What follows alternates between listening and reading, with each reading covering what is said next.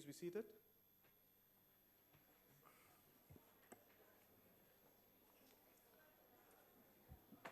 Honourable members, we now come to notices of motion. Does any member wish to give notice of a motion? The ANC?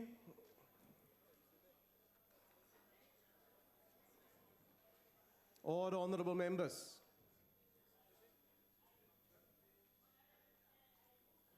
Will we just switch on the microphone, please? Yeah. Thank you. Thanks, Chair. I move that in the next sitting, on behalf of the African National Congress, measures geared at diminishing high death tolls in South Africa major roads. I thank you. The DA? Thank you very much, Chairperson. I hereby move on behalf of the Democratic Alliance that at its next sitting in this House, it debates a significant increase in criminal activity due to drug abuse in the Greater Lenasia area and actions to be taken by the police to combat the scourge in Lenasia and indeed around the country. Thank you. The ACDP? I hereby move at the next sitting of the House on behalf of the ACDP that the House, noting that an estimated 15% of South Africa's population are believed to have drug problems, with drug abuse amongst children and youth skyrocketing, that this House debates the lack of government funding for NGOs and initiatives such as Rail Orange Friday initiative, which raises public awareness about substance abuse by encouraging people to wear something orange on Fridays, like the scarf, which I'm wearing today on Thursday. I thank you. The ANC? Thank you. I move on behalf of ANC that in its next sitting that the House debates the building of an executive support network for small businesses and cooperatives. I so move. Thanks. Are there any further motions? The DA? Thank you. I move on behalf of the Democratic Alliance that at its next sitting, this House debates the handling of the sexual harassment case against the ANC's Marius Fransman, with due process not being followed, and the ANC Women's League continued support for a man accused of violating a young woman. This has become a pattern where the Women's League protects perpetrators of violence rather than victims.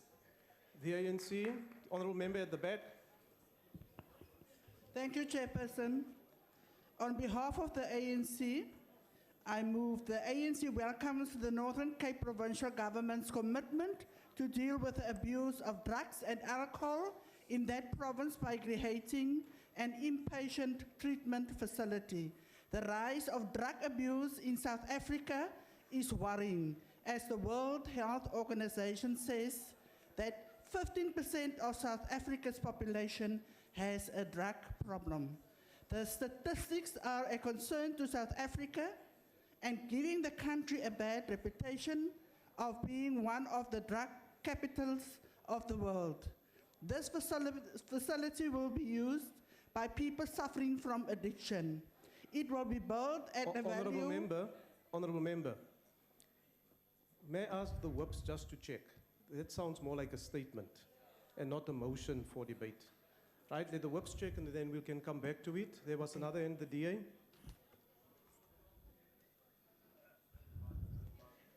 Chairperson. Thank you, Chairperson.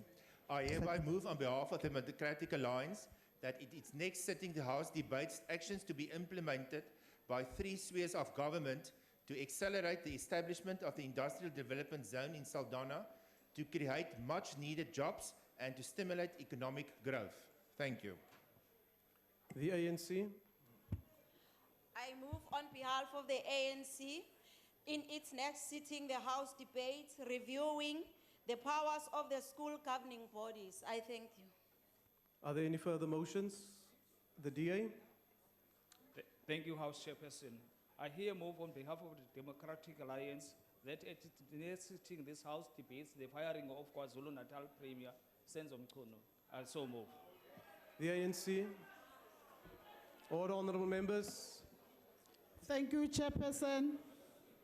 I move on behalf of the ANC that in its next sitting, the House debate implementing more programs to curb the scourge of teenage pregnancy. I thank you. The DA. Chairperson, I hereby move on behalf of the Democratic Alliance that this House, 1, notes that a Democratic Alliance billboard in Nelson Mandela Bay Municipality containing the words, Danny Jordan proudly brought to you by Jacob Zuma, was removed without any justification by the municipality.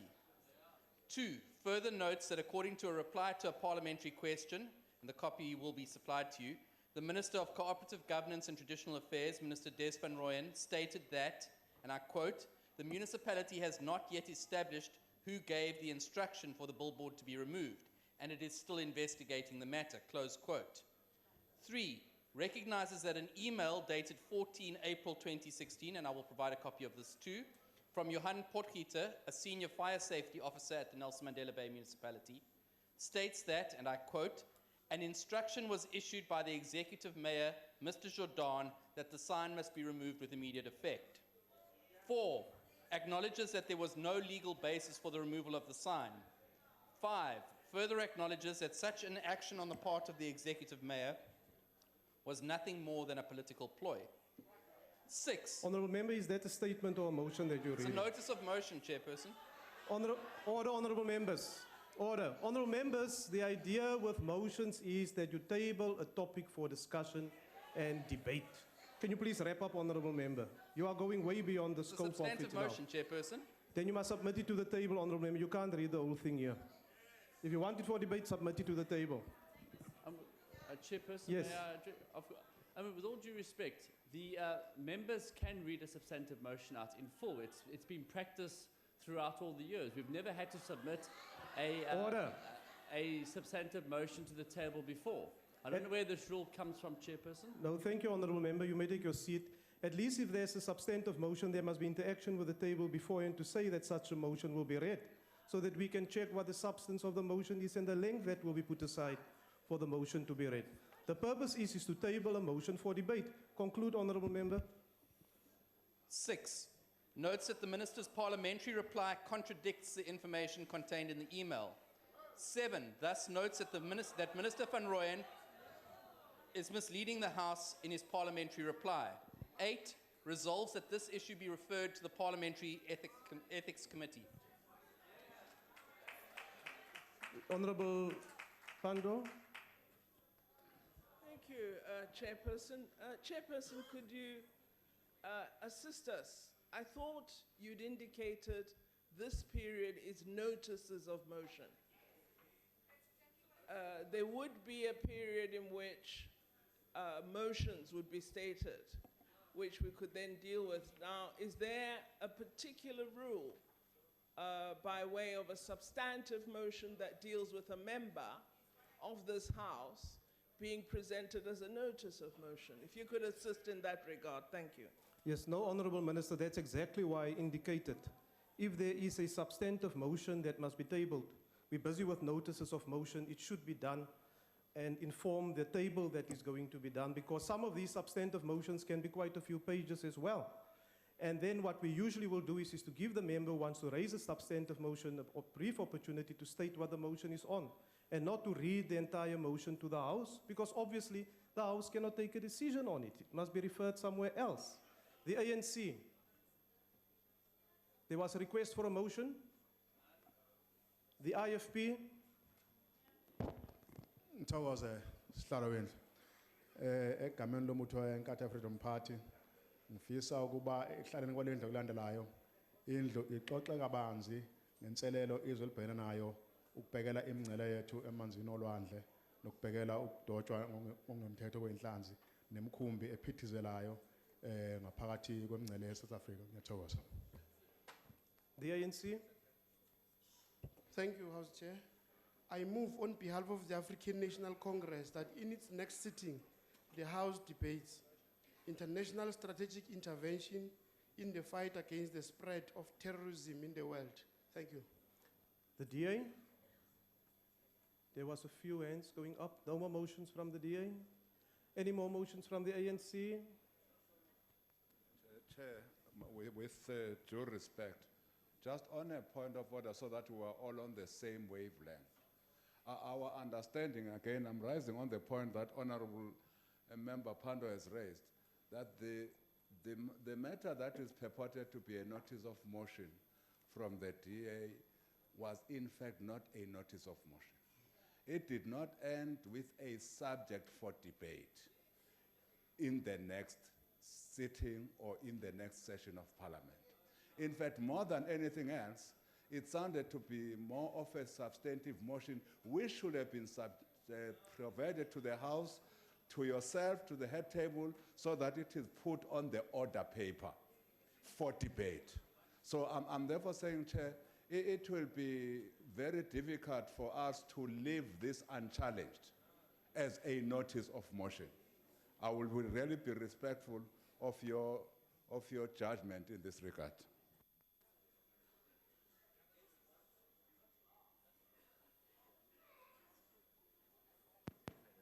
Chairperson? No. May I address you? Let me just deal with this matter first.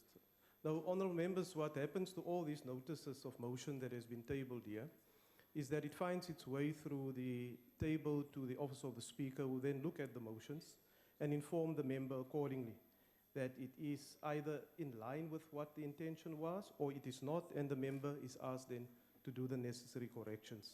Honourable Chairperson, thank you for that Honourable clarity. Waters. Thank you for that clarity.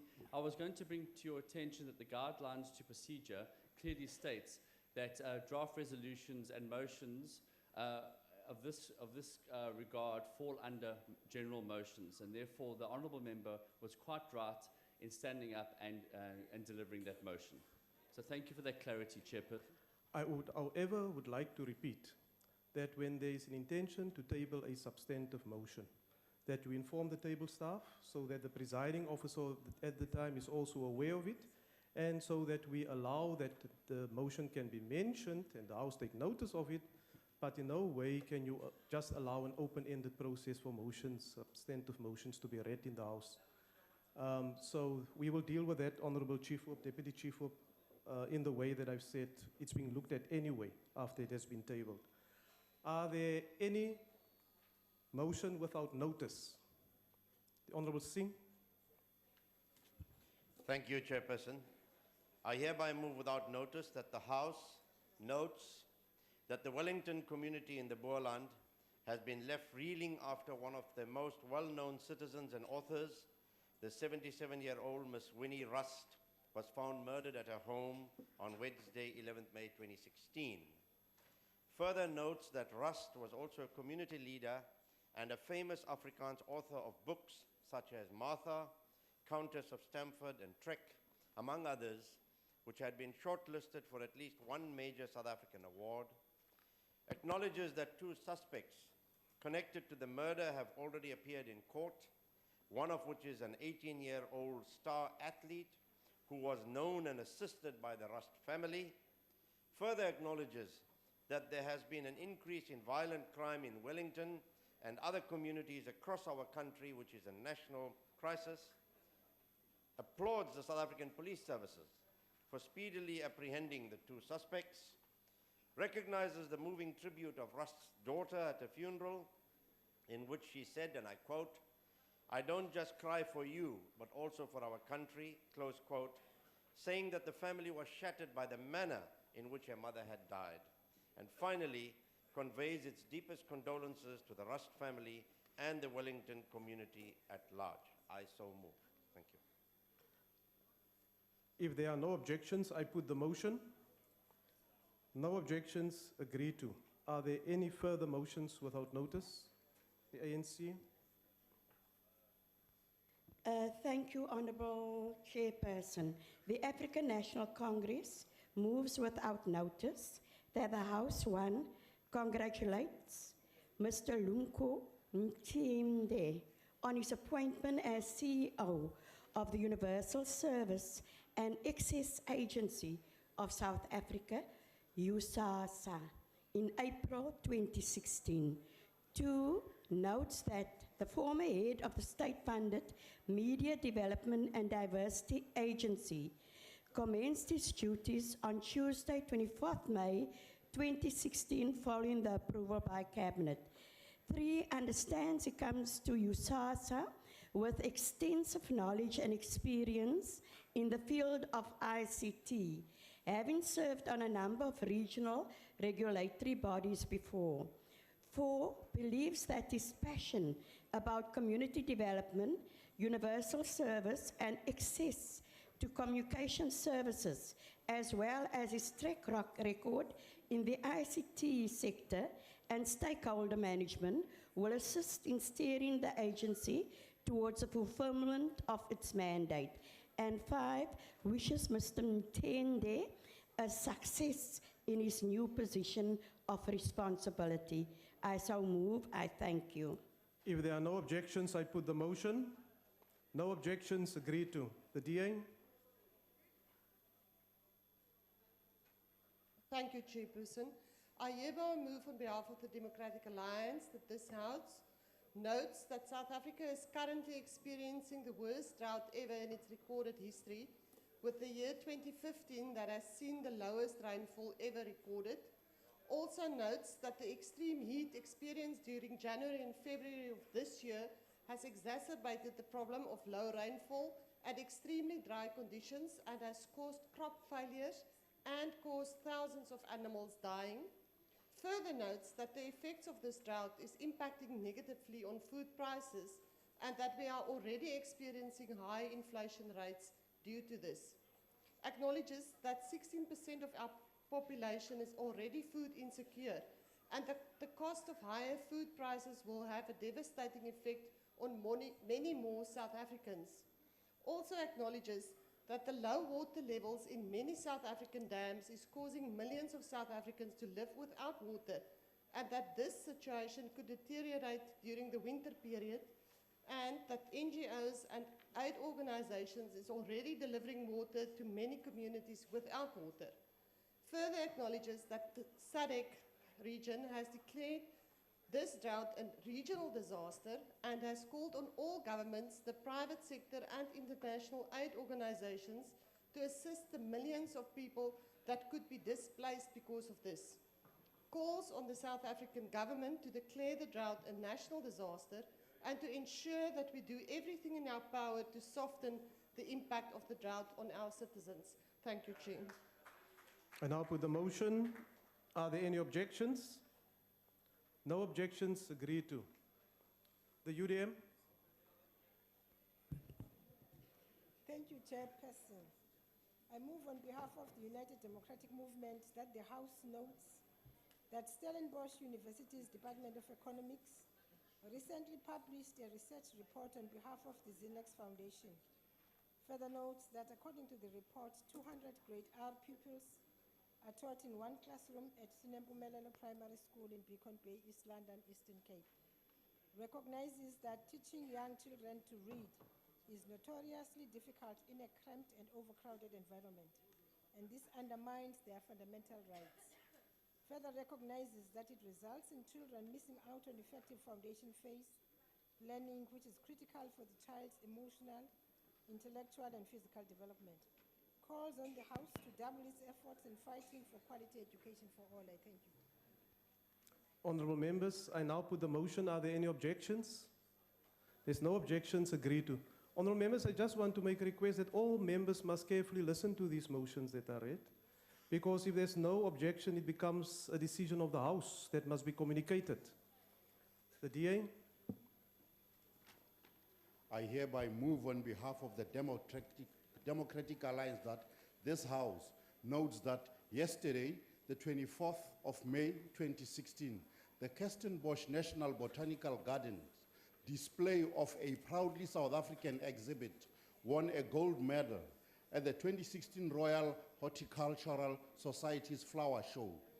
Acknowledges that the Chelsea Flower Show, as it is commonly referred to, is one of the world's largest and most prestigious flower shows. Further acknowledges that this is South Africa's 34th gold medal in 41 years at the show. Recalls that last year's Kirstenbosch National Botanical Garden was announced as the best botanical garden in the world at the 2015 International Garden Tourism Awards. Thanks, Kirstenbosch, for their commitment to conserving, protecting, and proudly showcasing our nation's rich variety of plant life. Also, thanks for once again flying our flag high on the international stage. Congratulations the members of the team on this extraordinary achievement. I thank you. Honourable members, if there are no objections, I put the motion. No objections, agreed to. The ANC. The African National Congress moves without notice that the House welcomes the appointment of Justice Bess Nkabinde to act as Deputy Chief Justice by President Jacob Zuma on Monday, 23rd May 2016. Notes that Nkabinde was appointed following Deputy Chief Justice Dikgang Moseneke's retirement from the Constitutional Court on Friday, 20th May 2016. Understand that Nkabinde is one of the few female judges who sits on the Constitutional Court. Further understands that she was an acting judge of the Supreme Court of Appeal in 2005. Believes that Nkabinde will act in her new position until a permanent appointment is made, and congratulate her and wish her well in the new position of responsibility. I so move. Honourable members, if there are no objections, I put the motion. No objections, agreed to. Are there any further motions without notice? The DA? Chairperson, I hereby move on behalf of the Democratic Alliance that this House, 1, notes that the Western Cape and the Northern Cape are the only two provinces that submitted 100% of their financial disclosure forms in the 2014-15 financial year. 2, acknowledges that this is in compliance with the financial disclosure framework. 3, congratulate the Western Cape and the Northern Cape for successfully complying with this framework and for submitting 100% of their forms before the due date. Thank you. Honourable members, if there are no objections, I put the motion. No objections, agreed to. The NFP? Thank you, Honourable Chair. On behalf of the National Freedom Party, I move without notice that this House notes that the National Freedom Party, which governs the Zululand District Municipality, has introduced a workplace skills plan in line with the IDP. Over 800 people have been trained and over 6 million rand has been allocated. Further notes that the National Freedom Party's Zululand District further introduced an employee assistance program to tackle the underlying problem experienced by employees to make them more productive. Further notes that over 10 million rand has been spent for widows and orphans. Further notes that over 15,000 houses were built in a small municipality of Idumbe, while there's only 62 in 5 years by the DA. Further notes that 1,021 students have qualified in the arts, music, fashion, design, and recording studio. Whilst challenges do exist in the area as a result of limited resources and most of Zululand being rural and deep, the ZDM, governed by the National Freedom Party, have performed exceptionally well, with every single household in Idumbe being provided with water. And every 157,000 indigent households receive over 6,000 liters of water per month. We call on this Honourable House to congratulate the National Freedom Party, the Zululand District, and all those that work together in bringing service to the community of the Zululand District we serve. Honourable members, I now put the motion. Are there any objections? Objection. There's an objection. It is not agreed to. The ANC? Order, honourable members. Thanks, Honourable Chairperson. Honourable Speaker. Order, honourable members.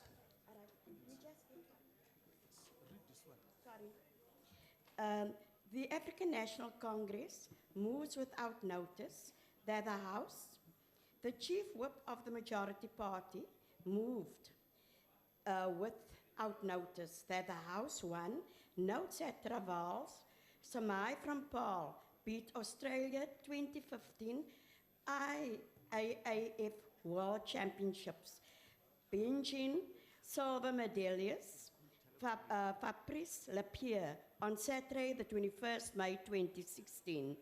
Two, further notes at Raval entered the record set by Raban of Morocco with a distance of 8.38 meters to be named champion of the long jump event.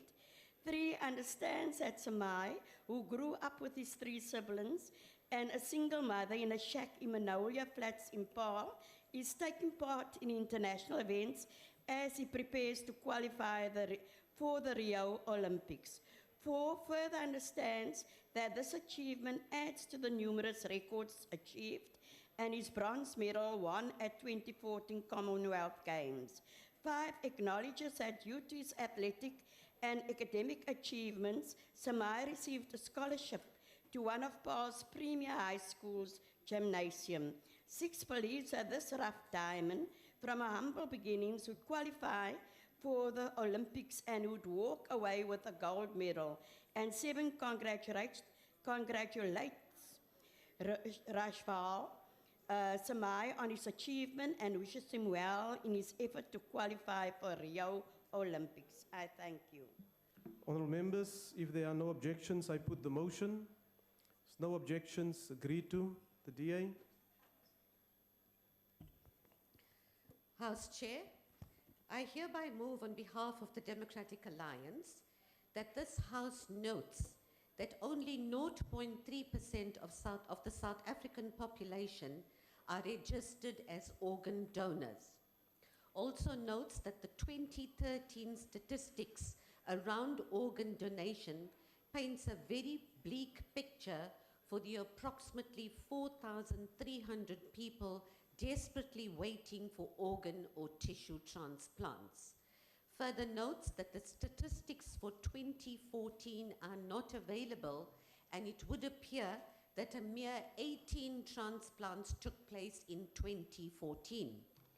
Acknowledges that no heart or bilateral lung transplants were performed in 2012, 2013, or 2014 at state hospitals, and that many patients are simply sent home to die.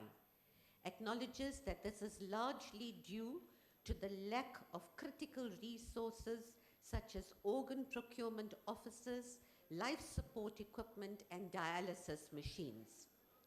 Requests the Minister of Health, in conjunction with the Organ Donor Foundation, to initiate a national dialogue on the concept of organ donations and to factor organ transplantation into the health budget, as it is more cost effective to, for example, do a kidney transplant rather than long-term dialysis. Encourages all South Africans to consider registering as organ donors so that people like Ayanda Nkosi and Matthew Lejamate, who are waiting for organ donors, to live a better and healthy life.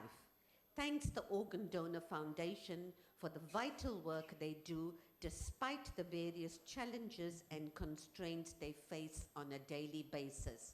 I so move. Honourable members, if there are no objections, I put the motion. No objections, agreed to. The NFP. House Chairperson, on behalf of the NFP, I move without notice that this House knows that a serial killer and a serial rapist, Selom Komazi, has been sentenced in Mpumalanga to 439 years and 9 months imprisonment for raping 9 women and a 13-year-old girl. Further notes that all the rape incidents took place around Wamhlanga and Valbrang in Mpumalanga between 2009 and 2012. Finally notes that local communities assisted in investigating team with information which led to the eventual arrest of this serial killer. Therefore, we call upon this House to congratulate the police investigative team and the prosecuting team for thorough and successful investigation and prosecution. and encourage all communities to assist the police with information to ensure that criminals are apprehended and face the full might of the law. I so move. Honourable members, if there are no objections, I put the motion. No objections, agreed to. The ANC. The African National Congress move without notice that the House note with sadness the death of 18 girls in a fire at school dorm in Bangkok, Thailand on Monday, 23rd May 2016. Understand that the 38 children, all girls between ages of 5 and 12, were sleeping in the dorm when the fire broke out at the private school. Further understand that the surviving 20 girls were rescued after firefighters on ladders scaled the walls of the building. Believes that the school has been operating for 5 years and teaches 142 students from pre-elementary to grade 6. Further believes that about 60% of the students were poorer, children from surrounding villages who had been receiving free education and accommodation from the Christian charity, and conveys condolences to the government of Bangkok and the families of the deceased. I so move. Honourable members, if there are no objections, I put the motion. No objections, agreed to. Are there any further motions without notice? Honourable members, the next item on the order paper is member statements. Does any member of the ANC wish to make a statement? Chairperson. Yes, honourable member. I'm sorry, I want to take you back to this notice without motion because there's a motion which we are objecting to unless it is rephrased. Honourable member, let me continue with the statements, and can you please consult with the table staff, and then I'll come back to that motion after I've dealt with the statements. I cannot do it from out of the chair. The ANC, the Honourable Williams. We're busy with statements now, honourable members. Thank you, House Chair. During the State of the Nation address in February 2016, President Zuma announced that the support provided by government through the Department of Trade and Industry had attracted investment of over 25 billion rands in the automotive industry in the past 5 years, and that the investment is beginning to bear fruits. On Tuesday, the 24th of May, the President officially launched the new assembly plant built for the Toyota Hilux and Fortuner in Durban. The launch of this new model is part of the implementation of the 9-point plan that he announced in 2015 to grow our economy and create jobs. This 6.1 billion rand investment in the production of the new Hilux and Fortuner vehicles will support more than 4,000 jobs, whilst total employment in the plant already exceeds 8,000 jobs. This investment demonstrates global motor manufacturers' confidence in South Africa even during difficult economic times. The ANC welcomes this latest development by the company, which proves their commitment to South Africa by strategically investing in our people. I thank you. The DA. Thank you, House Chair. The claim by the CEO of the Industrial Development Corporation that there were, quote, no political considerations associated with the restructuring of a 250 million rand loan to the Guptas needs to be taken with a large bucket of salt. The IDC sacrificed commercial considerations on the altar of political expediency when it dished out favors for family and friends of President Jacob Zuma. That the IDC coughed up 250 million rand for Oak Bay to buy the Shiva uranium mine made no commercial sense. The loan accounted for almost the entire 270 million rand purchase price, and when the mine was parceled out, a company part-owned by President Zuma's son, Duduzane, took 26%. Oak Bay has valued Shiva at 10.7 billion rand on a net asset basis, but the IDC loan has still not been repaid in full. In fact, the IDC bent over backwards to renegotiate repayment on terms wholly favorable to the Guptas. This was a win for the Guptas, but a loss for the South African people. The DA believes the IDC should follow the lead of the commercial banks and give the President's pulse a wide berth in future. Thank you. The EFF is not here, so we go to the ANC. Thank you, Chairperson. The ANC commends the progress made in the registration of government-subsidized set-top boxes in Makuleke village in Limpopo. The rise in the STB's registration is a result of the intervention of Minister of Communications' request to SABC to delink TV licenses as requirement for the STB's registration process. STBs are the requirement necessary for the viewers to keep on watching TV as South Africa makes the switch from analog to digital broadcasting, a process which is key for opening up more frequencies and faster mobile broadband services. With digital migration, viewers will be able to see TV and enjoy good pictures, quality, and sound. In this regard, the ANC government is committed to give free STBs to 5 million indigent households across the country. So far, hundreds of poor TV-owning households have already registered to get their government-subsidized STBs. The ANC believes moving to digital migration will create a new broadcasting landscape that will increase the role of the free and air television to meet the needs and aspirations of all South Africans. Siyaqhuba, sishoda ngawe. The IFP. Honorable House Chairperson, school feeding schemes have been implemented in various schools across the country, across the globe and the country, to improve the nutritional welfare of learners. However, recently studies and reports would have that little nutrition benefit can be obtained from foodstuffs that are being served in schools through South African National School Nutrition Programs. The nutrition deficiencies in this food have a negative effect on learners' energy levels and overall ability to function in classes. The sad reality is that only those learners in the township and rural schools that are already disadvantaged by so many other life factors are victim to the very food that is there to aid their misfortunes. Perhaps another issue that needs to be addressed is the connection with this is the issues of corruption with awarding contractor to serving providers for the government school feeding schemes.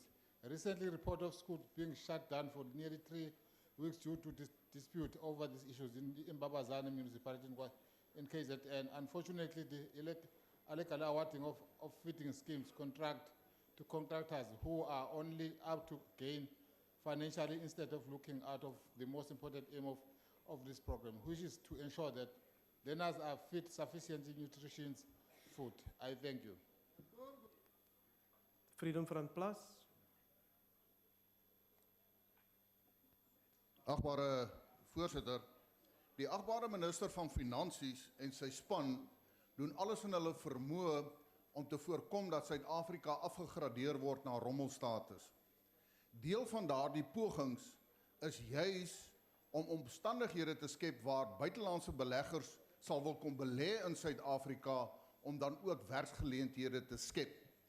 Tans het ons besoek van Standard & Poor in Suid-Afrika, sodat hulle 'n ingeligte besluit kan neem. Maar dan vra mens self jou die vraag af, agbare voorsitter, hoe is dit en hoe dit ontvang sal word as daar gelees moet word en gehoor moet word dat daar minstens 11 voertuie teen 'n bedrag van R9 miljoen vir die vroue van die agbare president aangekoop word. Daar word 'n beroep gedoen dat almal die gordel moet styf trek. Maar as dit by die president kom, dan is dit asof die regering van die dag net eenvoudig blind is en net eenvoudig toelaat dat die president in luksehede leef. Terwyl die volk arm is, ons hoor nou so pas daar word die dekodeerders aangekoop vir die arm volk, maar die president se vroue kan in weelde en in luksheid vervoer word. Dis totaal onaanvaarbaar en die Vryheidsfront Plus vra dat die minister van polisie behoorlik moet verantwoording doen daaroor. Ek dankie. The ANC. Honourable member at the back.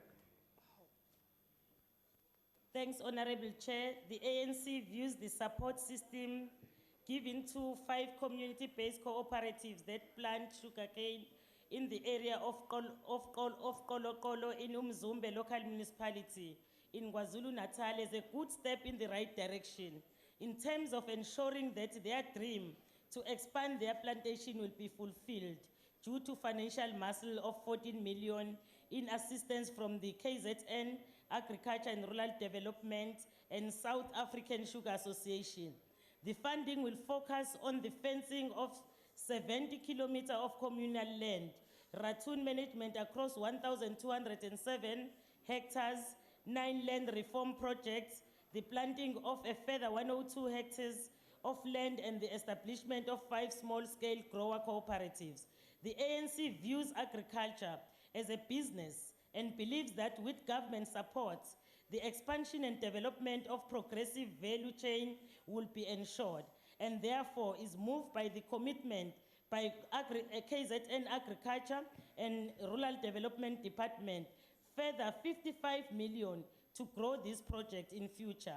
The ANC has confidence that the cooperatives will have a sweet sugarcane harvest this year.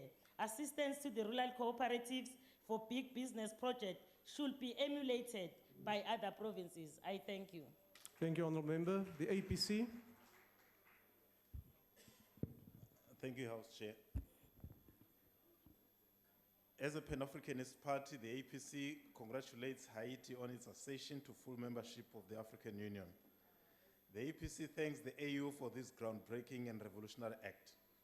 The ascension by Haiti to full membership of the AU takes the issue of our unity with the African diaspora from theory to reality. The APC urges the other children of Africa in Jamaica, the Dominican Republic, Trinidad and Tobago, Bahamas, Barbados, St. Lucia, St. Vincent and Grenadines, Grenada, Antigua and Barbuda, St. Kitts and Nevis, Martinique, Dominica, Turks and Caicos Island, St. Martin, Montserrat, Aruba, etc., to follow the example of Haiti, come back home to Mother Africa, expand the borders of our continent. Africa, unite. How good and how pleasant it will be before God and men to see the unification of all Africans.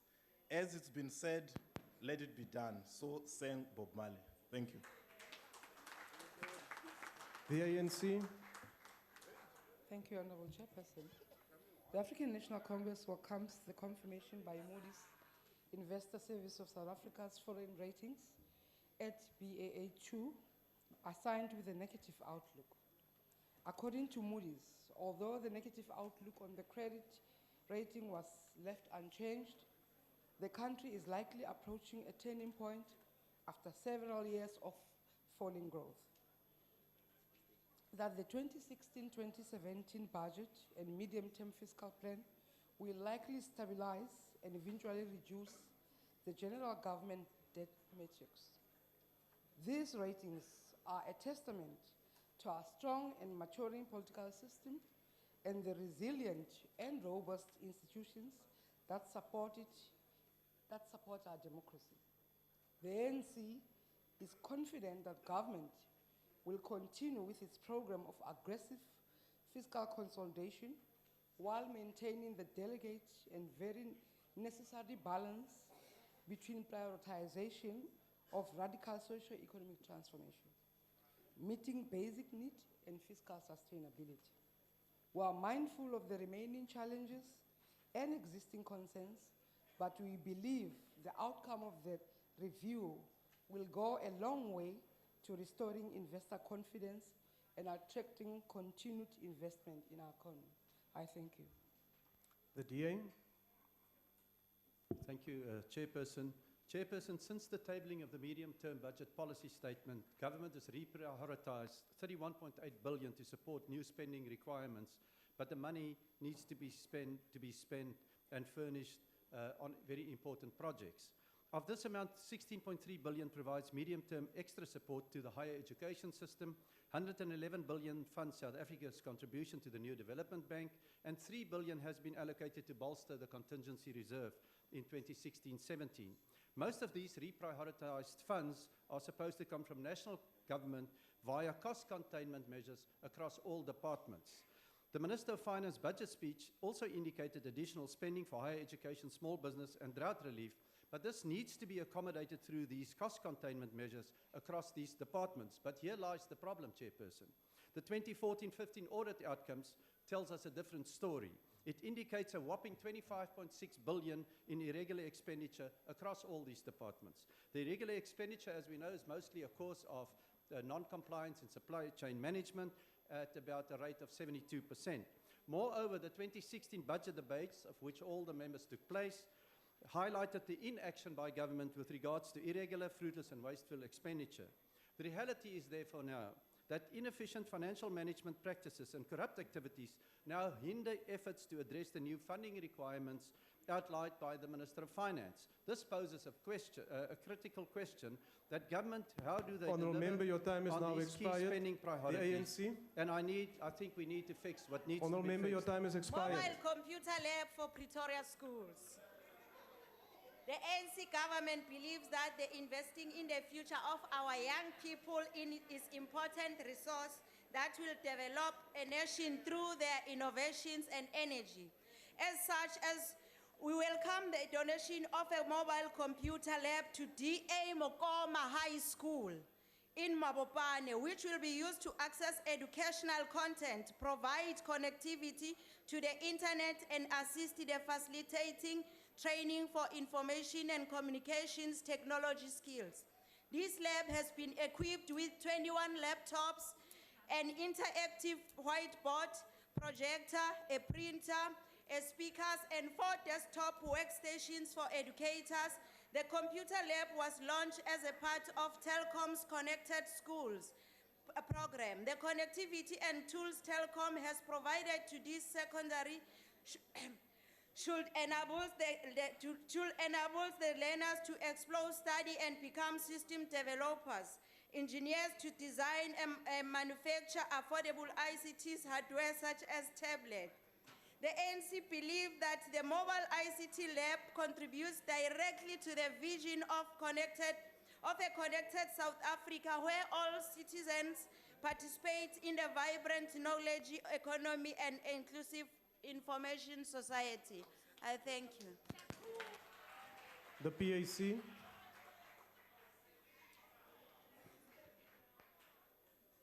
It is with great sadness and utter disgust to witness how valueless black lives have continued to be, even under the government run by our fellow black men. Day in and out to witness media reports reporting violent community protests. Councillors and MEC wait for situations to extremely get out of hand before providing the required leadership. In Hammanskraal, recently took until people had to lose their lives before the problems of the community could be attended to by relevant authorities. Our people deserve a proactive leadership as opposed to this reactionary approach our people are subjected to. In Vuani, took about over 20 schools to be destroyed for the concerns of our people to be heard. We must say this here now that the solution to any protest can never be heavy police presence and interdicts, but rather constructive engagement concluded in good faith and provision of decisive leadership. As PAC, we send our word of condolence to the families of those who lost their lives during this protest in Hammanskraal, and we remain in solidarity with them. Honorable Chair, poverty is very violent, and we keep subjecting our people to unbearable, inhuman, poverty-stricken conditions. What we're calling violence community protest is nothing compared with what would happen in the near future. Thank you. The ANC. Thank you, Chair. The ANC government has established 2 instruments that are earmarked for the support and uplimited of informal and micro businesses. As a consequence of that, 136 informal traders from Soweto receive certificates from the Minister Small Business Development after they completed entrepreneurship training through a partnership between the Department of Small Businesses Development and the wholesale and retail sector. This is after the traders have attended a 10-module train course which include financial management, merchandising, stock rotation, point of sale, marketing and selling skills, personal hygiene, and health and food safety. So far, 992 informal trader and 45 informal trader organizations, a total of 1,037 have been trained in business and retail-related skills. The ANC welcomes the 50,000 million that has been allocated for the rollout of the share economy infrastructure facility and support for informal businesses generally. This will go a long Honourable Member, way your in time has to build a expired. support net for The small DA. business and cooperative. I thank you. Thank you, Chairperson. South Africans must know that while the Democratic Alliance voted to increase social grants, the ANC voted this down. The ANC MPs believe it is more important to spend money on bling cars for Zuma Order, wives honourable members, order. than it is to allow the poorest of the poor sufficient money to buy bread for their children. Because of the ANC's catastrophic economic policies, our businesses are drowning in red tape and shrinking under the waves of a government-generated recession. There is virtually no chance that the majority of our 17 million recipients of social grants will be able to lift themselves out of this morass of poverty. The disdain with which the ANC treats our grant recipients is a national shame. And without an increase in these grants, coupled with soaring inflation, how are these mothers to feed their children? How are the elderly to survive? And how are the families with a disabled child to cope? The Democratic Alliance government will increase these grants to ensure that no family must live on oil, meal and sugar alone, causing irreversible damage to child development. That is the face of the grant system in South Africa today, where our poor people are kept on the verge of starvation while the ANC fat cats play. The ANC. Order, honourable members. The ANC welcomes the Northern Cape Provincial Government's commitment to deal with the abuse of drugs and alcohol in that province by creating an inpatient treatment facility. The rise of drug abuse in South Africa is worrying, as the World Health Organization says that 15% of South Africa's population has a drug problem. The statistics are a concern to South Africa and giving the country a bad reputation of being one of the drug capitals of the world. This facility will be used by people suffering from addiction. It will be built at a value of 5 million rand and will create jobs for many local citizens. The engineers are in their second phase of the construction of the project and entitled a 40-bed facility including a detoxification center.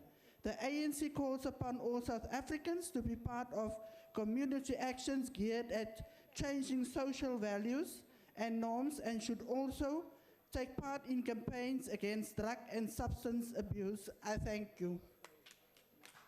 The EFF is not present and that slot was not used. I call upon the ANC, Honourable Bongo. Thank you very much, House Chair. The ANC notes with appreciation the opening of the first school of specialization in Soweto, the new Curtis Nkondo School of Specialization, which will focus on engineering, maths and science, ICT, commerce and entrepreneurship. This is a distinct form of school with a strong technical and vocational content that will assist in addressing critical skill shortages in South Africa. Of important benefit from the school will be a definite positive impact of skills deficiency of the country's youth and workforce, and the tackling of poverty and unemployment, whilst promoting the short-term and long-term economic growth. The ANC believes that this phenomenon signals a new era of basic education, as the school will play an important role in the skills revolution as it is envisaged in the ANC policies and the National Development Plan, whilst preparing the learners for the transition to work and pursue higher education. Therefore, the concept of this school should be expanded from Gauteng. It must go to Mpumalanga and other provinces. Thank you very much. Thank you, Honourable Member. Honourable Members, that concludes member statements. Are there any ministerial responses? The Honourable Deputy Minister of Basic Education. Thank you very much, Honourable Chairperson. I have to respond to 3 statements, and I do wish I have the time to do so. With regard to nutrition, Honourable Chairperson, I think this is an incredible and a remarkable story of service delivery. Every day, more than 10 million children are fed at school. That has contributed directly to the improved attendance and the achievement of learners in our schools. Not only does that happen, what the department has done in working closely with the provinces, it has decentralized the preparation of foods where people are trained in terms of food handling, in terms of preparation, in terms of nutritious meals and its contents, and the provision of utensils is the norm in the Eastern Cape, parts of KwaZulu-Natal, in the Northwest and other provinces. Beyond that, it has created wonderful opportunities for more than 60,000 rural women to be able to provide for the children at school. In addition thereto, more than 2,200 small and medium enterprises have received the benefit of this particular program. So it has contributed directly to the creation of jobs, but most importantly, it's created positively to the well-being of our children. And I repeat again, more than 10 million children are being fed every day. With regard to the ICT, we can celebrate the fact that 97.5% of our schools are connected for administrative purposes. 52% of our schools countrywide are connected for teaching and learning. And it is the intention of this government that within the next 3 years, every single school, irrespective of whether it's urban or rural, shall be connected. With regard to the third statement in the provision, in the Curtis School in Soweto, it's a wonderful step forward.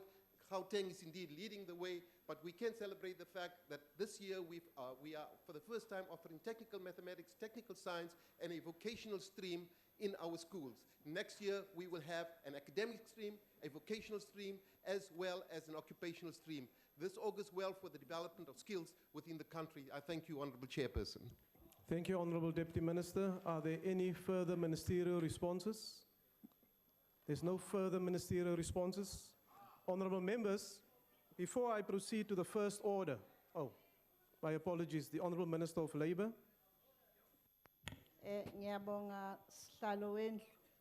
Sihlalo wendlu ngifisa ukuthi umnumzane umhlonishwa umbinda uma ekhuluma ngokuhlupheka kwabantu angekho sure ukuthi ukwazi kangakanani ukuhlupheka kwabantu abamnyama in particular, because ngesikhathi eyi-CEO yakwa CTC uthathe imali zabantu ze-Provident Fund akangabakhokhela. Waye-CEO wabayeka abantu banethwa zimvula la ngaphandle kwegate, wacasha akangayo uku-addressa those issues. Now if ebaza abantu abamnyama ukuthi bayahlupheka, he was the first one to guide those people ukuthi i-Provident Fund yabo bazoyithola kuphi. Ngiyabonga sihlalo. Are there any further ministerial responses? The Honourable Minister of Agriculture, Forestry and Fisheries. Thanks, House Chair. I would like to comment on the report, on the statement on the sweet harvest for sugar cane in KwaZulu-Natal, to say that as a department we're concerned on the development of small-scale farmers. And this proves furthermore that we spend money accordingly. Only in provinces where there's land made available for small-scale farmers, except in the Western Cape, where even as we speak, farmers around Philippi are being threatened because their land has been sold to another private developer. We believe that the leaders of the on the left will begin to understand that we can only build a culture of small-scale farmers, provided that funds are made as well as land is made available. We are committed to making sure that land is made available for small-scale farmers as well as supporting them. We believe that together with the provinces, we can make agriculture viable. But in areas where land is owned by private owners or is under the Department of Public Works and not used to extend the fate of those farmers. As we speak today, farmers at Philippi have no future.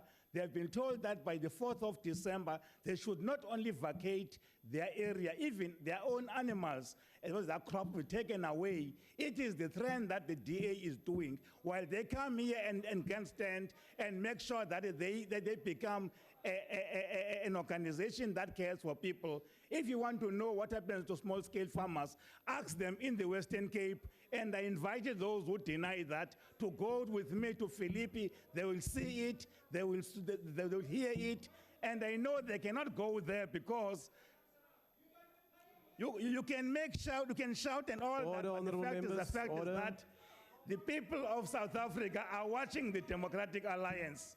And I want to say this, that... Honourable Minister, your time has now expired. Thank you. The Honourable Deputy Minister of Water and Sanitation. Order, honourable members, order. Enkosi mhlali ngaphambili.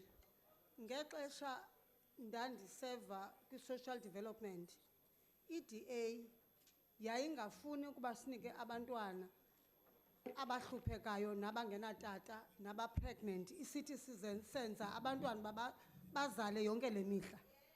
Saphinda sathi xa sinyusa imali yobantu abadala. On a point of order, House Chair.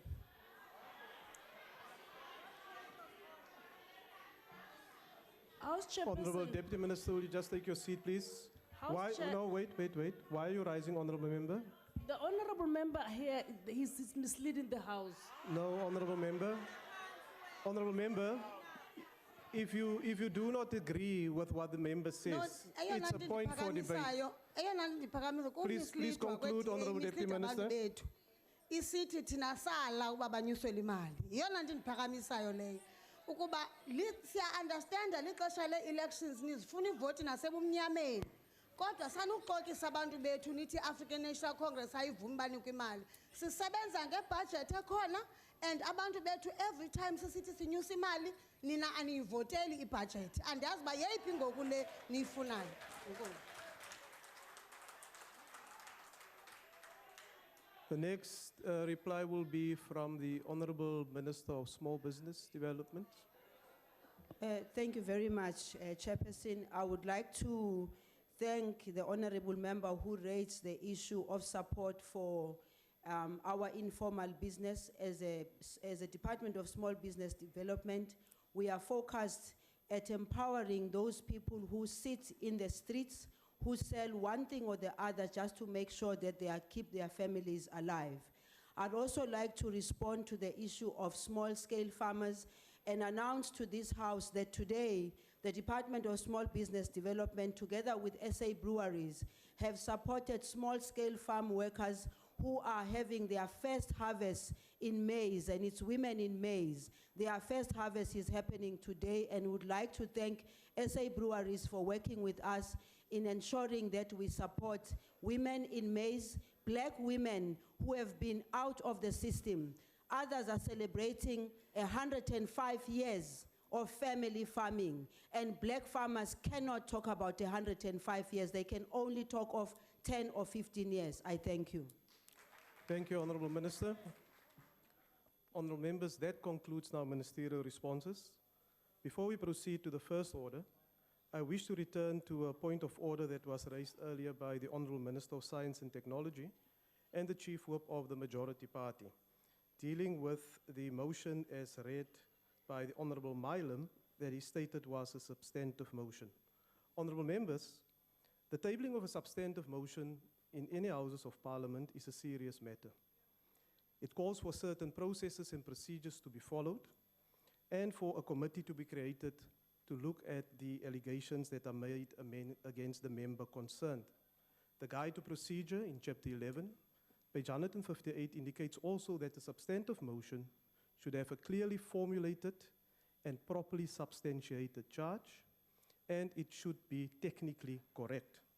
What I have in front of me does not meet the criteria and the standards of being a substantive motion, and consequently, the motion can thus not be attended to.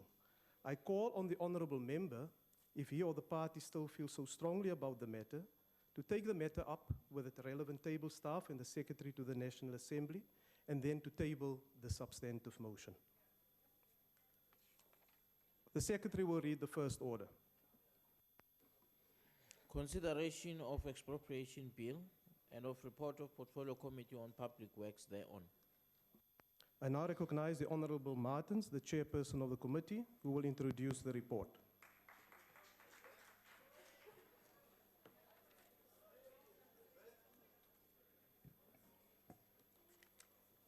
Honorable House Chairperson, the Portfolio Committee on Public Works agreed to the amendments made by the National Council of Provinces in the Expropriation Bill B4B-2015.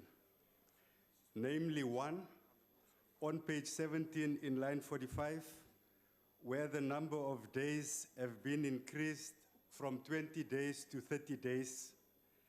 Secondly, also on page 17, in line 54, where the number of days have been increased from 10 days to 20 days. The bill seeks to align the Expropriation Act of 1975 with the Constitution and to provide a common framework to guide the processes and procedures for the expropriation of property by organs of state. In the Portfolio Committee, the ANC supported the passing of the Expropriation Bill.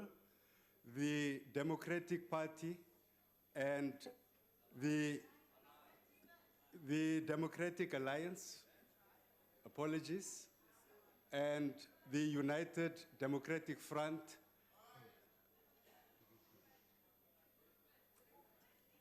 United Democratic Movement did not support the passing of the bill. I thank you, Chairperson. I now recognize the Honorable the Chief Whip of the Majority Party.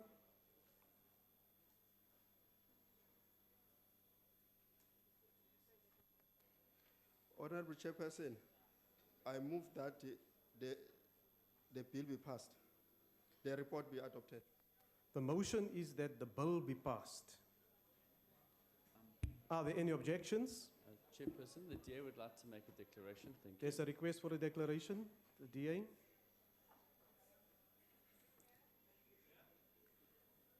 Mr. House Chairman, die Openbare Werke Portefeulje Komitee het klein wysigings wat in die Nasionale Raad van Provinsies aan 2 getalle in die onteieningswetsontwerp aangebring het. Die DA gaan daarmee akkoord. Maar omdat die onteieningswetsontwerp in wese egter steeds dieselfde ou wetsontwerp is, kan die DA dit nie steun nie.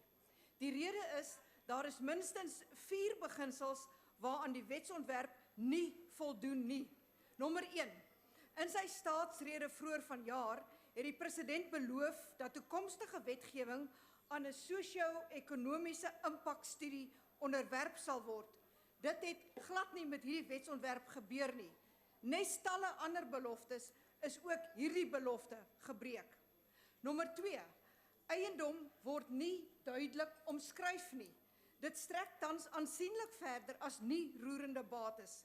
Dit sluit bates soos pensioenfondse en beeste in, wat dus ook onteien kan word, tot groot nadeel van die gewone mense.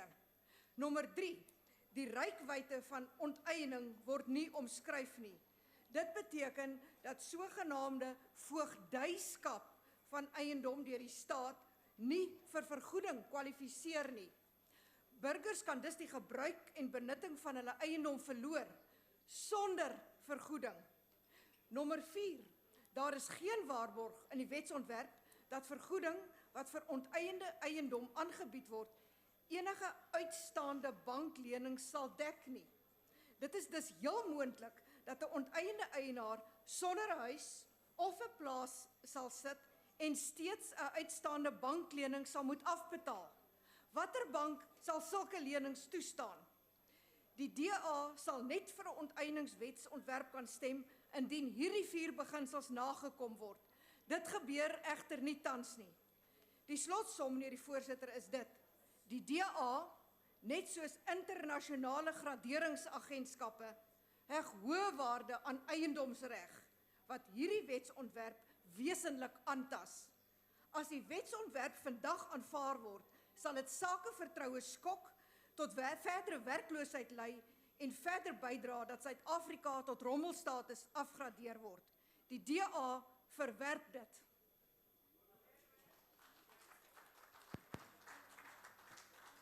The IFP.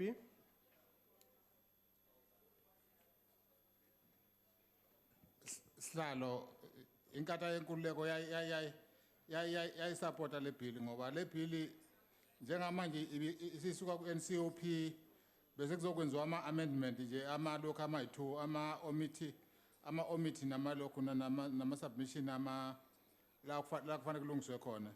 Ngaleyo ndlela sayisupport ekuqaleni le bill, ngicabanga ukuthi namanje ngoba ikhuluma ngokuthi abantu abakithi abahluphekayo kufanele ukuthi bakwazi ucompensate labo kufanele bacompensate khona uma kufanele ukuthi bancede uhulumeni. Ngaleyo ndlela ke sithi the IFP has supported the bill as we have supported this amendment even today. I thank you.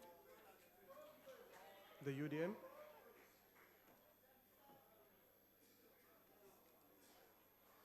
Yabulela sihlala. Lo mthetho uyacalucalula wonke umhlaba owathathwa phambi ko-1913 soze uchukunyiswe phansi kwalo mthetho. Yiyo ke le nto i-UDM imileyo ke ukuba ayinawuze iwuxhase nanini na.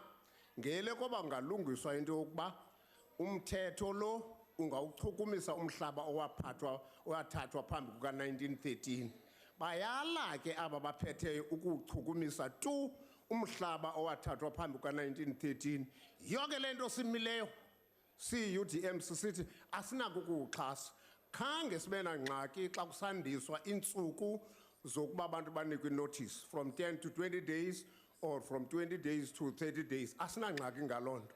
Nezinye izigaba zawo lo mthetho asizilwi siyi-UDM sisebenze kakhulu pha ubana lo mthetho mawulungele uluntu lonke ukwazi uba urhulumente abe angawusebenzisa. Asimanga phambi kophuhliso. Funa uyicacisa loo nto leyo uba lo mthetho ujongene nokuthatha umhlaba xa kusithiwa kuza kuphuhliswa. Asali loo nto siyi-UDM at all. We're all for i-development ubana mawuthathe umhlaba xa kufuneka ubana mawube uyaphuhlisa. Into esingayifuniyo yile yocalucalulo kuthiwe laa mihlaba wathathwa over 300 years awunawuchukunyiswa. Mile ke ANC ekubeni ayi-up asizazi bezigqibo zazithathwe phi na kodwa imile ikho le nto eyigushileyo ebangela uba ithi awuchukunyiswa laa mhlaba waphambi kuka-1913. Loo nto ke ebangela uba siyi-UDM sibe nkqo uba awunawuvuni. Uba uvunyiwe nawuyibona into. Enkosi. The NFP. Thank you, Honorable House Chair. The National Freedom Party supports this. The National Freedom Party supports the recommendations contained in the Portfolio Committee on Public Works tabled here today. As is evident from the amendment, these are technical in nature, dealing largely with expanded timeframes. The First Amendment increased the number of days in which the municipal manager must inform the expropriating authority in writing of changes from 20 to 30 days if land which has been expropriated is subject to municipal rates. The Second Amendment that was adopted by the committee increases the number of days from 10 to 20, whereby the expropriating authority may utilize as much of the compensation money in question as is necessary for the payment. If the said amount is not disputed in writing by the expropriated owner or expropriated holder. Neither of these two amendments distract from the intent and purpose of the Expropriation Bill as a whole, which the National Freedom Party has supported. And we accordingly support the recommendations of the Portfolio Committee that this august House adopt the amendments to the Expropriation Bill. I thank you. Freedom Front Plus.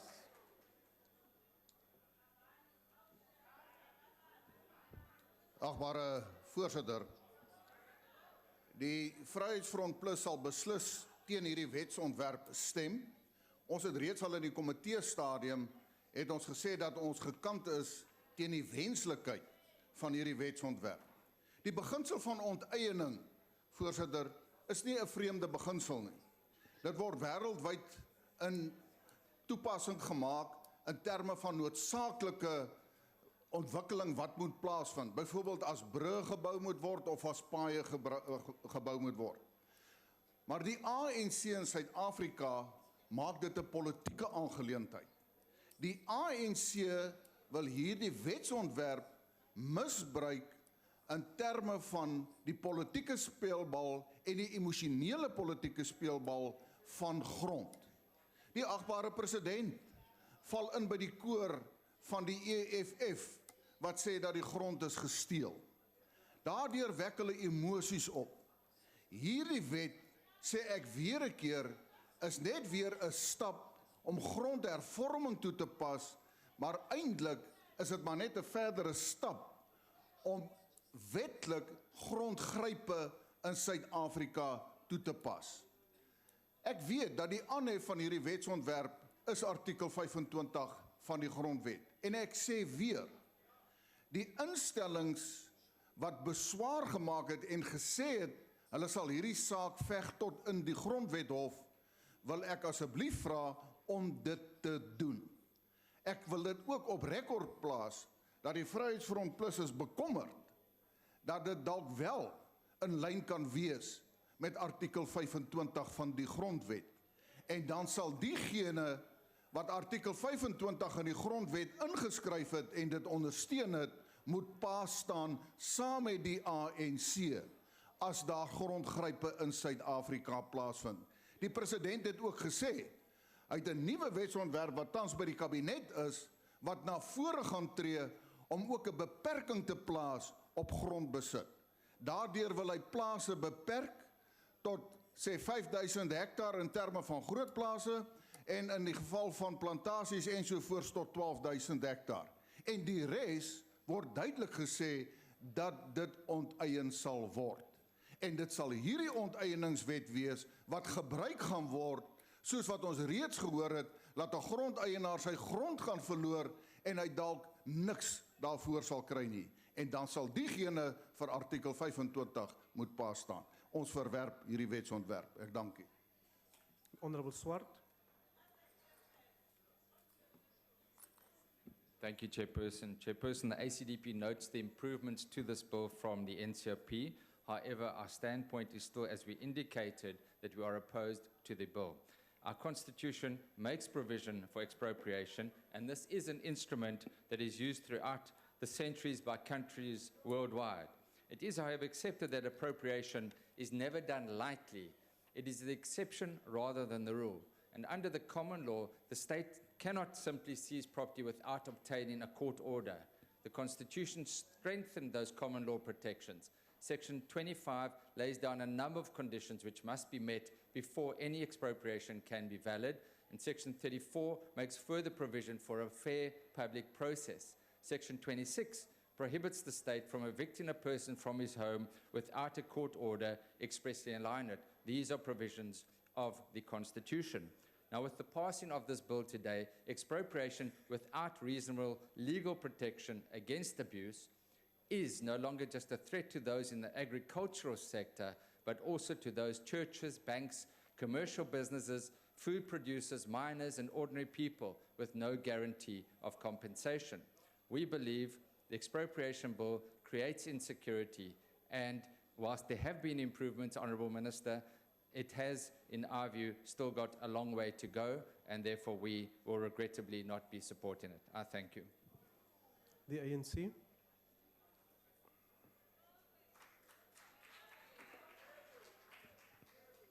Thanks, House Chair. The African National Congress support the amendment made by the NCOP as well as the bill. The opposition, they always grandstand here. I think what they are doing, they are not supporting development of small-scale farmers. As the minister was saying that they need to be assisted. Bavimba intuthuko yabantu bakithi abahlwempu ngokuthi bangayiphasisi le bill. Okunye abakwenzayo bavimba ukuthi singakwazi ukuthi senzele abantu bakithi izindlu. Thina njengo-African National Congress, ngenxa yokuthi le bill le ikwazile ukuthi ibuke zonke iy'ngxenye nama-sections e-constitution, yakwazi ukuthi yawenza ukuthi abe yingxenye. And we are confident as African National Congress ukuthi noma iya e-Constitutional Court is going to pass because we have taken i-property clause from i-Constitution, sayifaka phakathi ukuthi ikwazi ukuprotecta even the minorities. But what is important for us is the development of the poorest of the poor, abahlala ngale ngakithi eNtambanana, ukuthi let us fast track this bill so that we can fast track its development. I thank you. Thank you, Honourable Member. Honourable Members, are there any objections to the bill be passed? There are objections. I now put the question. Those in favour will say aye. And those against will say no. I think the ayes have it. Chairperson, the DA calls for division. Thank you. A division having been called, the bells will be rung for 5 minutes.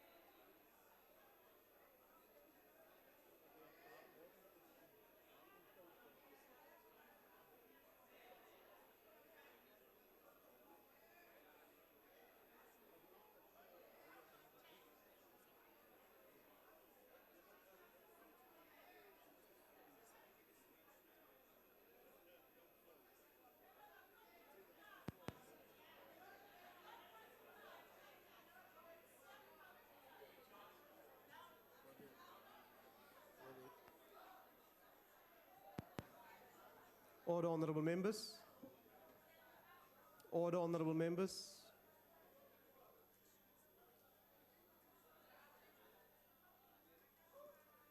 Order, honorable members.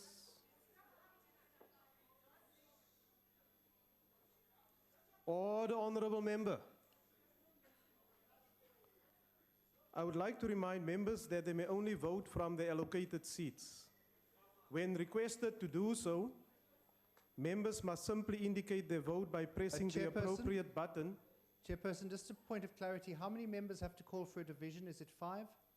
No, Four. it's 4, honorable member. Order, honorable members. We're in the middle of a voting session. Order. When requested to do so, members must simply indicate their vote by pressing the appropriate button below the yes, no, or abstain signs. And if a member inadvertently presses the wrong button, the member may thereafter press the correct button. The last button pressed will be recorded as the member's vote when the voting session is closed by the chairperson. The question before the House is that the expropriation bill be passed. Are all members in the allocated seats? Voting will now commence. Those in favor of the bill being passed should press the yes button.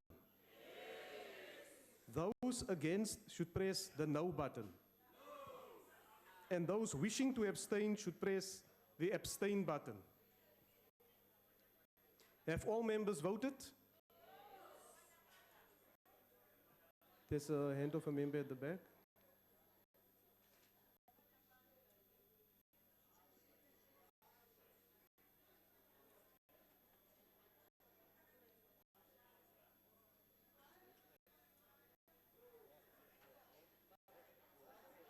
Order, honorable members.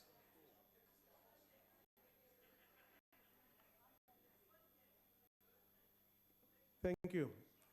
The voting session is now closed.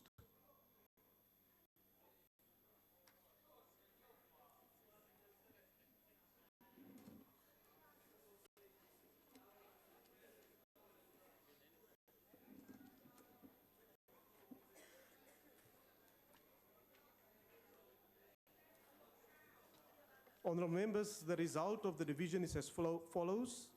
Those against 7, there's no abstentions, 208 voted in favor.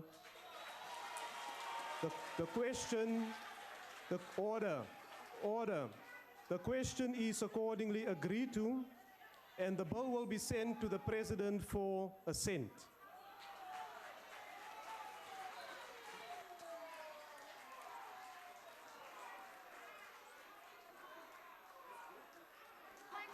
Order, honorable members. On a point of order, Chair. Order, honorable members. What is the point of order, honorable member? No, Chair, I've got no intentions to delay the House. I'm a rural boy. I want to request members from the opposition, they've got a right to count us. But to use fingers, it's like you are counting your sheep and cattle. No. So we just meant to make that request. Let us not be pointed at when they are counting how many are we in the Your House. point is noted, honorable member. Order, honorable members. Order, honorable members.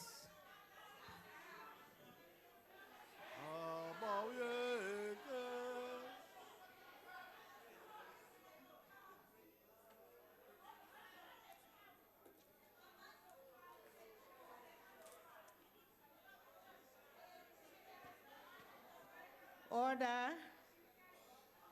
The secretary will read the second order of the day.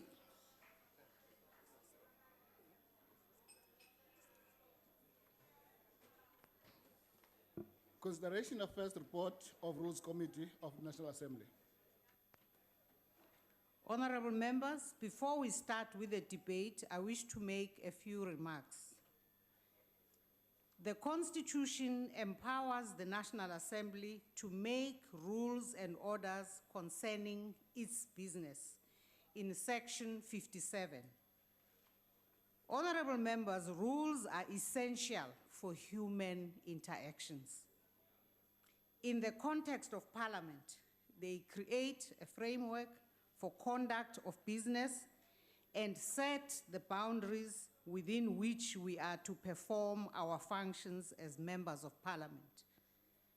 By creating rules, we are making a commitment to do things in a particular way as we carry out our functions as required by the Constitution. When we arrived here in 1994, some ad hoc adjustments of the rules were effected. But it is actually for the first time that we have embarked on this comprehensive review of the rules that we are today bringing before the House. So after 21 years, we can now say we have been able to do a comprehensive review, and this is a milestone we should all be proud of. As we know, honorable members, over the years, we have commissioned different studies on parliamentary processes to assist ourselves to understand deeper the processes that are involved in our work. This was to demonstrate our willingness to be persuaded. We had a study in 1999 on oversight by Professor Corder. These honorable members contributed to the development of the oversight model of Parliament which we have today. The oversight model, the report of the independent panel assessment of Parliament, and an in-depth study of the legislative process have all been taken into account in this review. The report on institutions supporting democracy, Chapter 9 institutions, that as we normally call it, is currently receiving attention as well. In fact, in that regard, as I said in my budget vote speech, we have already had the first workshop, but we are continuing to interact with the Chapter 9 chairs themselves. The final rule proposals before the House today include new approaches after lengthy deliberations involving all stakeholders. These approaches are aimed at addressing procedural challenges that have been experienced over time. The revised rules appreciably strengthen the National Assembly's ability to exercise its constitutional mandate to best effect.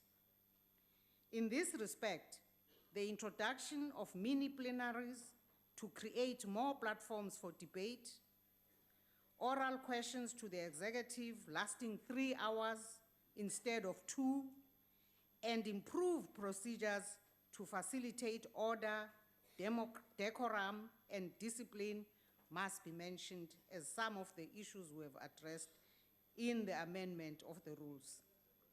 As we start the debate, I must express my appreciation to all the political parties represented in Parliament for the hard work in producing these rules.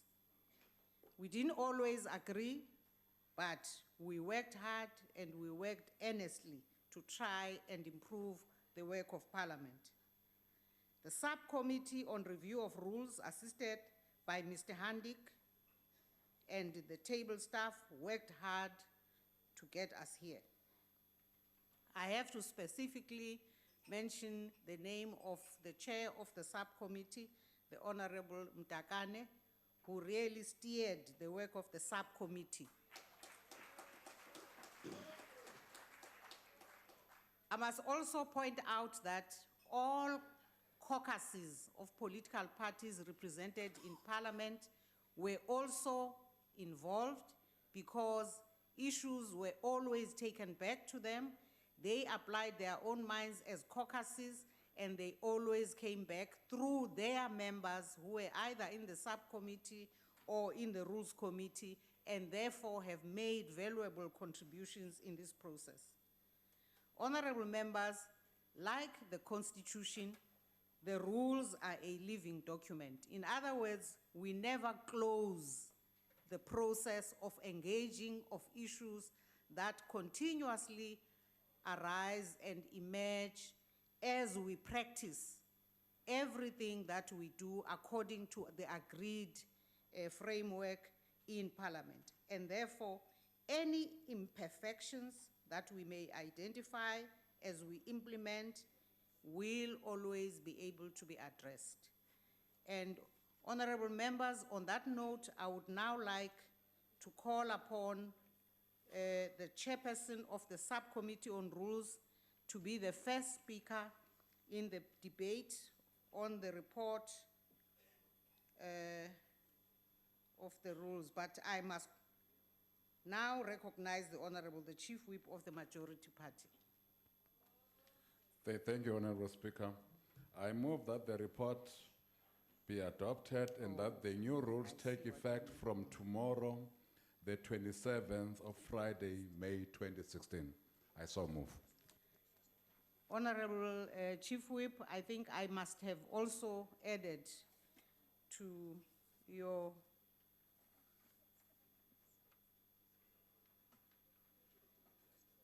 we are supposed to have only called you after the debate. Yeah. So I now call upon Honorable Mtakane.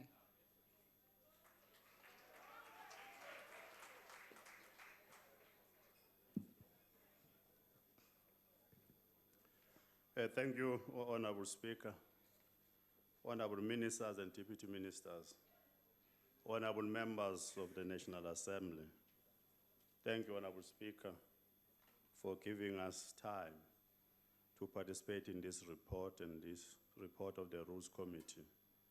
I rise on behalf of the ANC to support the revised rules of the National Assembly, because these rules will unleash the full potential of all members of Parliament to do what they are elected to do. They are going to assist us to deepen parliamentary democracy in our country. Then we expect all members of Parliament to ensure that they respect these rules of the National Assembly, because without the rules, it would be difficult to engage in any meaningful political debate in this chamber. Therefore, respect of the rules will assist us to ensure that we hold the executive accountable, that we scrutinize the legislation and report, that we scrutinize even report of portfolio committees and Chapter 9 institutions when they're presented here for our consideration. It is our view as an ANC that many members of this chamber were allowed enough time to participate in the drafting of these rules. And we hope that because they participated in the drafting of the rules, they will learn to respect them. Precisely because without the rules, without conventions, without practices, the House won't be able to function. This rule will help us as members of Parliament to facilitate the resolutions of the problems of all South Africans. It is our view that we are here as members of the National Assembly because we are representing communities. It is very rare to find any institutions all over the world that does not have the rules. Therefore, members of Parliament, because they are honorable members, they must always bear in mind that the rules assist all members to be heard in the House when they are participating fully in this debate. The process of reviewing of our rule was a credible and democratic process. All parties were allowed to participate fully and engage in the process. Surprisingly, some parties failed to make meaningful contributions in this process of drafting the new rules of the National Assembly. Instead, they decided to walk out from meetings when they were supposed to engage us and persuade us as members of Parliament to agree with their point of view.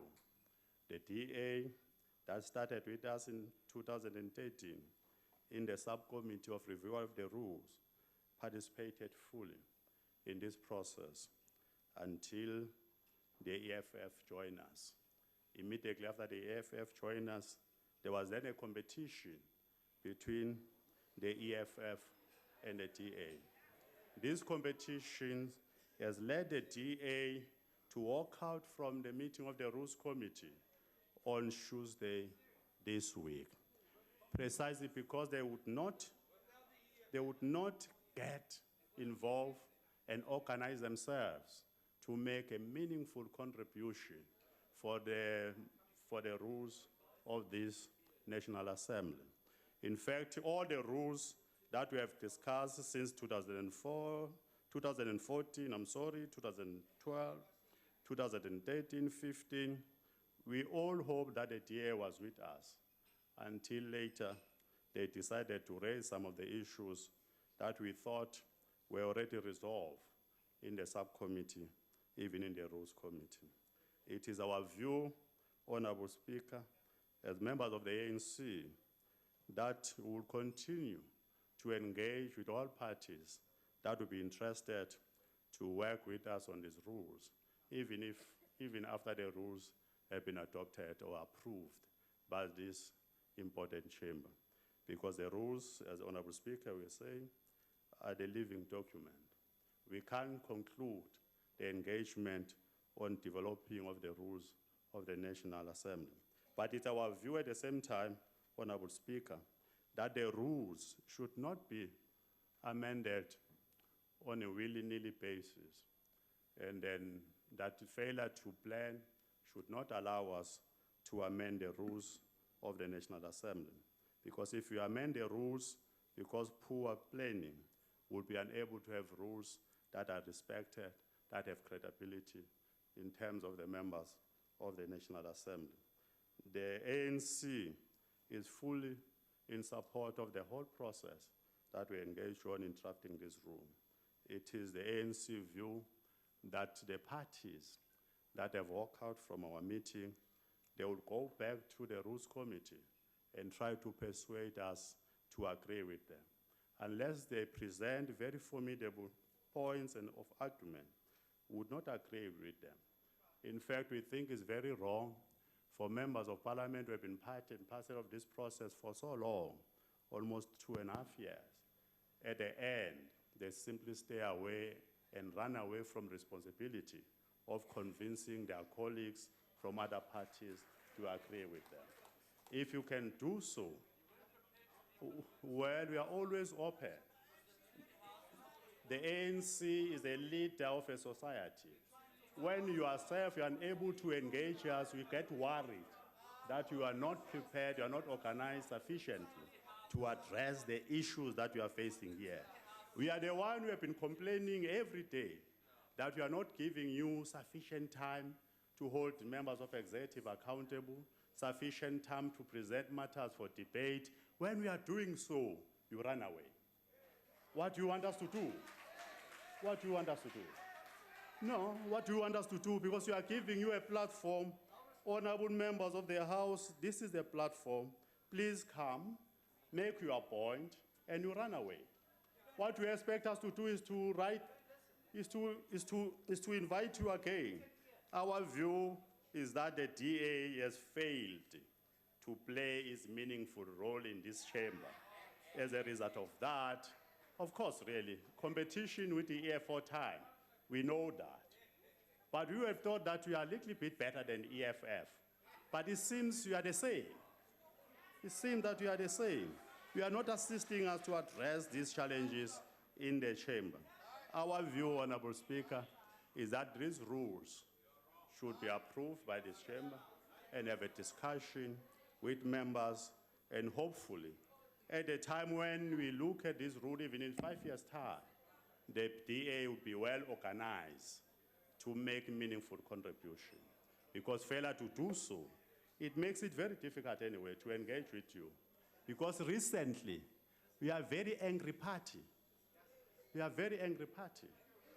And then it's very strange anyway, that victim of apartheid, we are prepared to respect you. But you don't just respect members of the ANC.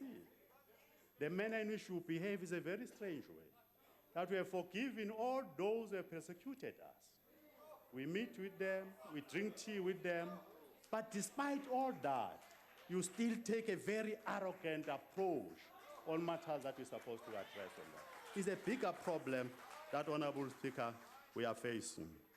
Then, Honorable Speaker, we hope that these rules will assist the Honorable Steenhuisen to understand parliamentary democracy, and work in a manner that is appropriate for an honorable member of this House to ensure that we work on that. Our view, Honorable Speaker, as an ANC, is that the rules that we are presenting today for the approval of the Chamber are sufficient. They are very important. And then they will assist us to work in a manner that is appropriate. We'll deepen democracy. It can't be right that we have agreed with all the rules. We are just running away for one rule. What is the proceeding one? We are running away from that rule only. And then all other rules, we have been part and parcel of this discussion. Suddenly, you become wiser when you're supposed to adopt the rules of the National Assembly. And in our view, that it can't be right. Because we gave you at the time that present alternative view. You failed to do so. You failed to do so. What do you want us to do? You want us to present it for you? We did it exactly. We presented it for you. That's why we have accepted it now. Therefore, the ANC anyway, you must accept though, I'm not being arrogant, that accept the fact that we are privileged to be led by an organization called the ANC. Because without this organization, in fact, we wouldn't be here anyway. We are here because of the ANC. Then we must respect that and work in a manner that assists us to address the challenges of our country. Honorable Speaker, the ANC has support the approval of these new rules, and we think they're going to assist us to address many issues of our people. Thank you very much. The Honorable Mazzoni.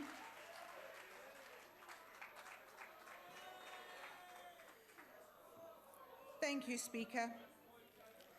Speaker, you know, those of you that know me will know that it's not often that I find myself gobsmacked. And I normally have something to say about everything. But what the Honorable Madakane just did has truly left me Order, rather honorable members. speechless. Order. I find it truly unbelievably insulting after spending hours and hours and hours in a Rules Committee where I thought, and I'm sure members that sat with me, Honorable Killian, Honorable Naren Singh, that we had a sort of unity inside that committee.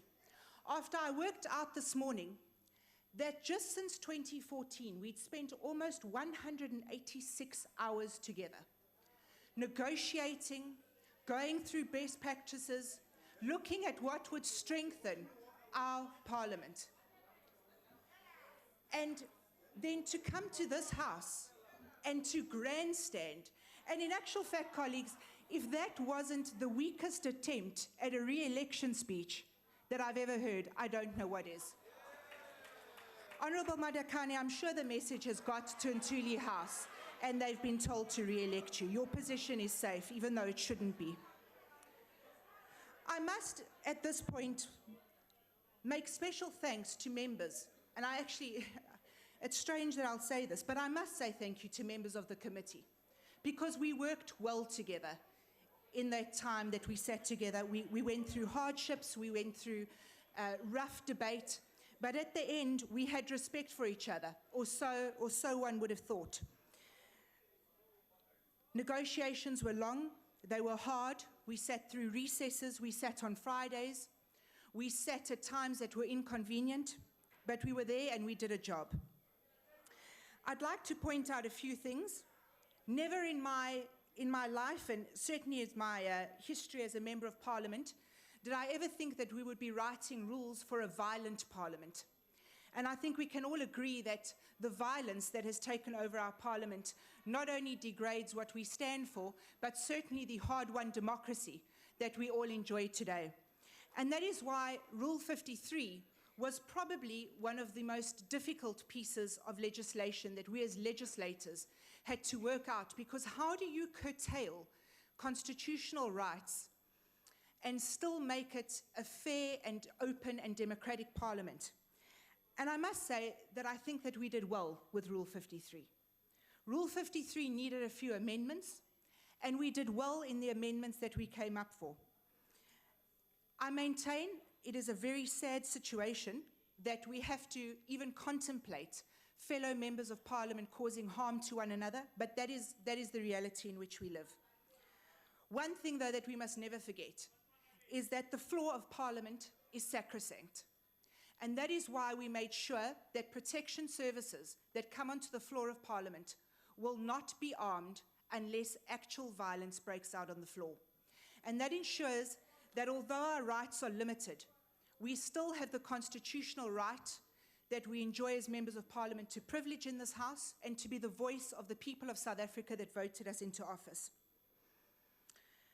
Some interesting developments have come up in these rules. I think one of the things that I was most pleased with is the fact that finally the Deputy President will have his own day to answer questions.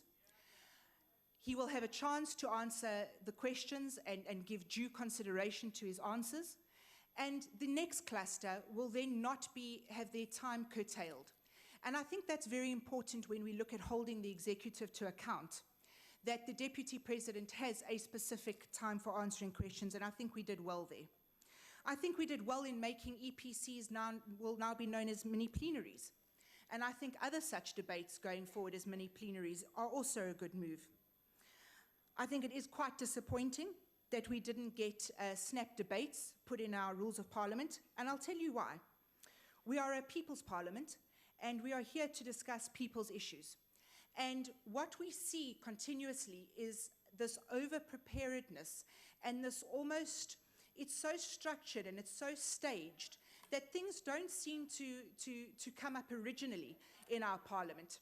And a snap debate would have allowed for ministers to have the opportunity to show that they understand and they know their portfolios, as well as for members of the House to have an opportunity to really engage with ministers and their deputies and have a fundamental, sometimes disagreement, and sometimes find each other.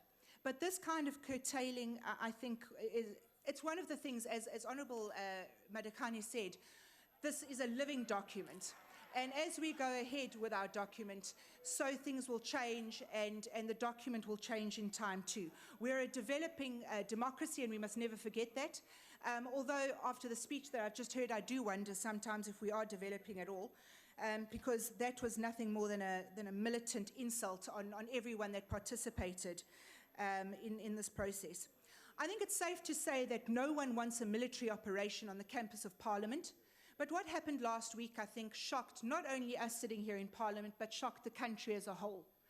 And with every right too. We saw gross acts of violence. We saw grievous bodily harm and harm to property.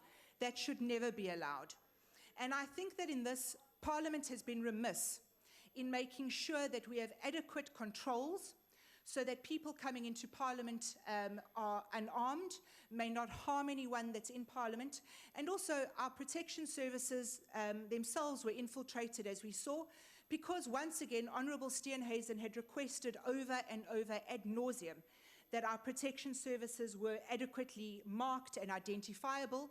They weren't, and we saw what happened. And this is the fundamental problem I have, and I've mentioned this throughout the rules process. This Parliament waits until the proverbial has hit the fan, and then we take action. It took people getting hurt, it took property being destroyed for us to finally say, oh wait, maybe someone actually had a point. And that is something that I hope as we go forward and as we look not only at the National Assembly rules but at the joint rules, we look at ways that we can curb this kind of thing and fill in our weaknesses, because this document is 21 years old, and let's hope that we don't have to wait another 21 years for changes. Chairperson, in conclusion, I must say I was going to thank everyone concerned and say what a good time I had on it. I have an incredibly sour taste left in my mouth now, which I didn't think would happen. I do maintain that it is our united job to restore the dignity of Parliament, and me and my party will certainly do our bit. We must be profoundly proud of our Parliament, and we must jealously protect our Constitution at all cost. May we as Parliament be reminded that we are the servants of the people, and in all our duties executed, may we make sure that we benefit only South Africa. Thank you. The Honourable Singh. Thank you, Honourable Speaker. In considering these rules this afternoon, I think we must be careful that we do not throw the baby out with the bathwater. And I think listening to Honourable Mazzoni, there are a number of elements that have been contained in these newly drafted rules that will have a positive effect on the way that we as members of Parliament function in this House. And it will also enable us to ensure that our main responsibility, which is oversight of the executive, is carried out in that manner. Well, it's taken a long time to come of age, 21 years, but at least we've arrived somewhere. And I agree with you, Honourable Speaker, that these rules are a living document. It's dynamic. It can be changed for particular circumstances as we move along. In fact, a number of the amendments that have been proposed in the last 3 years are as a result of particular circumstances that we found ourselves in this House. Otherwise, we would not have amended some of these rules. Now, having said that, Honourable Speaker, I noted that Cabinet issued a statement saying that they were very concerned, Honourable Minister Hadebe, very concerned about what the goings-on in Parliament. And I agree with you. I think we've all said we're very concerned about what happens here. But by the same token, the executive need to know that we as members of Parliament are also very concerned about the way members of the executive sometimes react to questions that have been put to them, the nonchalant and flippant responses, the incomplete responses, and these are things that we need to tighten. And I think as Parliament, we have a responsibility as leaders of parties or as whips to engage with the leader of government business so that we can find a way. There have been proposals for unscripted questions. And I think the reason for that is because of the way that we sometimes get a response from the executive. Today is a classic example. We found that when ministerial statements, 15 statements were made by members of this House, and it took some prodding to get members of the executive to respond to those ministerial statements, and we still didn't get 6 members that responded. But I think, Honourable Speaker, there is a concept of parliamentary officers. Now, I've been here long enough to know the duties of parliamentary officers. We need to make provision in our rules for what parliamentary officers should be doing. They should be a liaison between a ministry and members of Parliament, but very few of them, if any, conduct that responsibility in that manner. And that is lacking because we can get the kind of answers that we require from departments if, Honourable Ministers, your parliamentary officers are on the ball and interact with us as members of Parliament. Having said that, we will support the rules because we believe that there is an opportunity for us to have further discussions, but let's not dismiss good suggestions. Now, the last thing I want to say, Honourable Speaker, is you see, when you get this card here on a field of play, it means you are cautioned. When you get this card here, the IFP card, I mean the red card, it means you must leave the field of play. And this is something we need to learn. When you get this card from the presiding officers, you leave the field of play, but we must put in place some sort of review mechanism to review some of the decisions of the presiding officers. And we need to have a multi-party committee to do that, because even referees in a game of soccer, in a game of rugby, are also called to order even after you have left the field.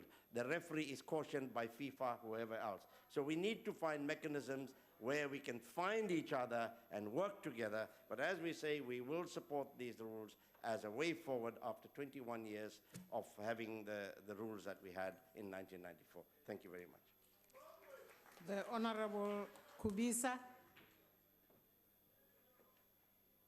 Honourable Speaker, honourable members, from the onset, the National Freedom Party acknowledges that there is a need for all of us to agree that the decorum and the dignity of Parliament is paramount. The non-negotiable starting point should inform any rules we develop, agree to, and adopt. The rules of parliament must necessarily be rooted in the constitution of our country, augmented by selected legislation and conventions that govern processes and proceedings.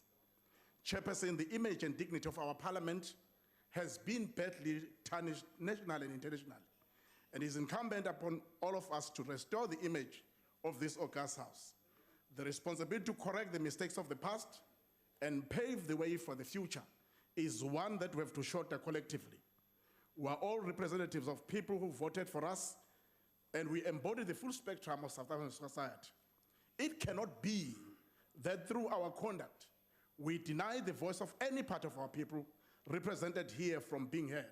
Such conduct would amount to fascist tactics, to stifle, muzzle debate, and shut down avenues of expression and legislative innovation. The National Freedom Party is ready to be part of reclaiming the dignity of Parliament, and we will strive to ensure that the importance of order is acknowledged in the final analysis. We are ready to participate in a new order where fair and equitable rules will guide our behavior, and where dignity in our interaction and conduct will be set as the norm. Chairperson, frivolous motions, spurious point of order, insults, and such should not be part of the lexicon of Parliament. We are here to fulfill the important function, and that is to express the will of the people. And we simply cannot justify the use of taxpayers' money to sow division and chaos in this august house. Parliament cannot and should not be the playground of individuals who have big egos. It is a collective institution where we should strive to work for the benefit of our people, not only represented by any single party here. The National Freedom Party firmly believes that if we have a fair set of ambiguous rules, and if you stick to the rules, there will be order. The single question remains, Madam Speaker, which is, what do we do when a member of this august house or members of this house do not submit to the rules? Whilst the National Freedom Party believes that a mere slap on the wrist is insufficient deterrent, we are also skeptical on abridged use of the Parliamentary Protection Services. The ugly scenes splash across the national and international media screens of the honorable members being ejected from Parliament is not palatable. We believe that stricter rules governing the powers and discretion of the presiding officer to call on the Parliamentary Protection Services must be considered. And we should all insist that all members of the Parliamentary Protection Services must wear a distinctive, identifiable uniform before they are ever called to come into the chamber again. Finally, individual honorable members of Parliament who engage in unparliamentary conduct, and in particular conduct aimed at disrupting the proceedings of this House, need to be addressed. If we're here to ensure compliance with the rules, we need to develop appropriate sanctions and long-term consequences for such transgressions. The NFP supports these rules. The Honorable Kwankwa. Well, thank you very much, Speaker and honorable members. The United Democratic Movement supports the report of the National Assembly Rules Committee, primarily because we want Parliament to work, we want Parliament to focus on its task of serving the people of South Africa.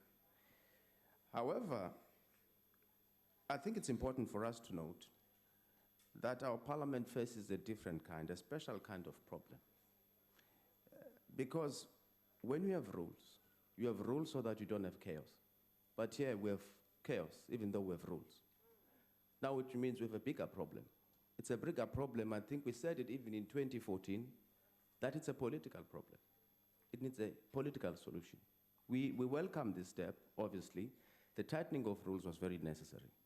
But I think the economic freedom fighters who are not here today, as a stakeholder, they also have an important part to play. If they keep on saying they want a political solution or find problems with some of the things that are happening here, they must tell us what is it that they want from us as a collective to do. They need to tell us exactly what we need to do in order to meet them halfway. Otherwise, the other issue which is also very important here, this is whether you like it or not, it's a vicious fight between the ANC and the economic freedom fighters, right? We've said in the past that maybe a bilateral meeting between the ANC and the EFF and later on also have a meeting with us would solve the problem. Because frankly, we are stewing in your soup. We don't know, we are not familiar with most of the fundamental issues that you are fighting about. That is a fact. And when you fight, the other problem here, the other issue here, when you fight is that you turn all of us into straw maces and ball boys. Right? But having said all of that, there is just no justification for the violence we saw in the House last week here. There is no justification, and I'd be failing in my duties as a young leader if I didn't condemn it. I also want to say to the economic freedom fighters, they might be upset, they might be angry about certain issues, but we all have a responsibility to build a winning nation. And at the same time, I want to say, they've got a good thing going. Politically, they do, but they must not soil it with violence. They must not soil it with violence because it undermines even the victories that they've scored so far. We support it. Sabule. Thank you so much. The Honorable Killian. Thank you, Madam Speaker. Madam Speaker, the ANC is very grateful that we have finally reached this stage after 4 years of toil to present to the National Assembly a set of revised rules. Now, Honourable Speaker, we all know where it emanates from. First of all houses of parliament all over the world function in terms of rules of order and conduct. Rules are meant to guide members as to what the rules of political engagement are during all deliberations in the House, be it question sessions, be it plenaries, even in committees. In some jurisdictions, such as the United Kingdom, the House of Commons, for instance, operates on a very minimal set of rules. Why is that the case?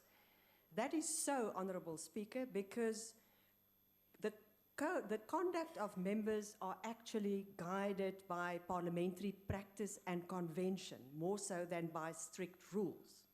It is just not acceptable for members to participate in a manner that does not build the democratic culture of some countries. In general, they have respect for their countries, the democratic institutions, and the electorate who gave the parties their respective mandates. They accept it. If one party wins an election, they have the right to set up the governing executive. Given our divisive past, we are acutely aware that in 1994, when this parliament was established, it was necessary to send a delegation. I think the Honourable Minister Khadepe was part of that delegation, to come and engage here in Parliament to see how certain rules could be developed so that once the new Parliament is inaugurated and members have been sworn in, they could actually have documents to guide the conduct of members in the House. Now, we have been told during this very lengthy process that they used the interim constitution as a point of departure, and then also used the previous Parliament's assembly rules as well as the Senate rules to draft the first NCOP and National Assembly rules for this House. Now, during that process, several rules were in fact elaborated on, well, after 1994. And I think the Honourable Chauhan needs a mention here, because there was a task team that in fact worked on the chapter on legislation. And because the Constitution is very extensive on how Parliament should process legislation, it was necessary for them to align that section with the Constitution. Some other ad hoc arrangements were made and changes were made. But somehow certain rules escaped scrutiny. And as we have today, as we stand here currently, we still have a rule, Rule 45.1, which reads, every member is to be uncovered when he or she enters or leaves the chamber or moves to any other part of the chamber during the debate, which is rather at odds with parliamentary practice, where we know we have people from different religions, we have our traditional headgear and all of that. So that one escaped. The Speaker of the Fourth Parliament then recommended that we should go through the rules extensively. And I think it's just very important, because when the first task team was established, we met for the first time in July, August 2012.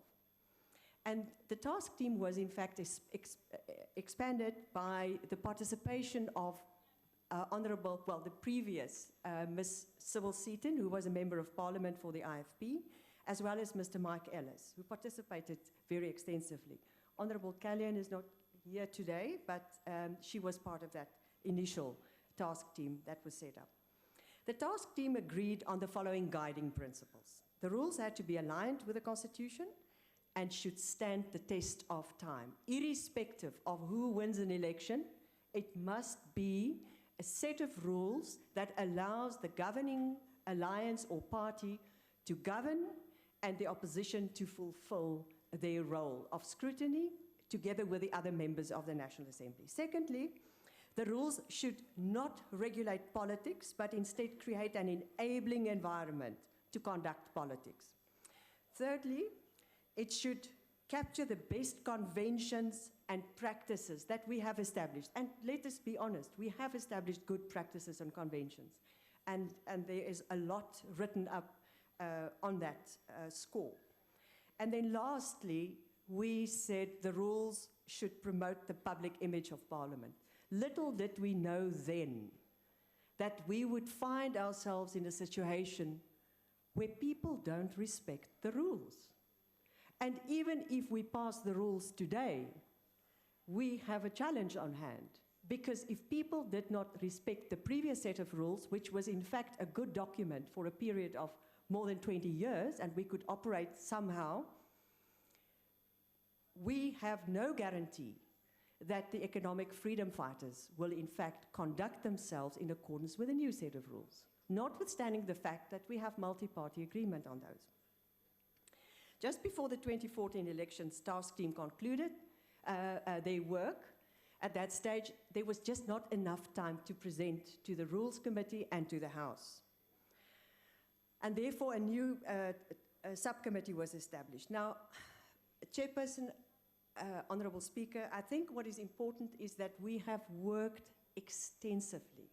Altogether, we presented 10 draft sets of revised rules. And we wanted to bring everybody on board. We really wanted to make sure that it was a multi-party document and that we, in fact, give effect to the tenets of and the values of the Constitution. Because we're all aware of the powers and the obligations of this National Assembly. Now, what is important is that we have developed specific, very good, improved sections, and I just want to mention a few in passing. The Honourable Speaker has also referred to more regular and longer question sessions with the Executive. And if members are dissatisfied, we have the very clear rules on how long members of the Executive have an opportunity to answer, but there will be a record kept. And there will be regular liaison between the Office of the Speaker and the Leader of Government Business to see, are the members of the Executive in fact taking this Parliament seriously? Are they replying in due time, etc.? Secondly, as far as members are concerned, we have brought on board the Declaration of Private Interests. We have created clarity about procedure to raise a question of privilege.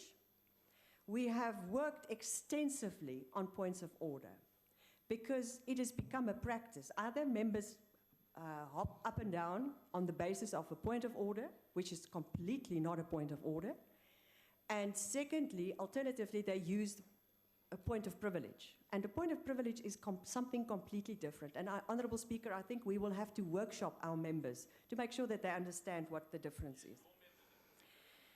Then we have also, unfortunately, Honourable Natasha Mazzoni referred to that, had to bring on board a Rule 53.8 for the forceful removal of members. Now, that was a pity that we all had to agree to that. Now, Chair, I just want to say that the Honourable Ndakane referred to the issues raised by the DA. First of all, the sequence of proceedings. One of the breaking points in our Rules Committee on Tuesday was the sequence of proceedings. But what I failed to understand, Honourable Speaker, is the sequence of proceedings that we have now introduced is no different from what we see in the Western Cape Provincial Parliament. What they have there is exactly what we have. The only matter that we brought in was swearing in of members. Here they have opportunity for prayers. You can check in your documentation. Announcements from the chair, we have that. Then motions, we have motions by the chief whip. Then orders of the day and notices of motion on the order paper, which shall be dealt with in sequence. Now that's exactly what we have in the new version of the sequence of proceedings. Why the DA is now throwing their toys out of the cot on that one, we don't understand. Secondly, the Programming Committee. Honourable Speaker, the DA should be aware that in the provincial legislature or parliament here in the Western Cape, they have a so-called programming group. But that body is constituted on the basis of proportionality. Here, we have created a consensus decision-making body as programming is concerned, with a deadlock-breaking mechanism if no consensus is reached. And we all know about the case that was revisited in court. So clearly, as far as that is concerned, we're also far more democratic. And then lastly, Honourable Speaker, questions without notice to the executive. Now, you see, those are the questions, unscripted questions. Now, what we wanted to ascertain is how does it work in the provincial parliament of the Western Cape? Fact is, there's a session of 20 minutes. Members are putting in their names in a hat, and if you're lucky, your name is drawn. And if you happen to be the member of the opposition, and you come in at the tail end, what they do is they push the reply by the Premier out for longer than 20 minutes, so you just simply don't get your opportunity to pose a question which is unscripted. Secondly, there is no provision for any executive member to be posed an unscripted question. So now our recommendation from the ANC to the DA is, first, get your own house in order in the Western Cape. Show us what you do and how you improve democratic participation there. Only then. Now, we have a very serious concern about the conduct of the Democratic Alliance here in the House. And let us be honest, even Tony Leon expressed his concern. And I want to just quote this, Honourable Speaker. The forces of opposition are at once familiar and very different. The DP's successor, the DA, holds the position of official opposition in an amalgam of the DP and NP, and then he moves on to say, Van Zyl Slabbert once warned that you can't out-Mau the Mau. Now, that is the first lesson which the DA needs to adapt to. You can't out-EFF the EFF.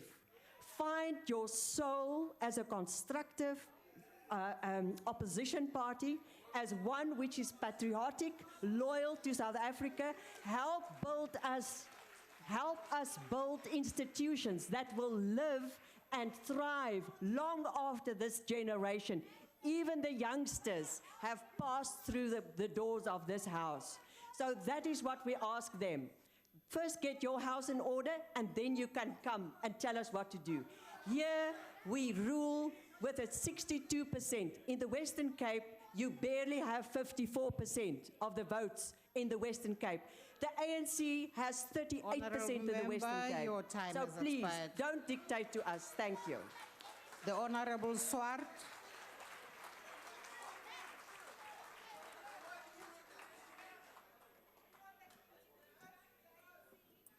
Thank you, Madam Speaker. Madam Speaker, the ACDP will support these rules. My colleague Sherilyn Dudley participated at length in the deliberations, but she regrettably is not feeling well today.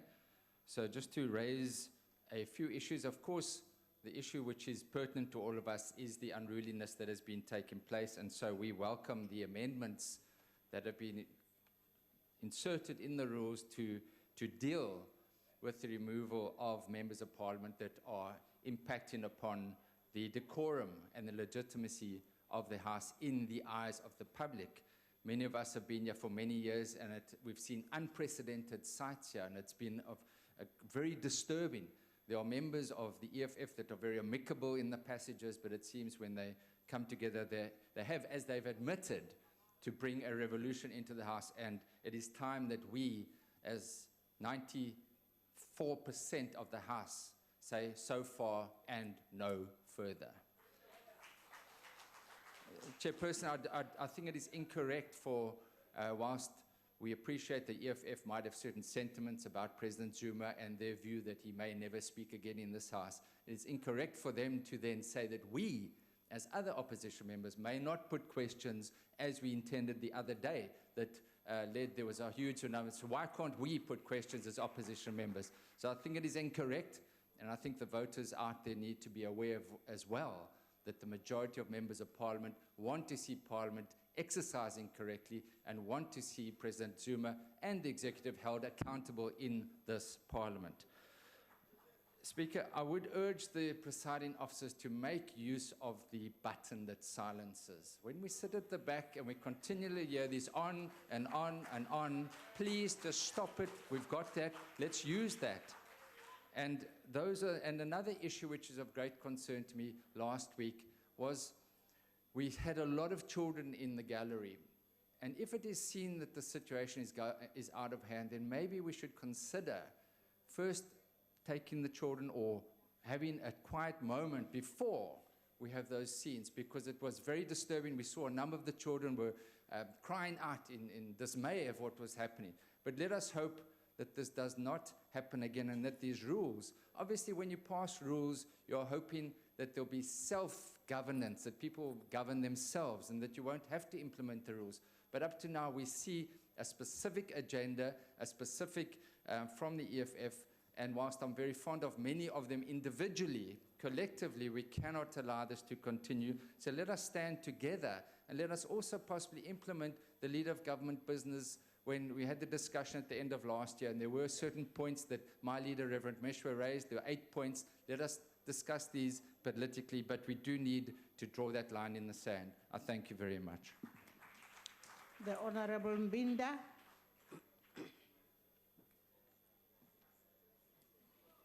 Thanks, Honorable Speaker. As the PAC, we supported the revised rules. However, we wish to reiterate our position that the problem with our Parliament is not necessarily the rules, but rather the premises on which these rules were established.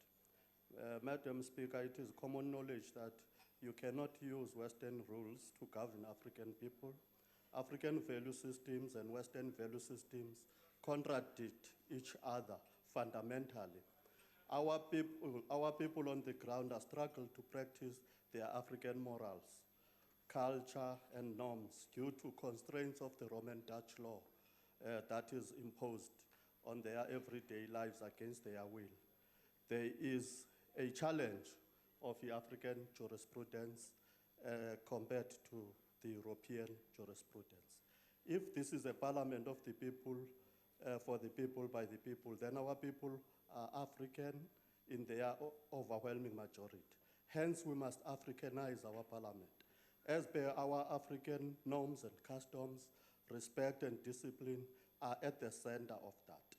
How we relate as African and how we communicate as the African people differs completely from how others from their own parts of the world do things. Our children now have rights in their own parents' household. This is a recipe for social disorder. That is why you see young people called the elderly people by their first or last name. We are saying it here again that the problem of this parliament is not rules, but officiating and its foundation which it was formed on. Our presiding officers are allowed to remain office bearers and are senior leaders of political parties. This compromises their impartiality and the smooth running of the business of parliament. They should rather be given a security of tenure like judges just to maintain their independence. The problem in this house are not its rules or some individuals. We Africans are guided by European rules of engagement.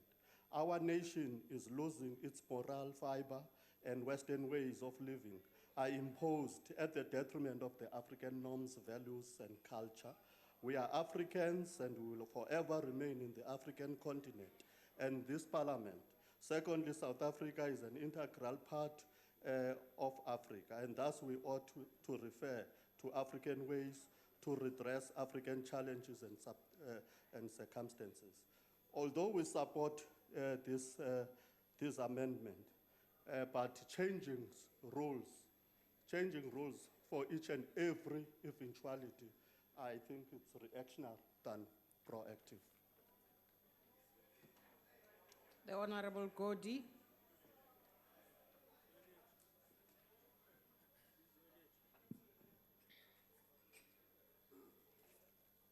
Yeah, thank you, Honorable Speaker. Comrades and honorable members, the APC supports this long-awaited report. The process to review the rules has been a long and thorough one. We may not agree with every line in the report, but no one can say that this does not represent a substantive and progressive enhancement of this House's constitution. Rules are dynamic, and so it was necessary to engage in a process of review. This is indeed a milestone, taking into account how long time ago since the rules were last substantively changed. These rules assist to ensure order and discipline in the work of Parliament. The state of conduct in this fifth Parliament highlighted the need to enhance our rules and procedures. Where common human decency doesn't exist, rules become necessary lest there be anarchy. But comrades, rules alone cannot resolve entrenched and deliberate political posturing. There is need for all to respect these rules. After all, we are elected representatives of the people and must set, by force of example, the best conduct. The APC would like to extend our warm congratulations to the chairperson of the subcommittee, Comrade Mtakane, and his team for a job well done. Well, the rules are now agreed upon. Let's have order and discipline. Thank you. The Honorable, the Chief Whip of the Opposition. Thank you very much, Madam Speaker. Madam Speaker, let's be very clear. As a Democratic Alliance, we reject and distance ourselves from the behavior of the EFF in this House. We don't believe it advances parliamentary democracy. We don't believe that it advances the cause of the people who've sent us to this House to represent them. Like you walked out to the city of Cape Town yesterday, you called it barbaric, double standards, Honourable Cronin. We've come to expect it from you. Let me just say that to say that these rules are a reflection of the Corder report is a stretch too far. They are not in line with some of the recommendations made by Professor Corder. Chief amongst those is that he said that accountability is not good enough. You need to have a mandatory accountability at the core of our parliamentary oversight role. So what that means is that when ministers come here to account, they must not only tell us what they've done wrong, they must tell South Africans how they're going to fix that. I think that what we're seeing here today is a classic case of the ostrich putting its head in the sand. The elephant in the room is the Concord judgment that was handed down earlier this month. And you see, you're already dismissing it. You're already dismissing it because it's an uncomfortable skewer for the ANC, because it showed and exposed for everybody to see how the African National Congress has plucked the teeth out of this parliament over the last 20 years and left it in a situation where it's simply unable to do its job, and that was pointed out by the Constitution. Now, the Honourable Killian came up here being lectured by a retreaded National Party apparatchik about democracy is the ultimate insult. She's crossed the floor more times than she crosses the street. Honourable Speaker. She is the classic. Order. She is the classic. Order, Honorable Steenhuisen. Could you please take your seat, Honorable Killian? Will the Honourable Steenhuisen take a question, or will he be too scared? You see how she's living by the rules. Will you take a question, Honorable Steenhuisen? Because he I don't can't- take questions from he national. can't respond. I don't take You questions have more from. members of the National don't Party take- in your caucus than are Honorable here. Killian, you won't take a question. Proceed, Honorable I don't Steenhuisen. take questions from retreaded apartheid-era apparatchiks like the Honourable Killian. She's a classic. She's a classic case. She's a classic case. She's a classic case of somebody Order, who says. Honorable members. Order, Honorable members. Allow him to finish his speech. She's a classic case of somebody who says, these are my principles. If you don't like them, I have others. There are unscripted questions to the Premier. We know why the African National Congress doesn't want to have unscripted questions to their ministers. It's because they know that most of their ministers, with a few notable exceptions, couldn't answer a decent question in this House if they tried. I would be very careful about quoting former leaders of the organization. Dennis Goldberg, Ahmed Kathrada, and a whole host of other leaders have some very interesting things to say about where the African National Congress finds itself. Now, the Honourable Madikane, he says that we're an angry party. Well, we know why he's angry today. Lutuli House doesn't get it right very often, but when they made you the Chief Whip, Honourable Mtembu, they did get it right. He's a much better choice than the Honourable Madikane, and that's why he's so upset.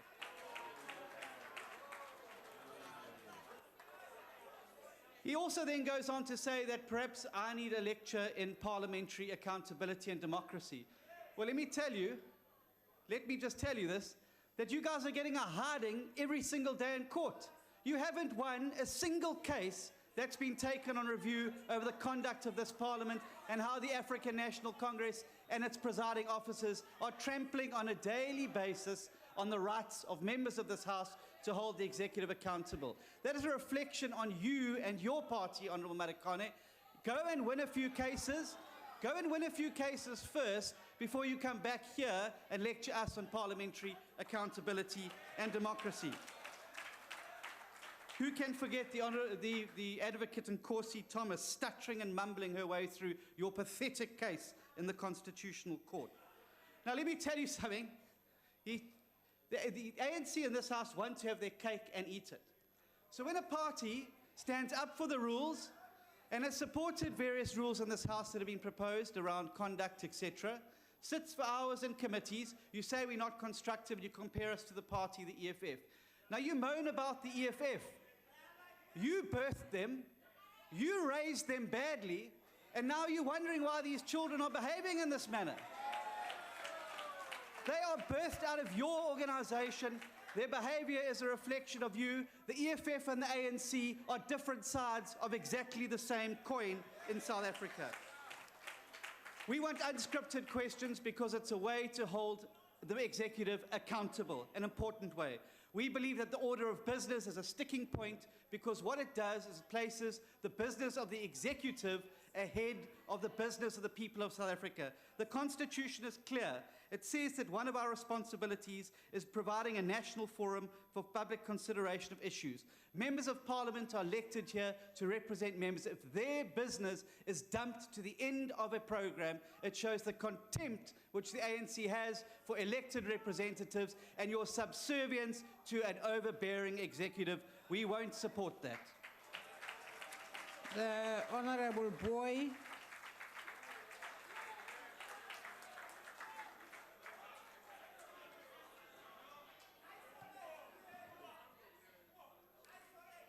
Good afternoon, Madam Speaker, and good afternoon, members of Parliament, and good afternoon to the gallery. You know, there are things that are important that you must do as members of Parliament. It's important to read the rules so that you don't come here and howl most of the time and make no sense. You see what is important. We go along with you, what you are saying, Honorable Natasha. We have great regard for your contribution. But on the day at question, on Tuesday, it's what we have been observing as the African National Congress. And it's very despicable. You see, if you are not able to begin going along with the role that women are playing within the institution and their leadership, you become a little bit not acceptable. Keep quiet, I'll give you a lecture now. So what happening? Keep quiet. So I'm saying to you, here is Natasha, Honorable Natasha, making a contribution for 2.5 years with us. Come on Tuesday, we seated in the Rules Committee. Come the men along, kick her aside, and they take over the rules, and they start running the institution. Now, how do you look at that? I've grown in the ANC understanding what is wrong with patriarchy.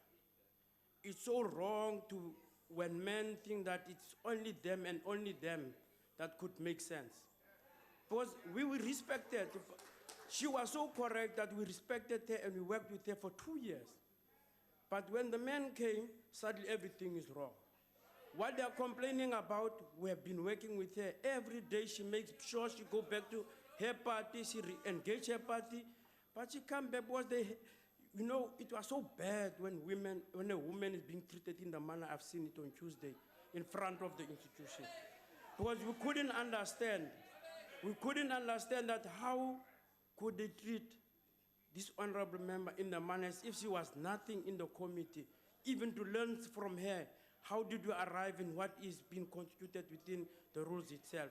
That is the part that we are complaining about, that it's unacceptable. You can't treat women in that particular way. And it's a growing attitude that we are saying that how they treat the Madam Speaker within the House. They show no respect to her. They show no respect to her. They don't understand that what does she represent. That's why to them it's easy for them to move them, to say that she must go this way, vote of no confidence. Because they've got no respect for women. And I would never support somebody who goes on like that. I don't patronize her. You see what you must understand, Honorable Nkwangwa, if I can be able to reflect on you. You see, within the rules, we have gone back to the EFF. We have told the EFF, make a submission. You're making it our problem. They have made a submission that what they would want us to be able to do for them is to chair the House, to come and sit here and take over. Now, these are political solutions. It's not easy like that, because it's not about the ANC. We've got 14 parties here. I mean, you are here, you have different opposition parties. And there is, an opposition party, there is the EFF, there's other parties. What do you expect us to do? What do you expect the African National Congress to do? To jump all this and go to the EFF on which basis? And this is what we have been explaining to them. The new chief whip, when you went into position, you called the EFF in V16, and we're in that meeting. We took them through, and we said to them, make a commitment of working with us so that you could be, all of us be able to improve the image of Parliament. What did they do that afternoon? It's in the morning, we're meeting with them. The same afternoon they are here, they're disrupting the president. What do you expect us to do as an organization? Should we sit here and be able to be seeing that our president is being humiliated, but people are asking us to open up positions for them here to do what? We are not children, we know what is going on. So it's not that at any stage did we ever ignore them. We've been engaging them politically, even at the worst of it, even at the detriment of our own organization. But they show no respect to the organization, to even here, to how they will respect the rules. And we've been going on them. We've been making sure that they, even in the participation in the subcommittee, we've gone out of our way to make sure that they come and participate. Definitely sure they have made so many contributions. But they're the first one to violate those contributions. What do you expect the African National Congress to do? Is it to sit back? This is what I've been saying, that we are being pushed around because we've got this majority, as if we have not been voted in, as if we have come here to come and plead with people to come along with us. We have done that, for quite a long time. We've been I am one, I'll never compromise on that one, because I work very hard to win the voters to be on my side. I don't plead with you, I work and I don't spend nights and nights to be able to persuade voters to understand the views of the African National Congress.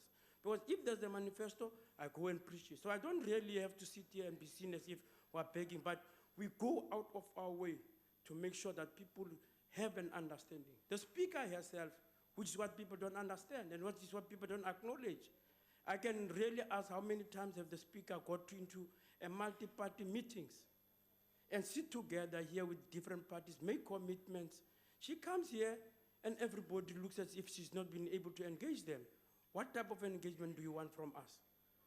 What type of respect do you want from us? Because you have to respect us as an organization so that you could be, in turn, being able to respect you.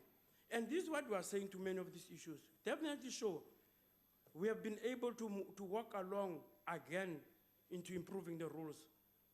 Definitely the incident of last week has been very disturbing to all of us. But we are saying that on 10 and 11, when we look at how we make sure that this remains sacrosanct, but as we go out of the door, we are saying that the security services must take over. And they must be able to make sure that their own work is being done and not be prohibited by anything. Because we accommodate everybody. We've been able to make sure that there's an understanding of the role of the protection services, which has been an agreement with the DA. When the DA said to us, no, we want a multi-party system so that whenever these problems are being reviewed, we even withdrew and waited patiently for them to come with a suggestion. They couldn't, but we did it. And we were seated here, no, I'm participant, you're not participant in the committee. So I'm saying that at the end of the day, the African National Congress, at every step that it takes, has been able to make sure that it engages different parties, it talks to different parties. We have not drafted this. That's why it took us 2 years to be able to resolve some of the matters. Because you have been very sure that some of us have been here for a longer time, and some of the members of the EFF and other parties have just come into parliament. But the African National Congress didn't want to run up. It has to make sure that it accommodates everybody to understand what is it that it wants to do to improve the environment of parliament. It never happens. Now we're being blamed as if we are the ones that have wronged people here. Whilst we do our best as an organization, because we've got the tradition, it's part of our values. That's why I've written a constitution that we have been able to make sure that everybody, we are the ones that are practicing the multi-party systems. We don't make anybody to feel bad. We'd never make Honorable Killian feeling bad in our organization, because we do know, for a matter of fact, that how many people that have come into the DA that belong to the National Party, we know those things, but we are not here to come and say any member of parliament must be disrespected. We live above that, because you always treat human beings as quite of importance, you see. That's why in the Constitution of this, we have to make sure that there's human rights, so that, and Bill of Rights, so that we always protect the rights of each and every individual. It's not an easy issue. People have moved over from different parties to come to the African National Congress. And the African National Congress, because it respects human beings and it respects South Africans, and it does see that everybody can add value to society, it gives them the opportunity to participate. And she's doing a very good work in our organization. The fact that she's being hated by different parties, she's being hated on the basis that she's making a positive contribution within our organization on how to improve society. And that's what we like. And we'll never walk away from that. We know how many people would love to work with the African National Congress, even those that have left the African National Congress. We'll continuously engage them. But that engagement must not come at the behest of where the African National Congress is being destroyed. We'll never destroy the African National Congress. We have worked very hard. We have sacrificed our time for the African National Congress to be what it is. But what we are saying, even for our young people, we continuously say to them, this is an organization that we value, because we are putting our lives into this organization. Even before 1990, many of them can't tell me, even before 1990, the type of sacrifices different comrades have made for this organization, they have made it on the basis that we value human life. And we'll always protect human life, because it's very important for our society, the society that we want to build, that we should be able to feel that we are accommodating each other. There's no way, even in the rules, in the way Honorable Mtakana chaired the meetings very well, but he couldn't believe when I went to him as the chairperson of the committee that You can't treat women in that manner that you are treating them. Give them respect, because it's in their interest. You see the problem of shouting when you don't understand. Because at the end of the day, you see the levels of racialism within the DA, we do know. And it's not even being said by me, it's being said by the business day on Tuesday. Onelson was doing an analysis, and quite clearly, I can tell you quite frankly, that the level of how Honorable Easthuizen gets clapping of hands and how my money gets clapping of hands shows the difference of understanding within the difference.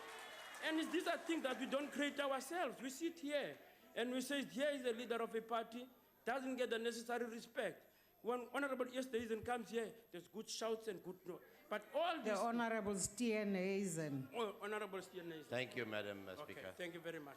Thank you, my good friend. So I'm just saying that we have not, at any stage, have we come here, we wouldn't have abandoned the armed struggle if we wanted to, Honorable Binda, if we wanted to promote violence. We would never have abandoned the armed struggle. We have abandoned the armed struggle because we respect human life. That's why we are engaged in guerrilla warfare. We're not engaged in full combat. Because the guerrilla warfare, we knew that we have to protect the lives of our people. We have to even protect those that were our own enemies. All these things, we do them because it's in our culture, it's in the fact that Ubuntu is with us. We're Africans, and we respect that human life. Even at the worst times where people would sell us out, we're always knowing that we'll give you the second time to be able to repent and work with us. And that's the African National Congress, I know. That concludes the debate, and I now recognize the Chief Whip of the Majority Party. Thank you, Honorable Speaker. I move that the report be adopted and that the new rules take effect from tomorrow, the 27th of May 2016. Thank you very much. The motion is that the report be adopted. Are there any objections? Madam Speaker, Yes, Honorable I'd like to move an Steenhuisen. amendment in terms of the rules, if I may. What is the amendment, Honorable? Madam Speaker, I hereby move on behalf of the Democratic Alliance that the House amends National Assembly Revised Rule 29.8 to read as follows. Subject to the Constitution and these rules, and unless altered by resolution of the House, the business on each sitting day of the House must follow the following sequence of events. A, opportunity for silent prayer or meditation. B, announcements from the Chair. C, swearing in of new members. D, notices of motion. E, opportunity for statements by members and responses to statements by Cabinet members. F, statements by Cabinet members. And G, orders of the day and notices of motion on the order paper, which must be dealt with in sequence, provided that precedence must be given to questions on questions days. I so moved.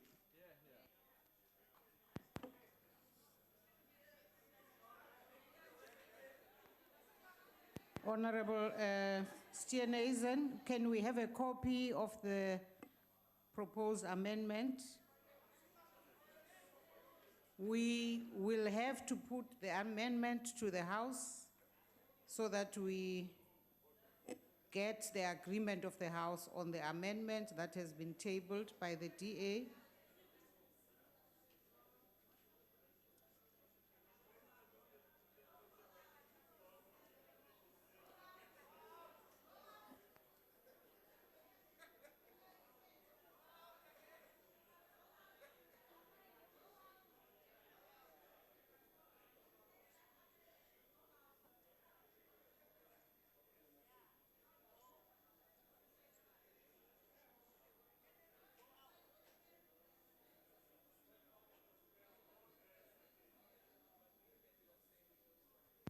Honorable members, a set of amendments having been tabled before the House, I now put the amendments for agreement. Is there agreement with the amendments?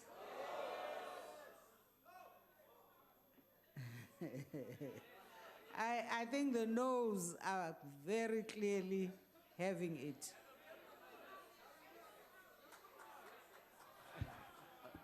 Speaker?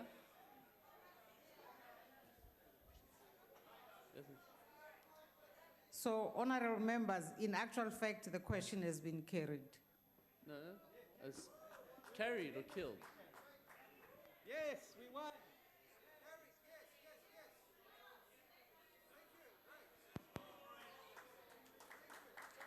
Okay, honorable members, let me formally put the question. Those who agree with the amendments, say aye. Those who are against, say no. I think the noes have it. Speaker, the DA Honorable Waters. The DA calls for division. Thank you. Honorable members, the DA has called for a division. I'd like the bells to be rung for 5 minutes.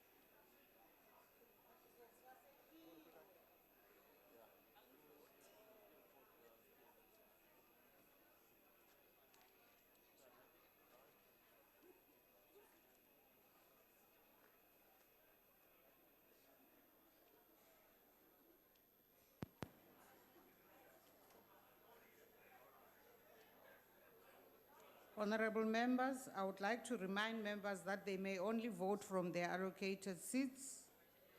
And when requested to do so, members must simply indicate their vote by pressing the appropriate button below the yes, no, or abstain buttons.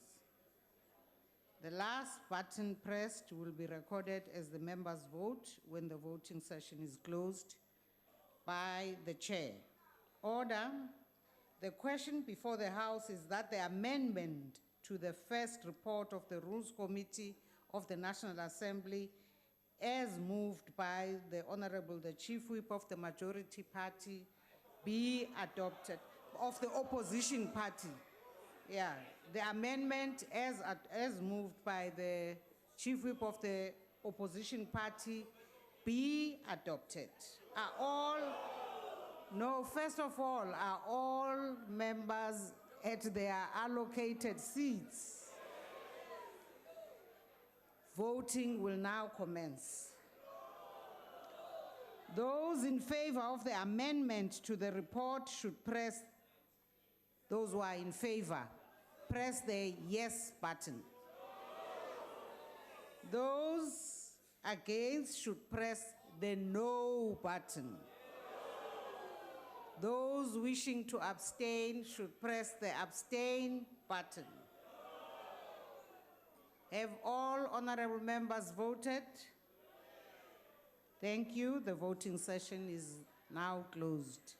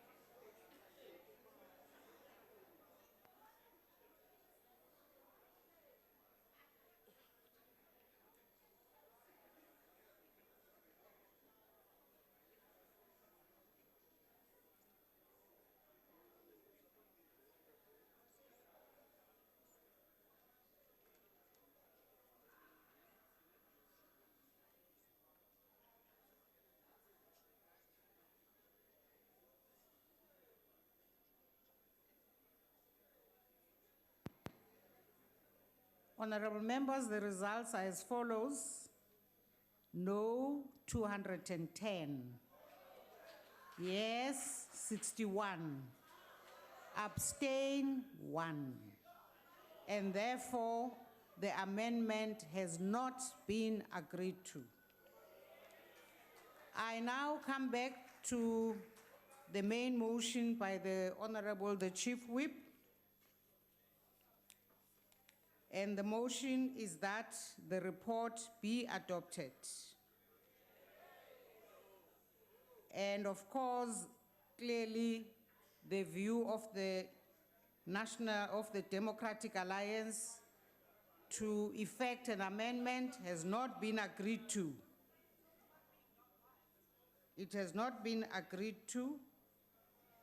I put the motion to the House again. And honorable members, is there any other objection to the motion being agreed to? We note the rejection or the objection of the Democratic Alliance. Is there any other objection to the report? I put the question, indeed, I put the question that the motion be, the report be adopted. Is there any objection? Honorable Waters, yes, we note. Speaker, since you've put the question, the DA calls for a division. Thank you. A division having been called for, we will ring the bells for 1 minute.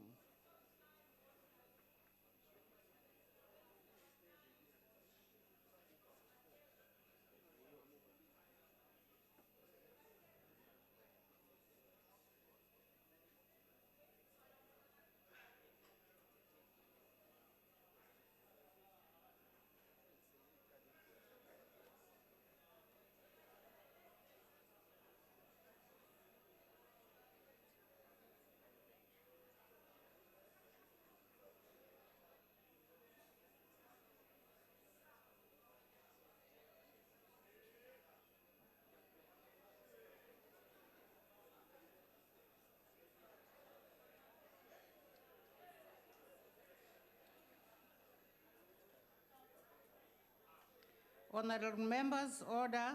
The question before the House is that the first report of the Rules Committee of the National Assembly be adopted and that the new rules take effect from tomorrow, Friday, 27th May 2016. Voting will now commence.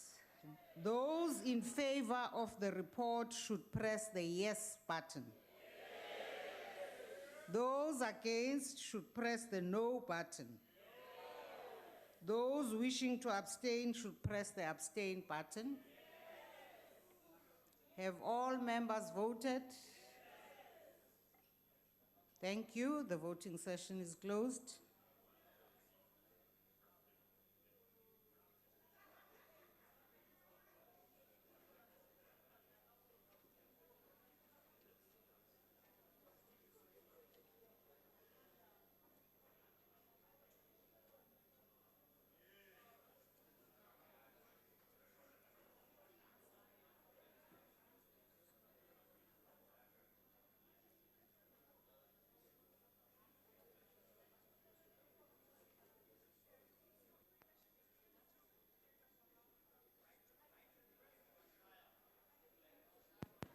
Honorable members, the result of the division is as follows. Yes, 211, no, 61, abstentions, nil. And therefore, the question has accordingly been agreed to. And I wish to congratulate the House for the adoption of the rule book because it is historic and may we be better as we implement the rules. The Secretary will read the next order. Honorable Singh. Yeah, Honorable Speaker, may I request that by the time we get back after the elections, we have new rule books printed for all of us. Yeah. Thank you, Honorable Singh. I think that's a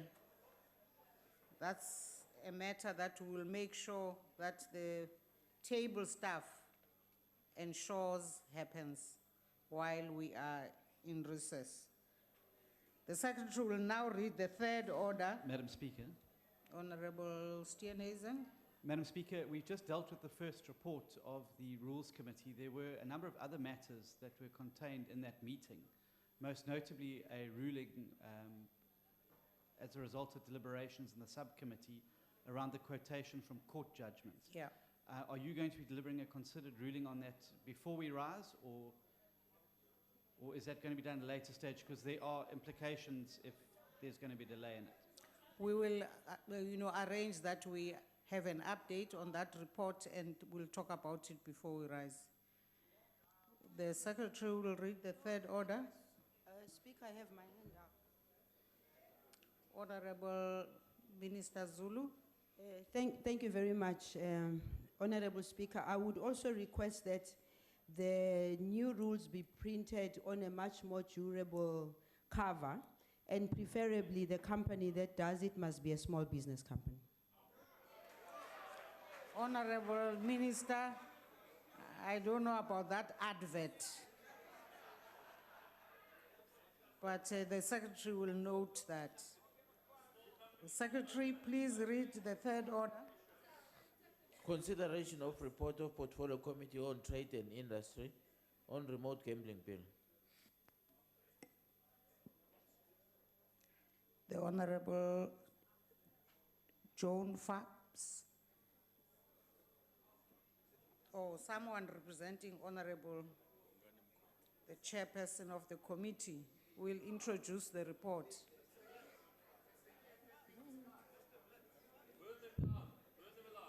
Thank you very much, Honorable Speaker. The Portfolio Committee on Trade and Industry considered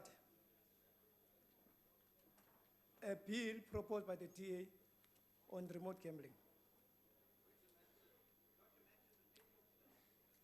In doing so, we have managed to discuss the matter, the pros and cons, but we resolved that the committee rejects the bill. The committee rejects the bill on these grounds. That one, the Constitution of the Republic of South Africa is intended to build a nation with dignity. Two, to build a responsible citizenry. Three, to build a cohesive society. If you take the gambling bill and the gambling policy of the Republic of South Africa, it notes that gambling in South Africa have been perpetuated by apartheid government into TPVC states in order to build a nation of gamblers, not a nation of workers and productive individuals. Therefore, the remote gambling bill is trying to perpetuate the very same wrong to our own society. We are saying as the committee that the gambling bill is clear enough, and it also rejects all other bills. It rejects the dicing, it rejects the gambling on dogs, dog fighting, it rejects cockfighting and other related matters. So the issue of remote gambling is not going to assist South Africa, but it's going to take South Africa and make it a nation of gamblers. Thank you very much.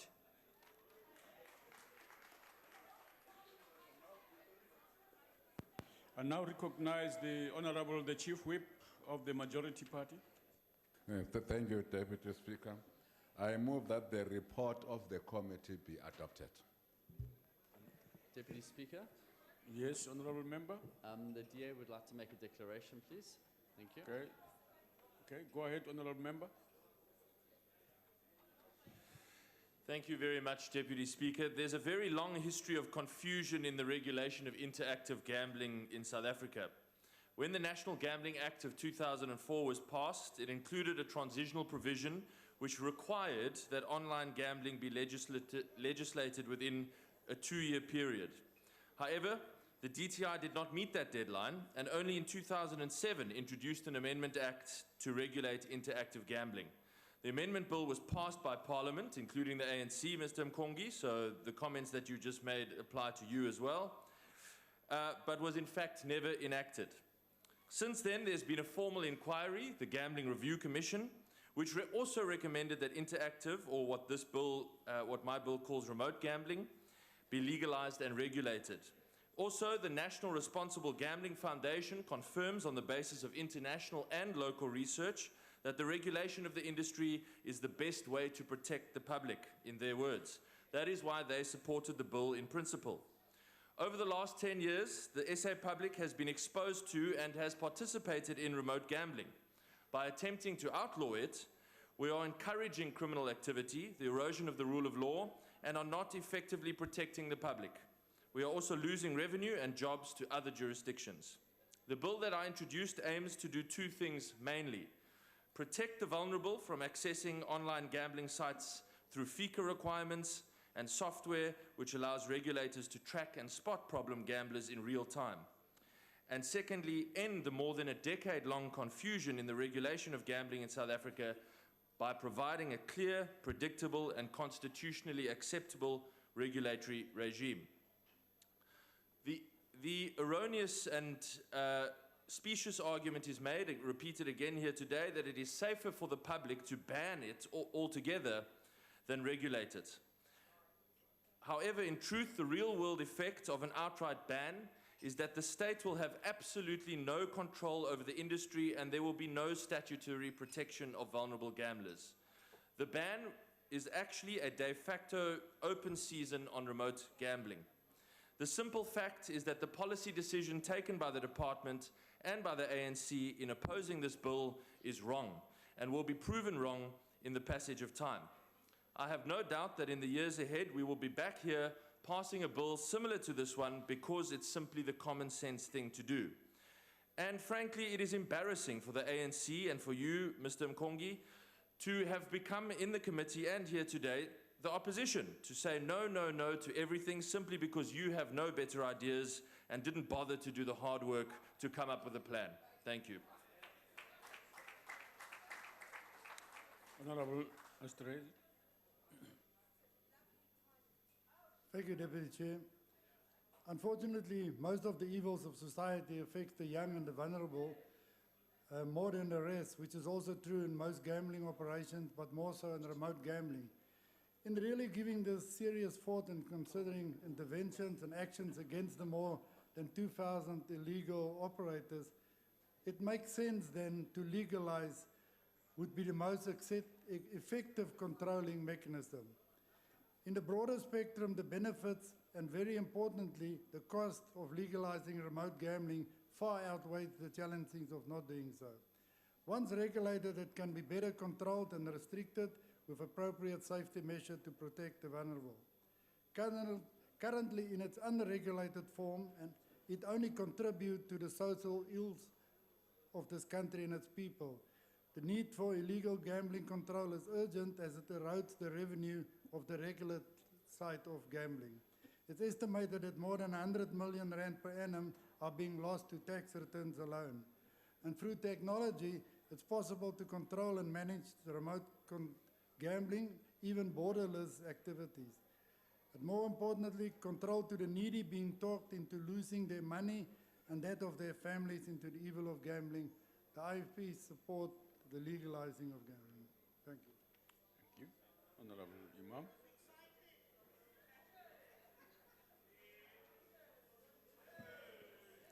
Thank you, Honorable Deputy Speaker, Honorable Members. The National Freedom Party will not support this. The National Freedom Party fully supports the recommendation of the Portfolio Committee on Trade and Industry tabled here today. In light of the conclusion of the Department's policy on gambling, which states clearly that no new forms of gambling is to be allowed, proceeding with the remote gambling bill will be ultra-virus outside of the law. Even if the gambling policy did favor allowing new forms of gambling, the National Freedom Party will still have opposed the remote gambling bill. We believe that gambling is a social evil that causes untold misery for the poorest of the poor. You won't understand that because you live off the poorest of the poor. You suck the blood out of the poorest of the poor. So you won't understand that. You take the blood out of the bone of the poorest of the poor. You've been exposed for these things. The harm done by gambling, in our opinion, far outweighs any possible benefits of employment and revenue accrued to the state. Gambling is causing children to go to sleep hungry every night in South Africa. And people's careers are destroyed daily as they succumb to addiction, squandering all their money and often resorting to so-called white-collar crime to fuel their addiction and try to cover their losses. The argument that online gambling on the internet is going to take place anyway, therefore we might as well try and regulate it, is in our view insufficient motivation and justification for the green light to support this. The National Freedom Party cannot and will not agree to any proposal that will allow social ills to become acceptable and regulated in cyberspace simply for the economic benefits which might be associated with it. The National Freedom Party will not support any bill that will destroy our people, especially the poorest of the poor. We will not support the opportunist, the imperialist policies of profit-making at the expense of our people, who will even drink the blood of the poorest of the poor. It is quite evident in the Western Cape in any way. The National Freedom Party will reject this remote gambling bill with the contempt it deserves. Chair, please take a seat. Yes, Honorable James, what are you raising on? Will this honorable example of wasteful and fruitless expenditure take a question? Honorable Member. I won't take a question. Honorable Deputy Speaker. Honorable Imam. I was going to say that the new name that the Honorable James was giving you is not appropriate, but proceed. Proceed. Honorable Deputy Speaker, I'm not surprised because the DA operates on the principle of divide and rule. And that is why some of these opportunists who are supposed to be protecting the poorest of the poor and the black that have been oppressed for 300 years will support the democratic alliance and be there just for meaningful financial gain. That is all they get from them. I thank you.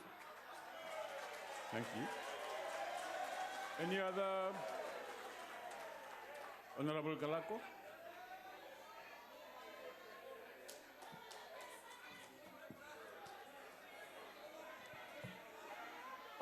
Honorable Deputy Speaker, honorable members, ministers and deputy ministers, the committee began processing the desirability of the bill from the 26th of May till 24th June 2015. The process included public hearings and engagement on the draft national gambling policy. Committee decided to suspend the process to await the final gambling policy. Final gambling policy was adopted by Cabinet in February 2016. The policy on interactive gambling was reviewed and the regulations of online or interactive gambling was not supported due to capacity constraints to enforce it and the anticipated socio-economic impacts of online gambling. The very member who was standing here for DA, he could not come with any answers when he was asked how the remote gambling will address these problems. We cannot guarantee that remote gambling activities are conducted responsibly, fairly, and honestly, where the minors and other vulnerable persons will not be exposed to negative effects of gambling. Further, we cannot guarantee that this remote gambling will not be used to clean illicit funds which are coming into the country or will not be used for fraud. So, based on these reasons, the department, we supported the department when it recommended that due to constraints on its capacity to monitor all this, it will not be able to make sure that the remote gambling is actually checked. At the moment, in fact, even just this week, the Financial Intelligence Services told us that at the same time they have a problem when it comes to remote gambling. They can't control it, they can't monitor it.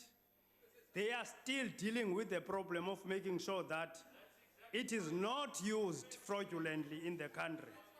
So based on all these considerations, the bill of the DA was rejected by the committee. And of course, DA itself, despite all the protestations, was satisfied that this bill was rejected on fair grounds. I thank you. Honorable members, the motion is that the report be adopted. Are there any objections?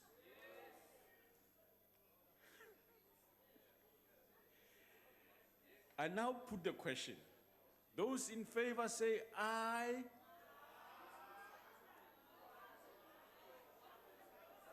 Honorable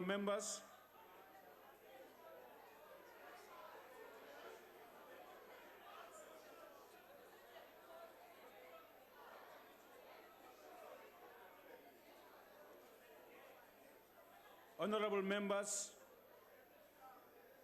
the motion as introduced by the chairperson of the committee be adopted. The motion is that that report be adopted. Are there any objections? There being objections, let me put the question again. I now put the question. Those in favor will say aye. Those against, no. I think the ayes have it. Deputy Speaker? Yes, Datif. The DA calls for division. Thank you. A division having been called, the bells will be rung for 2 minutes.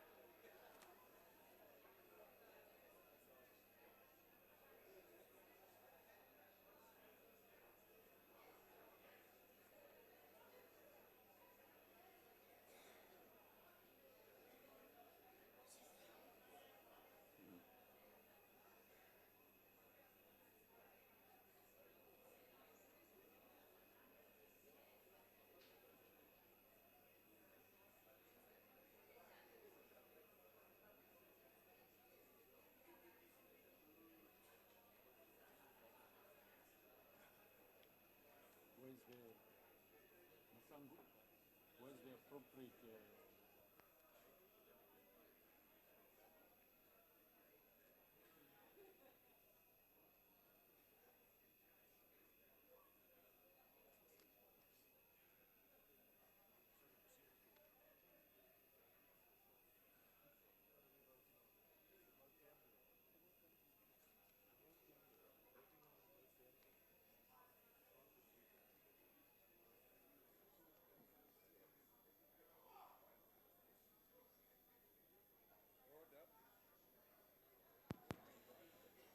I would like to remind members that they may only vote from their allocated seats. When requested to do so, members must simply indicate their vote by pressing the appropriate button below the yes, no, abstain signs. If a member inadvertently presses the wrong button, the member may thereafter press the correct button. The button pressed will be recorded as the member's vote when the voting session is closed by the chair. The question before the House is that the report of the Portfolio Committee on Trade and Industry on Remote Gambling Bill be adopted. Are all members in their allocated seats? Yes. Voting will now commence. Those in favor of the report should press the yes button. Yes. Those against, press the no button. Those wishing to abstain should press the abstain button. Have all members voted? Thank you. The voting session is now closed.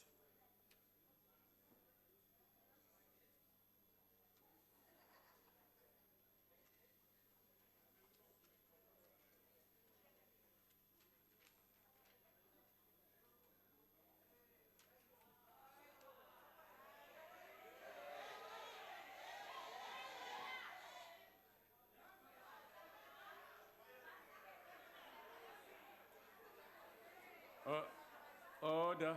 Honorable members, the results of the voting is no abstentions, 60 noes and 198 yes. The report is therefore agreed to.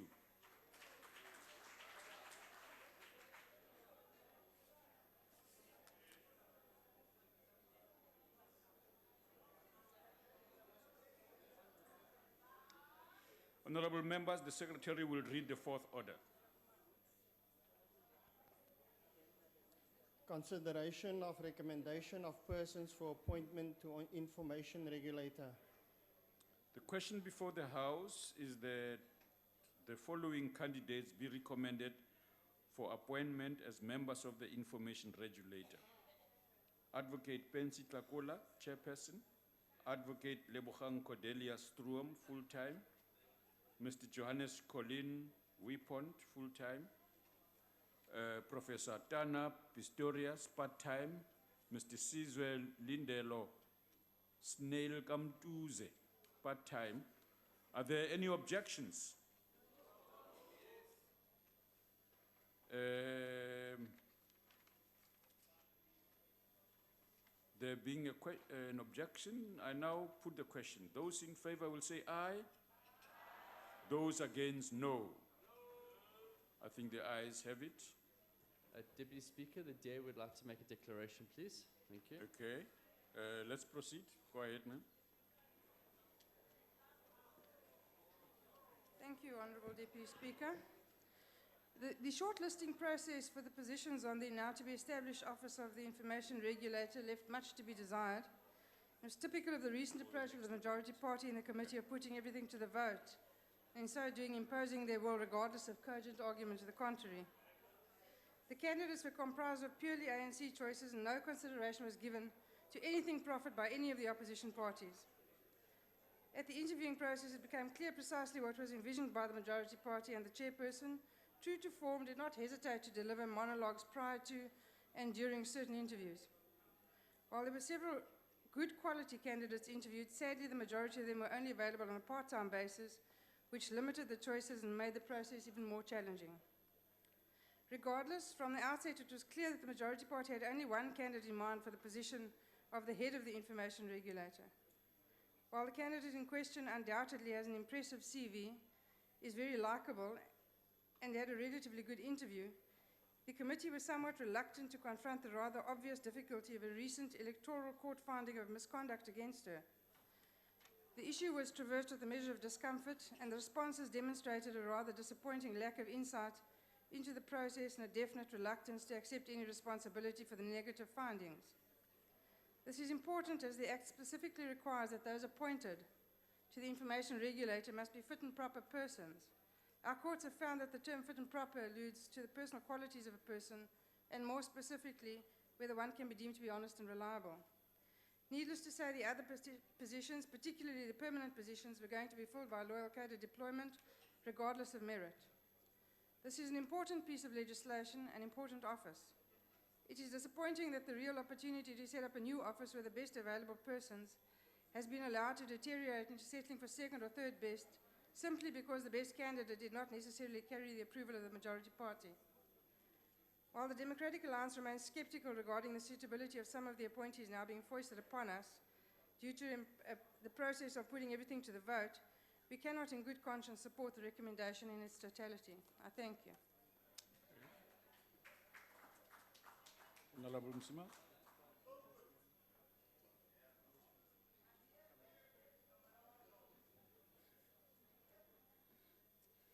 Thank you, Honorable Deputy Speaker.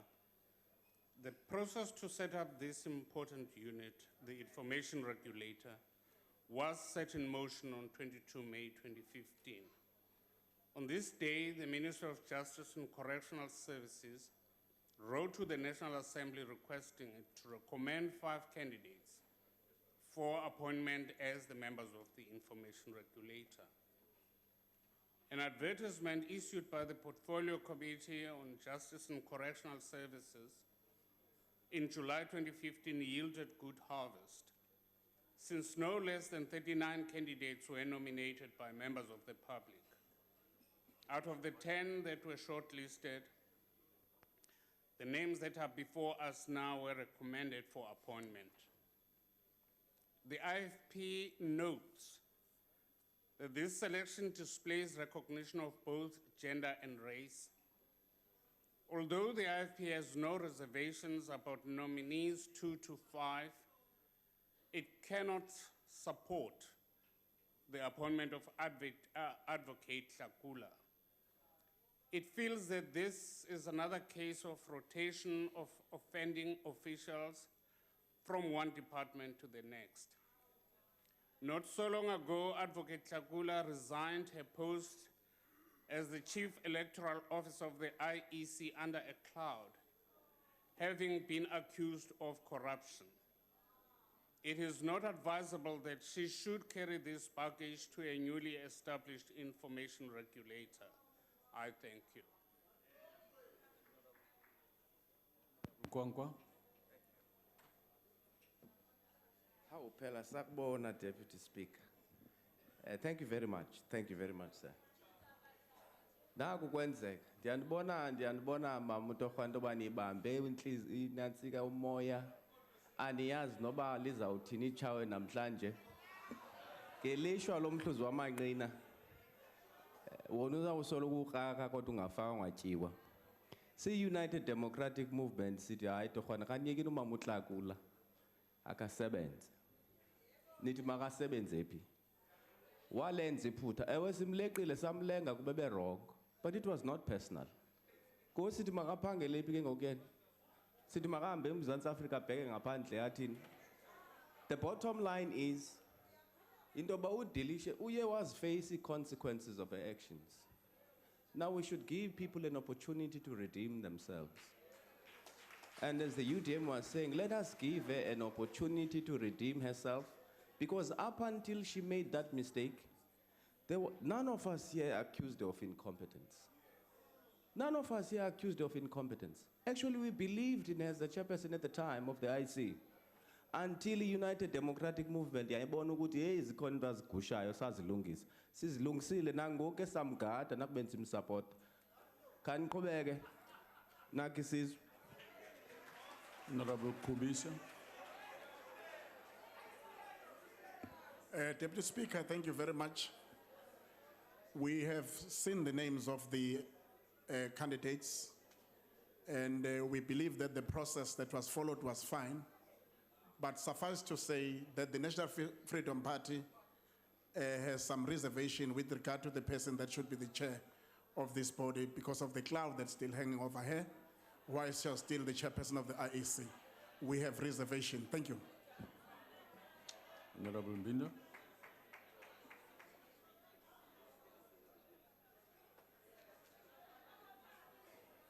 Thanks, Honorable Chair. Honorable Chair, in this country, we have forgiven quite a lot of people. And then some of them have committed very serious atrocities. And then I do not understand why we should not support, she should not be given a second chance. So as PAC, we really support Umambu Tlakula to be appointed. Honorable Gordon.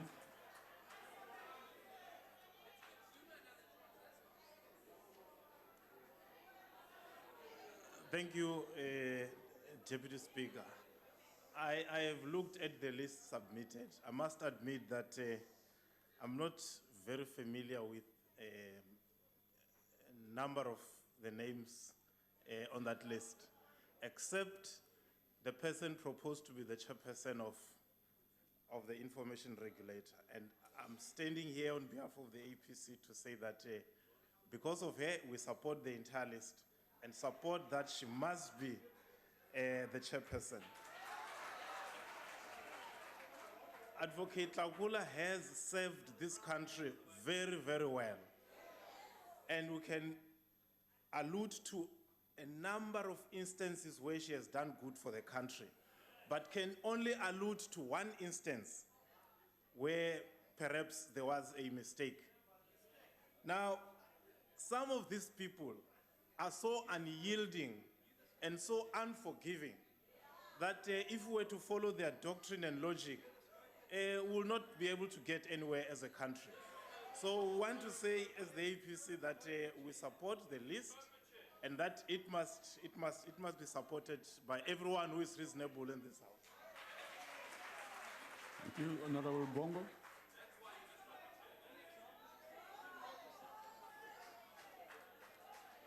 Thank you very much, Deputy Speaker. Honorable members, good evening. In terms of the protection of the Personal Information Act, the purpose of which is to promote and protect personal information processed by public and private bodies against others. This legislation that is before us, it is given in terms of the Constitution of the Republic of South Africa, Section 14, which says that everyone has a right to privacy, which right to privacy include protection against unlawful collection, retention, dissemination, and the use of personal information. Once this regulator is put into place, the South African public will be now sure that there will not be any unsolicited emails, text messages, and calls that they will get from people that they don't know, requesting them to buy or sell products and so on and so forth. So as the African National Congress, we have participated in this process very fairly, and we have come to a recommendation as a committee that we need to get the public regulator in the person of Honorable Pensi Nhlakula. Honorable Pensi has a BProc degree and an LLM that he got from Harvard University. Other than that, she has served as the first contingent of the South African Human Rights Commission in South Africa in 1994. Other than that, she's participating in the AU Human Rights Commission as we speak. Honorable members, once this act comes to effect, any person who uses any one's cell phones or any communication with anyone and encroaching into one's privacy, if found to be in the wrong side of the law, you will have to pay an amount of 10 million as a fine. Honorable members, as the African National Congress, we support that this institution must be set and it must start to work because it will be in the interest of all ordinary South Africans who are prejudiced and affected by people who just get to call them, want them to take loans, want them to buy products, which products at the end of the day are not even properly accredited by the institution of the South African institutions. Thank you very much, Honorable Speaker. Honorable members,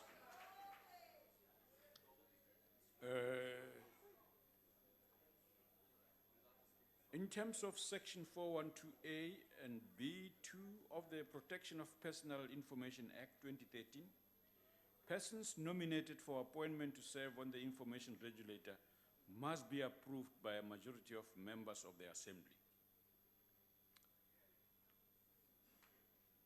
Although a division has not been demanded, members are required to record their support for the nominations.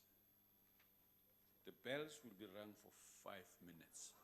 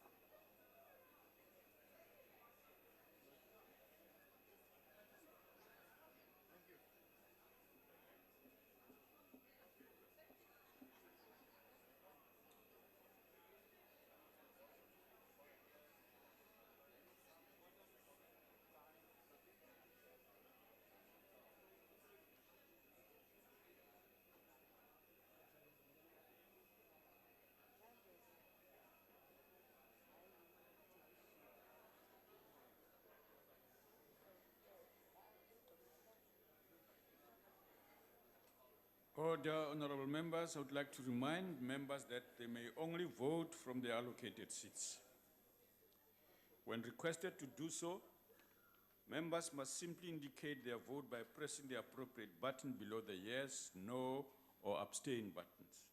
Signs. If a member inadvertently presses the wrong button, the member may thereafter press the correct button.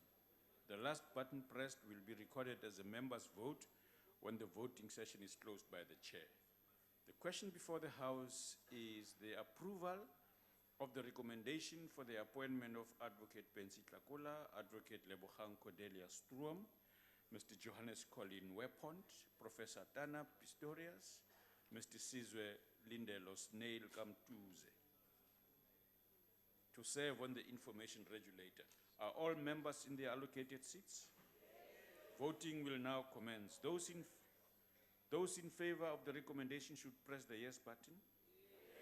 Those against the no button. Those wishing to abstain, the abstain button. Have all members voted? Thank you. The voting session is closed.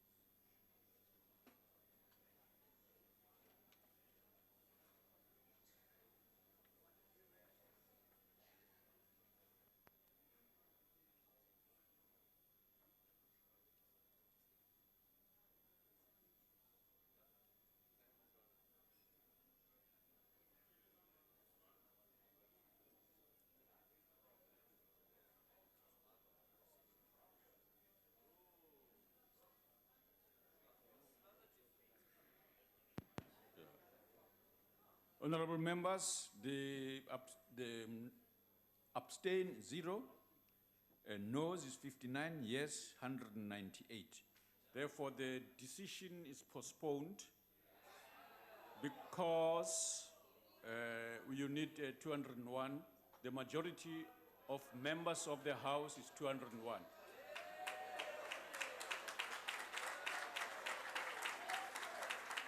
The Secretary will read the last order of the day.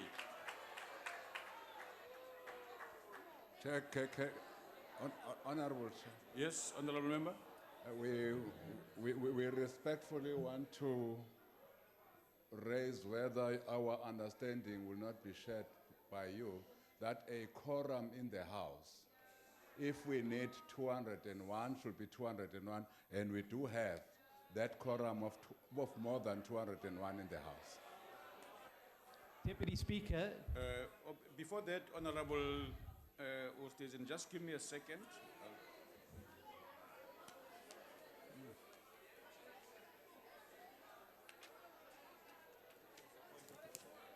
Yeah, no, it's okay.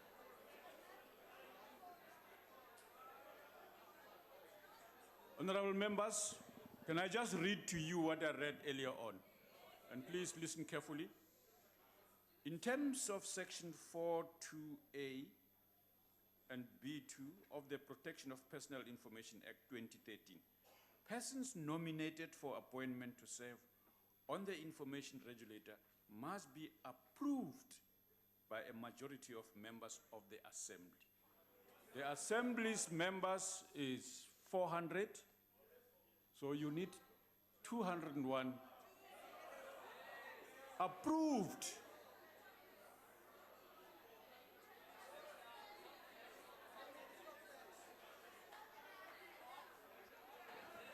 Honorable Speaker. Majority of members of the Assembly. Yes, Honorable Chief Whip. Honorable Speaker, we do concur with your ruling.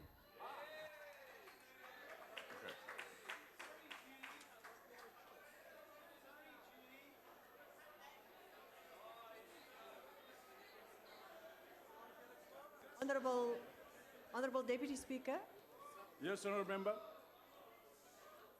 just a question on that matter, because if we look at the quorum provision in our current rules, It states that the majority of the members of the National Assembly must be present before a vote may be taken on a bill or an amendment of a bill, etc. At least 1/3 of the members must be present before a vote may be taken on any other question before the Assembly. Does it mean that it must be a majority voting in favour, or does it mean there must be a majority present? In this case, it's not Approved, clear. it says approved by the majority of members of the assembly.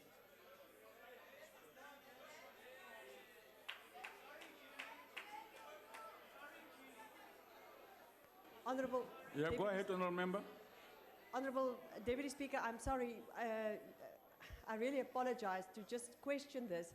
If it says a majority, then it is a majority because we cannot lift the quorum requirements beyond that except in the case of special legislation where there is provision for a higher quorum. So just clarity on that matter. Honourable Deputy Speaker. Honourable member, Honourable Stenhuizen, can I just say this? Second time up.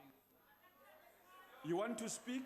Go ahead. I thought I'm responding to an issue so that you can address it as well when I've said it, so that you must also Deputy respond Speaker, to what I'm saying. I'm Go ahead. unsure why anybody would want to address you. The rule and the legislation that this House passed, and I'm sure the Honourable Killian was part of the House when it was passed, says a majority of members of the Assembly.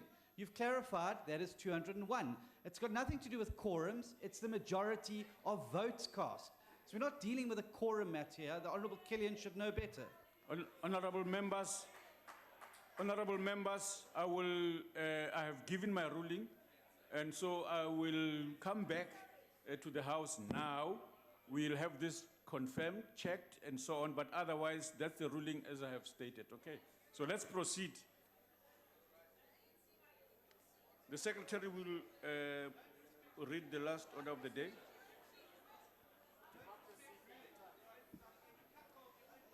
Debate on building collective action for inclusive growth. The Minister of Finance. Deputy Speaker, honourable members, today we debate a matter of national interest. We have agreed on a vision for faster growth, employment creation, particularly for our youth, and the elimination of poverty.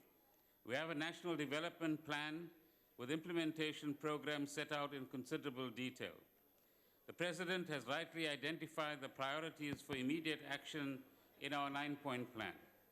Our challenge is that confidence in our economy and even in the rest of the world is weak, investment is depressed, unemployment is rising, sluggish growth is a feature, volatility in financial markets is extreme, and there's a disconnect between the financial markets and the real economy. This is both caused and aggravated by a volatile and uncertain global environment.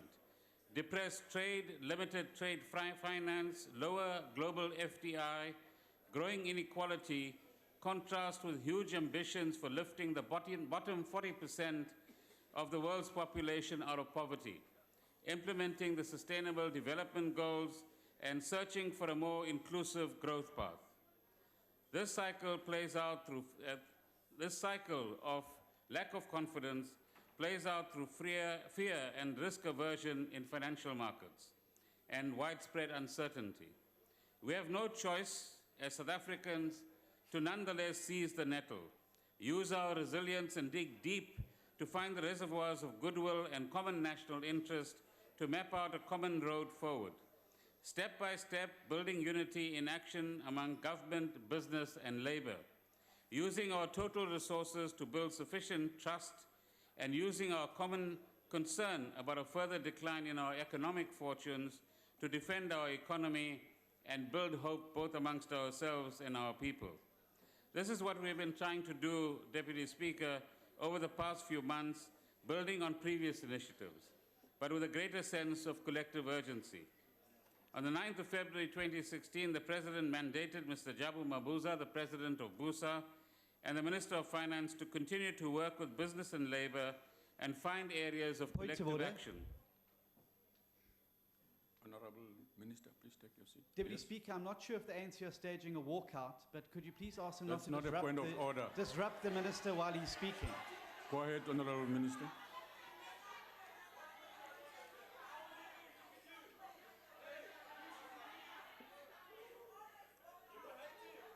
Order, order, members, order.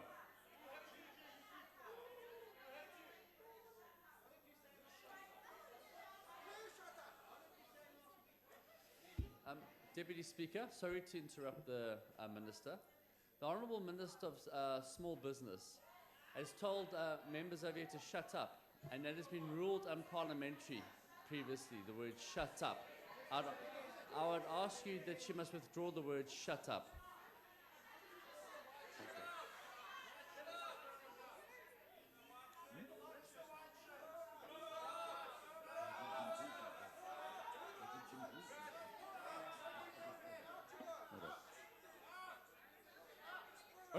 Honorable members, Honorable Minister, did you say that?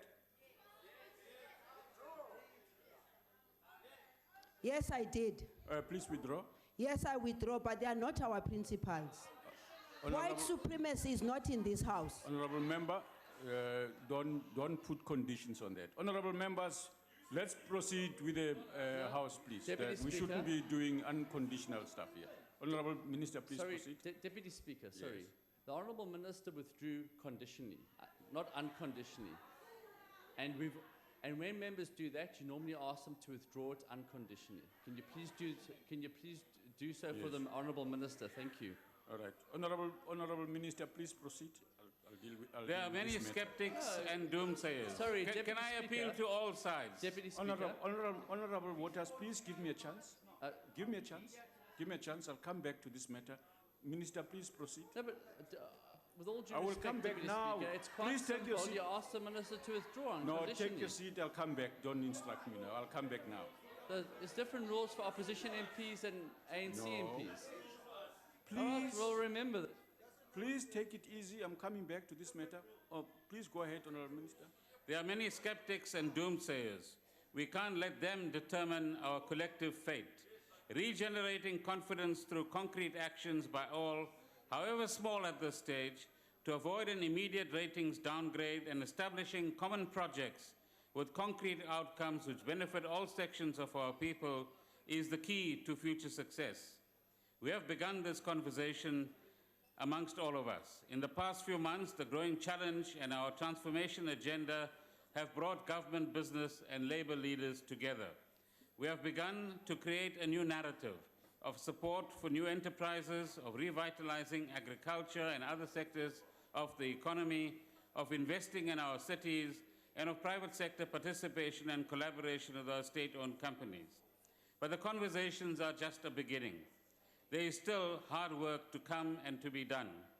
The work and the struggle to get things done will require strong leadership and a collaborative spirit, both in this House, by the way, and out there in our society. Honorable Deputy Speaker, the reality is that the economy is not generating enough jobs. Without employment creation, it is very hard to reduce poverty.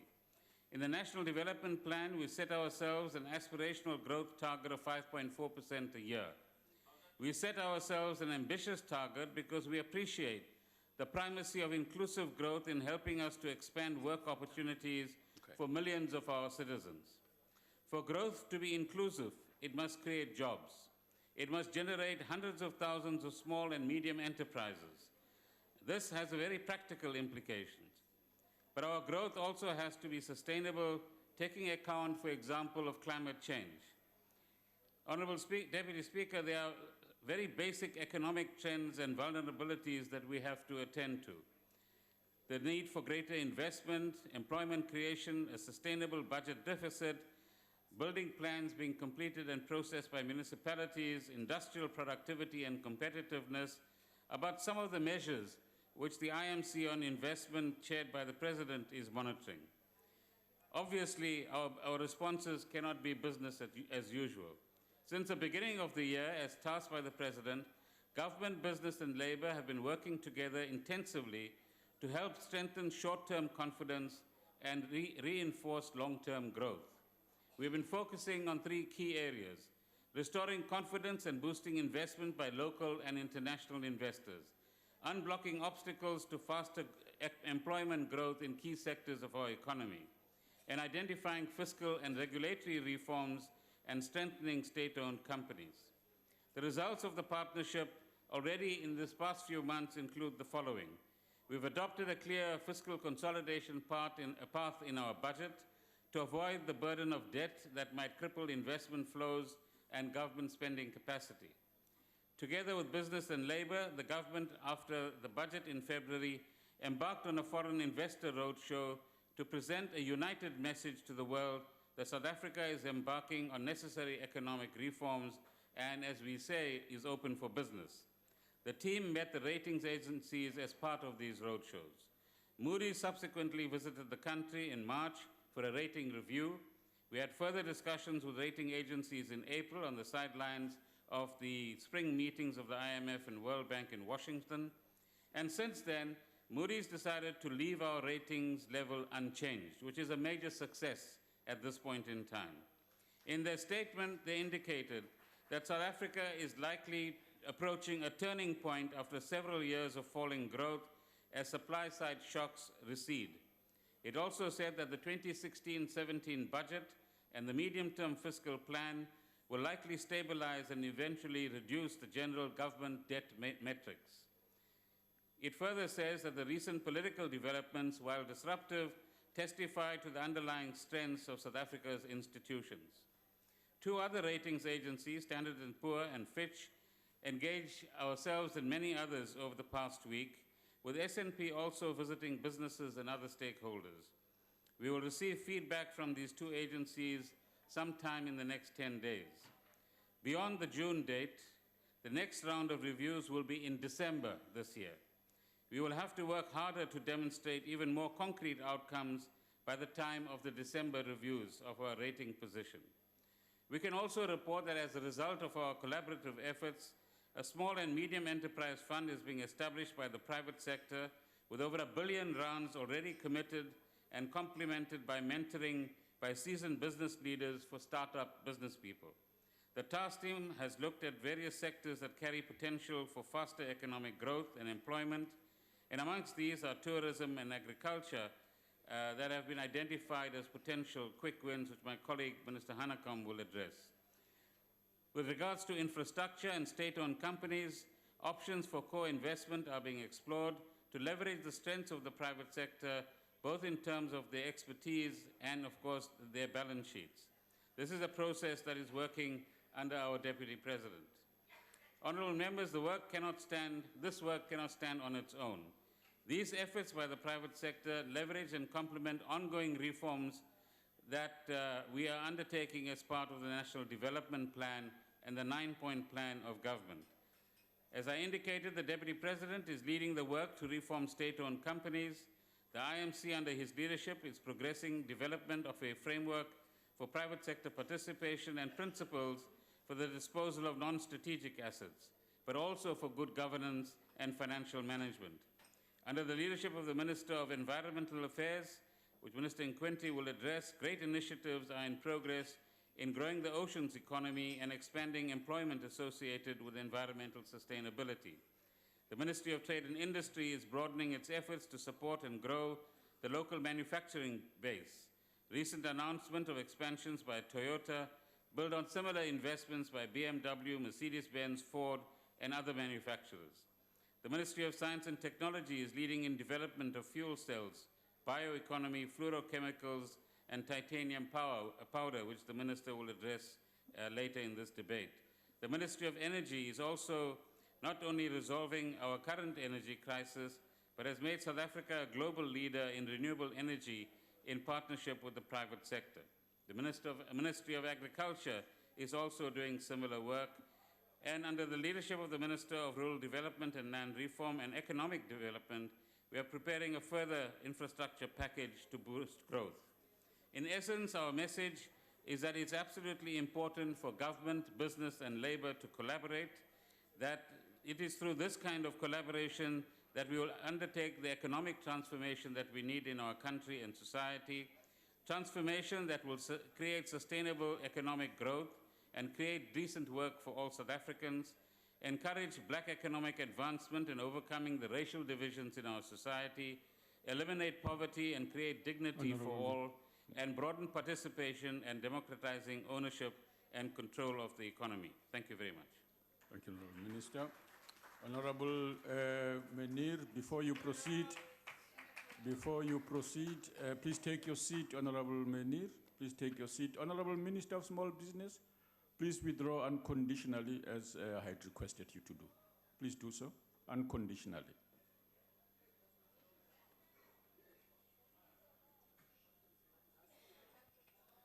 Deputy Chairperson, what is unconditionally? Just withdraw. But what is unconditionally? Just withdraw without making any additional remarks about your withdrawal. That's all we are asking for. I withdraw. Thank you. Proceed, Honourable Member. Deputy Speaker, we are in an economic death zone. Economic growth has been revised down to 0.6%.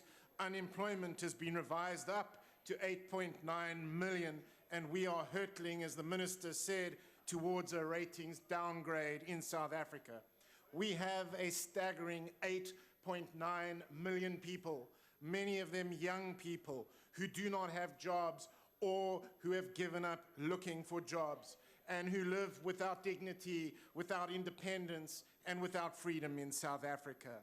And a ratings downgrade will, according to one leading economist, trigger a recession, put 200,000 more jobs at risk, and put 600,000 dependents at risk in South Africa.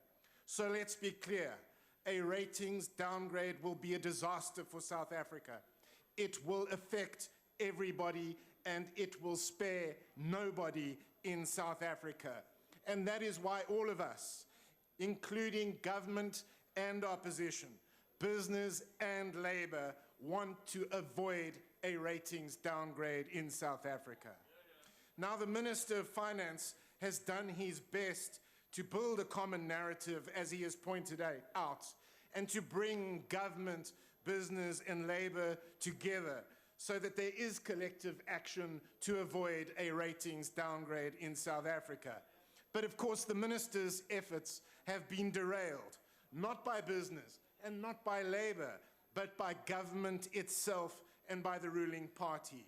What President Jacob Zuma and the rent seekers who support him have done is to make a ratings downgrade more likely by launching an all-out political assault on the finance minister, deliberately aimed at generating headlines screaming, for example, "Prevent arrest shock," and assurances from the Hawks boss, Bernie Mdlumeza, and National Prosecuting boss, Sean Abrahams, that the finance minister will not be arrested are in fact not assurances at all. Listen carefully. What Bernie Mdlumeza actually said was that the finance minister had nothing to fear at this stage. And what Sean Abrahams actually said was that the finance minister would not be charged with espionage. What Sean Abrahams is actually saying is that an ongoing investigation is being conducted into the SARS rogue unit, and if charges are preferred, including charges against the finance minister, he will make the final decision. What President Jacob Zuma and the rent seekers who support him have done is to make a ratings downgrade more likely by launching an all-out political assault on the National Treasury. First, you have leaks of the so-called intelligence dossier, including the intelligence dossier bizarrely named Project Spiderweb. And then, for example, you have the Minister of Small Business Development, who first attacked big business for plotting a coup against President Jacob Zuma, and then attacks the National Treasury for being like England, whatever that means. So now that the Defence Minister is evidently in the business of smuggling people into South Africa, perhaps she will consider smuggling the Honourable Lindiwe Zulu out of South Africa. What President Jacob Zuma and the rent seekers who support him have done is to make a ratings downgrade more likely by suggesting that Brian Molefe is the Minister of Finance designate and that the Honorable Sifiso Buthelezi is the Deputy Finance Minister designate. And of course, it comes as no surprise to us that yesterday Brian Molefe described the Guptas as friendly and likable people and claimed that no evidence of wrongdoing arose against them. And that despite the Deputy Minister of Finance making a public statement revealing that the Guptas were peddling cabinet posts. What President Jacob Zuma and the rent seekers who support him have done is to make a ratings downgrade more likely by containing and strangling and grinding down and apparently eventually replacing the finance minister so that they can finally get their hands on the cookie jar at National Treasury. And they have done so because even President Jacob Zuma and the rent seekers who support him know they cannot fire the Minister of Finance because they risk another 9/12 wiping billions of rands of savings from South Africa. The fact is that there's been very little collective about the collective action to avoid a ratings downgrade in South Africa, and no wonder investor confidence is so low. So when we look back, we know who is making a ratings downgrade more likely in South Africa. It's not the result of an economic slowdown in China, collapsing commodity prices, or volatile international markets. And it's not the result of a destabilization campaign by external forces acting in concert with the IMF and the World Bank to serve the interests of the West, as the spooks would like us to believe. It is the result of President Jacob Zuma and the rent seekers who support him. One man who will stop at nothing to gain control of National Treasury, even if it means making a downgrade more likely in South Africa. One man who will stop at nothing to gain control of National Treasury, even if it means triggering a recession, putting 200,000 more jobs at risk, and putting 600,000 more dependents at risk in South Africa. In the end, we have to be careful. South Africa's politics is inspired by Russia, and South Africa's economics is inspired by China. And so if we continue like this, we may just end up like Venezuela. I thank you.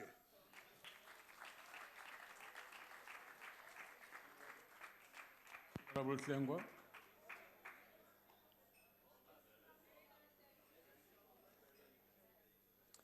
Ngithokoza kakhulu Sekela Somlomo.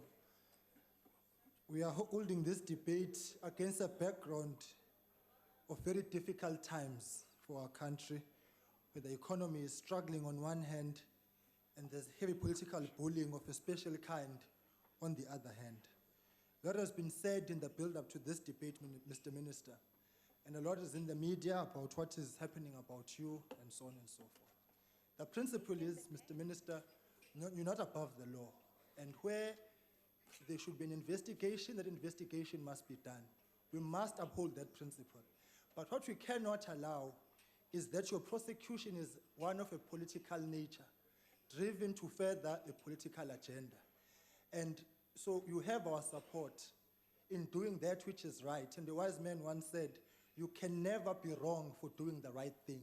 So continue doing that, Mr. Minister. But let's not lose sight of the fact that we must separate that which is about South Africa. The law must remain the law, and if there's any misconduct on your part, you must be investigated for that. You must not cloud issues. But it is evident here that there is a campaign. It's clear for anybody to see, because you are not the desired candidate anyway to be a minister in December. You came in to rescue a situation which had gone horribly wrong. And therefore, what is going on now is the continuation of the fact that that agenda has not been completed to ensure that certain people must be in treasury. So all of us here in this house are concerned about what is going on. 9 million people are out of jobs. The economy is not going to grow anything more than 1%, and it requires all of us to be politically sober and to put the country first. You know, isiZulu sithi ake isithi wokuhamba uhamba uzinuka amakhwapha. We are quick at pointing fingers at everybody out there in the world. Kodwa inkinga ila endlini. Inkinga nje ila endlini. Inkinga inathi la endlini. We cannot inspire hope and confidence even when this parliament is chaotic. What is the world saying? The rating agencies, when even this house, which is supposed to carry on its shoulders that which is correct for our people, that which is right. So before Spumela Sambes Kombabanta, let's get our house in order. All of us on both sides of the house, so that at the very least our people can enjoy the confidence that the lawmakers and legislators are putting their interests first. This is about the people. Not about anybody else. All of you here, including myself, have got comfortable jobs. On the 15th, you get paid.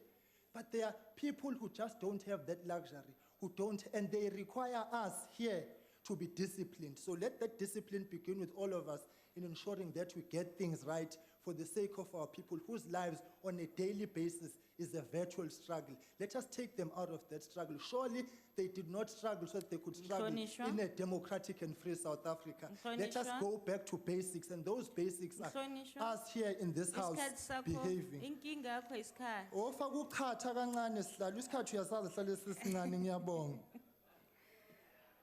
Honorable Kubisa. House Chairperson, honorable members, understand that the topic is very wide. We believe that perhaps it should have been trimmed and made much smaller. But there are issues of national importance that we can agree on. We can speak politics, but I believe as a country we should take that consolidated effort to ensure that we fight united as the government, united as the civil society, private sector, to ensure that our country does not run to an downgrade, ensure that there is economic development in our country, ensure that we fight landlessness, acute poverty, soaring unemployment, and squalid living conditions together with rampant crime, corruption, and violent service delivery protests should be the focus of our deliberations. Whilst the National Football Party acknowledges the fact that industrial action at some times could be legal, but we're against any destruction of property. We need that infrastructure. While that infrastructure was there before 1994, or after 1994, we don't believe that we need to destroy the infrastructure that we dearly need. The National Reform Party declares itself bold in support of any proactive programs or processes which will ensure inclusive growth for our people, be it social, economic, political, and urge other parties represented here to do the same. However, Chairperson, if we want to declare ourselves willing to participate in any collective action of such nature, we have to start in this august house, for we are here as leaders and representatives of the people. If we cannot convey united front towards matters of public importance that could give rise to inclusive growth here, then how are we going to expect people at the grassroots level to buy into the concept? Should do more than mere lip service to noble ideas and indulge in the luxury of sweetheart debates. We must be seen to lead from the front, because ultimately, actions speak louder than words. Inclusive growth is a very wide term and needs to be defined more clearly. We assume that the major thrust of the debate today is about economic growth. Unemployment has risen. More than 8.9 people are unemployed in our country, and it affects most of our youth. The majority of our people who are languishing in the daily grind of poverty today are previously disadvantaged black people who had historically been dispossessed of their land and relegated as second-class citizens to live in the so-called Bandustans. Today, our political power has been restored, and we are masters of our destiny. Yet the cycle of poverty has not been broken, but is accelerating. Our rate of economic growth is slowing down, and our youth are fast losing hope of a brighter future, which has been promised before 1994. The need for collective action is here and now. That is much evident. The question is, what form should it take? It must begin at the local government, and the National Freedom Party is prepared to lead as we set an example in the municipalities that we need local at district level. Thank you. Sithokoze. We now invite the Honorable Minister of Science and Technology, Honorable Pando. Chairperson, the question that confronts us all is whether we can, as the Parliament of South Africa, act together in order to address the challenges that confront our country. The question is not whether we can jig at the podium and point fingers at the African National Congress. It is, are we ready? Are we prepared for the necessary collective action which will allow us to present a picture to the world of the unity and cohesion that will illustrate that we are a member of Parliament country that is able to advance common goals. That is what confronts us today.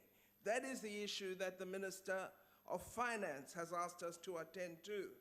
We do work, Chairperson, very closely together as members of government in coordinated responses to the programs that have been adopted by our cabinet and our government, to the priorities that Minister Gordon referred to, which have been set out in various State of the Nation addresses by President Jacob Zuma. Our government has recognized that research-led innovation has immense potential to support job creation, new company formation, and economic growth, and we are strengthening our efforts in this regard. We're working very much with our science councils, our universities, and the private sector to ensure effective implementation of our research, development, and innovation strategy and its contribution to South Africa's growth. In fact, during their visit to South Africa, this was one of the areas in which Moody paid particular attention. I would like to set out a few examples that contribute to our government's 9-point plan and to the vision of the National Development Plan that innovation would proliferate economic and development activity in South Africa. Over the past 4 years, Chairperson, the CSIR's 300 million technology localization program has assisted over 140 manufacturing companies. An example of this success is the 6.3 million rand casting simulation network that was launched last year at the Vaal University of Technology. The majority of South African foundry companies are small and medium-sized enterprises, which are often family-owned businesses that cannot afford simulation software. The CSIR's 500 million rand Industry Innovation Partnership, which is part of Treasury's Economic Competitiveness Program, supports the private sector in investing more in research and development. This includes investment in satellite manufacturing, titanium powder development, information communication technology innovation, and nanotechnology development. Our new nanomaterials industrial development facility provides the capabilities for the industrial scale production of nanostructures and nano applications required for industrial testing. Recently, through the Industry Innovation Partnership, we also ensured that we strengthen strategic partnerships in the small, medium, and micro sector for biotechnology SMMEs to benefit from the recently launched 90 million rand biomanufacturing facility at the CSIR. The scientists and engineers of the CSIR ensure that the products meet the needs of the market. The example of products developed thus far are cosmetics incorporating natural extracts, magnetic microsphere technology used in life science applications, extracts from olives used in cosmetics and nutraceuticals, and various nutritious products that are now on the commercial shelves in South Africa and in global supermarkets throughout the world. We also have the Square Kilometre Array, which is a sterling example of the value of global science partnerships. It's a 1 billion euro collaboration between South Africa and Australia to build the world's largest radio telescope. 10 member countries are the cornerstone of the SKA, but we have over 100 organizations across over 20 countries participating in design and development of the SKA. Leading scientists throughout the world and engineers are designing and developing a system which will ensure that we have supercomputers that are faster than any in existence today. We also are very thrilled that the 630 million rand tender for the manufacture of the 64-dish Meerkat antennae, which was awarded in 2014, went to Stratosat Datacom, a South African company, in a joint venture with US firm General Dynamics Satcom Technologies.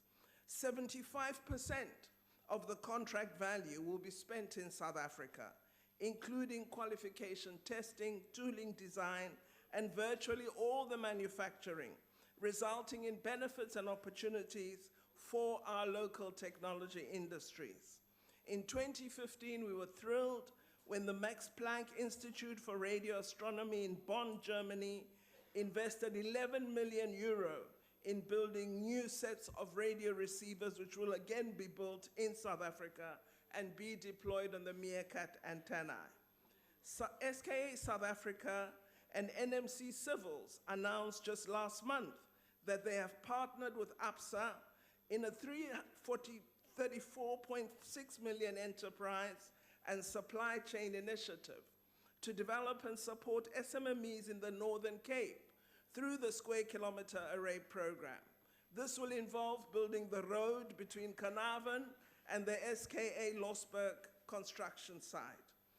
We believe that international investment in science and technology is an important area for us to pursue, and that it will have immense benefits for job creation in our country. We're doing a lot of work to encourage international companies to establish their research and development facilities in South Africa, and we're seeing positive results through such investment. Thank you very much, Chairperson. We will support the Minister of Finance in ensuring that we are not downgraded. Thank you. Thank you.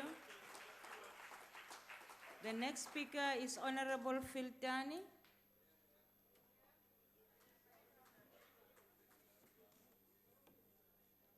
Thank you, Honorable Chair. There's a clear, verifiable evidence that poor policy choices, mismanagement, corruption, and lack of visionary and imaginative interventions have negatively affected our economic inclusive growth. As a direct consequence, massive poverty, skyrocketing unemployment, especially among black youth, widening inequality, as well as shrinking economic productivity have become defining features of our economy.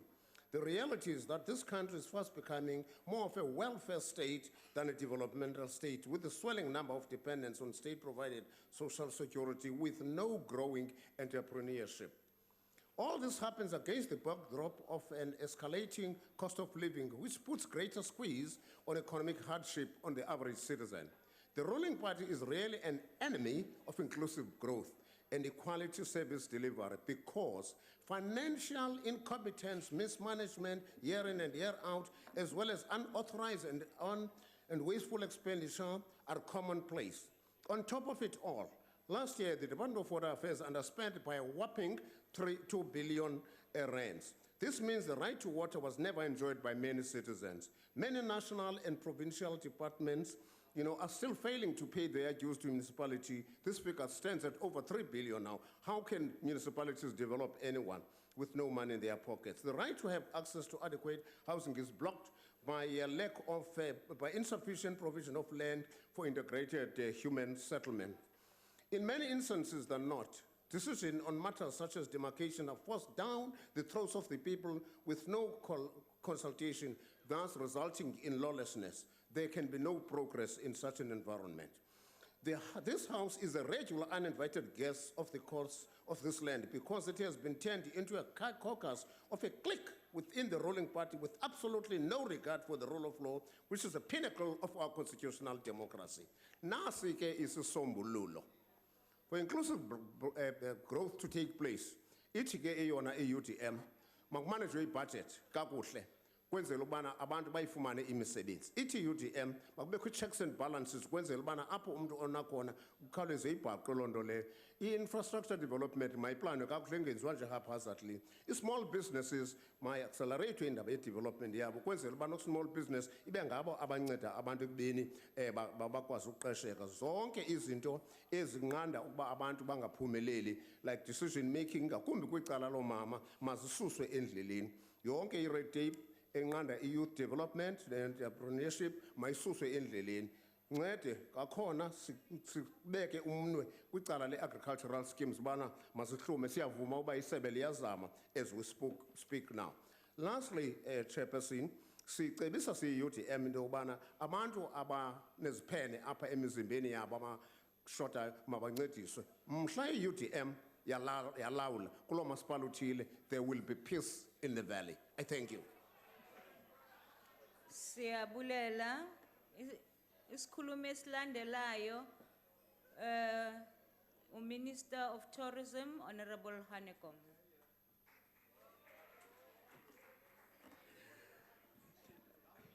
Chairperson, honourable members, I don't need to repeat what has already been said in this debate. Our economy is not growing the way it should and the way we know it can. We are painfully aware of this, and we are collectively determined to turn the situation around, and we are working hard with our social partners to get back onto a healthy and sustainable growth path, and we will succeed. In the tourism sector, we are working closely with the industry to recover from last year's decline in tourist arrivals and to improve tourism's contribution to the economy and to help tackle the triple challenge of poverty, inequality, and unemployment. This year, honourable members, has started extremely well for tourism in our country. We experienced an unprecedented surge in international tourist arrivals in the first quarter of 2016. Year-on-year growth was a staggering 18.7% compared to the first 3 months of last year. Tourism across its extensive value chain contributed no less than 375 billion rand to our economy last year, representing about 9.4% of GDP, and if we include indirect and induced jobs, over 1.5 million people are employed in the sector, representing almost 10% of our workforce. Globally, travel and tourism has proved to be far more resilient than other sectors in times of economic turbulence. Internationally, tourism grew by 4.4% in 2015, reaching a record level of 1.2 billion tourists traveling abroad. That's what was recorded in 2015. Right now, in our country, tourism is one of the best performing sectors in our economy.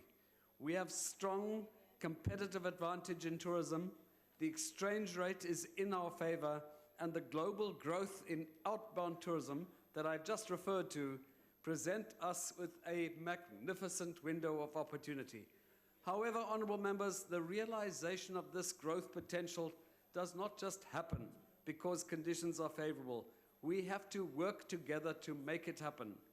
The Department of Tourism, together with SA Tourism, is pursuing several initiatives to strengthen our international marketing drive, to enhance our destination, and improve the visitor experience by developing the skills of our people.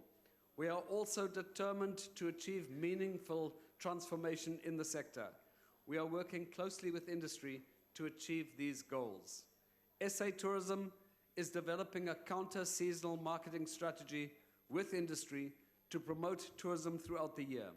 They are also jointly working on strategies to more effectively target untapped segments in key source markets while exploring new investments in emerging markets with high potential like China and India. Honourable members, we are not paying lip service to working with our industry partners. We have had 2 very productive meetings recently with senior chief executive officers of industry, together with National Treasury officials. This is not a public relations exercise. Joint working groups have been established to find new and innovative ways to capitalize on the immense opportunities to grow our sector and create more jobs and life-changing opportunities for our people. This engagement has already resulted in the creation of a collaborative fund to support our bids for international conferences, meetings, and events. This is an immensely important component of tourism, and we are becoming increasingly competitive in this area. Honourable members, the success of tourism depends on collaboration and cooperation. A whole-of-government approach is key to maintaining South Africa's status as a competitive and attractive tourism destination. The main player in the tourism and hospitality sector remains the private sector. That is common knowledge. Less known, though, is that the single largest provider of bed nights in South Africa is actually Sand Parks. Wildlife and our natural heritage remains a huge attractor to our country. The successful management and conservation of our natural resources is critically important to sustainable tourism growth. Our collaboration with the Department of Environmental Affairs is therefore very important to us. Cultural and heritage experiences feature increasingly prominently in tourism packages. Our unique World Heritage sites further make up the tourism offering which differentiates South Africa from other tourism destinations. We are working closely with the Department of Arts and Culture to find creative ways of enhancing this important component of our diverse tourism offer. To get more people to visit South Africa, we have to work with our sister departments to remove all unnecessary barriers that could discourage travel to our country. We are working with the Department of Home Affairs to facilitate ease of travel to our country. All international evidence points to the immediate positive effects of the relaxation of visa requirements and the streamlining of visa issuance. The work of the Department of Transport in improving air connectivity is immensely important to tourism growth. Improved air connectivity, especially with countries on our continent, means greater competitiveness and will certainly translate into more tourism arrivals. We have devised a program to support, Minister Zulu, emerging tourism businesses in collaboration with the Department of Small Business Development to help them achieve success. These are just a few examples of collaboration with our sister departments. Of course, every department plays a role in maintaining conditions under which tourism thrives. The Department of Cooperative Governance and Traditional Affairs has a special role. Tourism happens on the ground in local communities, and alignment between all three spheres of government is essential for success. Developing our domestic tourism market offers additional potential for growth on a massive scale. We want South Africans to experience our amazing country and all that it offers. A thriving domestic tourism sector will help to extend tourism activities throughout the year and spread the benefits to all regions of our country. SA Tourism has been allocated 110 million rand to promote domestic tourism this year.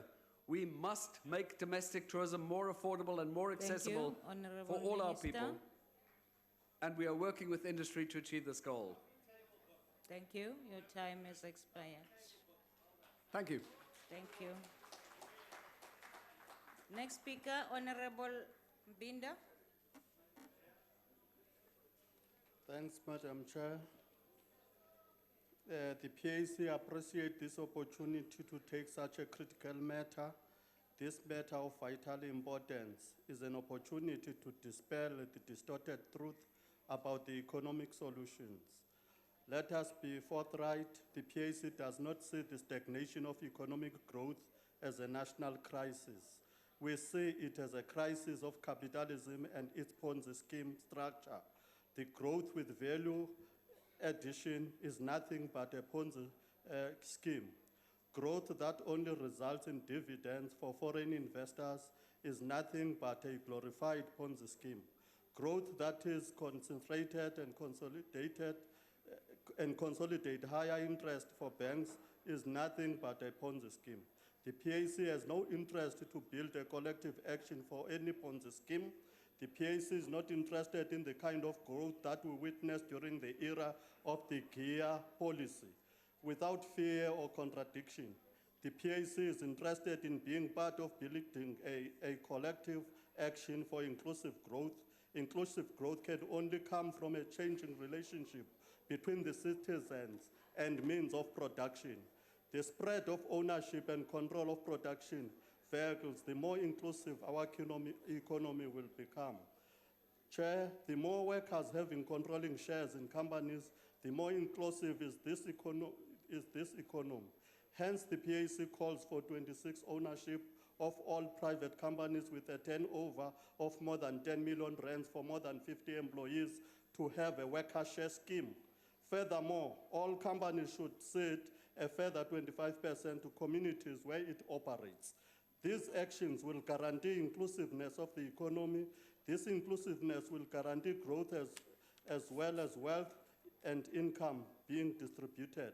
The great economic distribution and fewer monopolies will result greater circulation of money and economic growth. Monopolies stifle growth and artificially generate inflation through price manipulation and Ponzi scheme. Thanks for coming, Mama Honorable Oliphant. CTC is Siskai Transport Corporation, which was under the Siskai government. Umbinda never worked for CTC. He worked for Mercedes-Benz during that time. CTC was taken over, its Siskai government was taken over by your government, and your government must pay the employees the money that is due to them. Umbinda was a CEO for Maibuya Transport Corporation. He could have not taken the pensions of the MTC employees and gives them to Siyabulela, CTC. Baba Umbinda. I Iskrini give you a sakho benefit of doubt. You were sibovu. misled by Sisho ukuthi Honorable Loli. isikhathi sakho siphelile. Isikhulumo esilandelayo ngumhlonishwa Nkwinti, the Minister of Rural Development and Land Reform.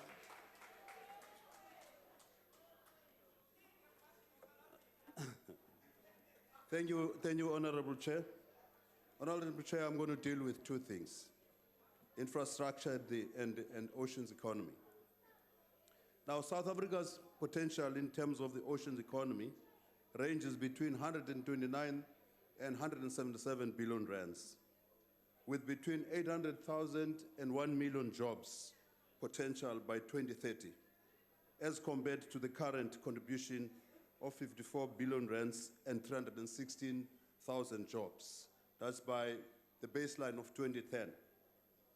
Now, in terms of our envisaged economic growth by 2019, in other words, our aspirations, we look at increasing the contribution of the oceans economy to the GDP of our country by 26 billion rands, to create 65,000 jobs by 2019 and ensure sustainability to ocean management and development.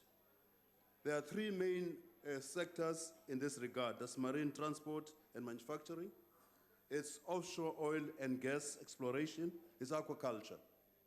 In terms of the these economic sectors, in marine transport and manufacturing, we envisage that the contribution to growth to GDP will increase from 7 billion to between 14 and 23 billion rands by 2019, creating between 40,000 and 50,000 jobs, jumping off 6,000 at present, and with a contribution of market share to South African companies of about 30%.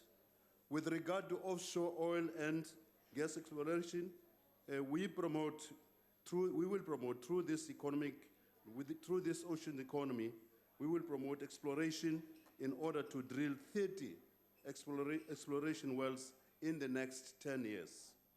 With regard to aquaculture, which is a very, very important subsector of this economy, of this oceans economy, particularly between DAF, that's the Department of Agriculture, Forestry and Fisheries, and the Environmental Affairs.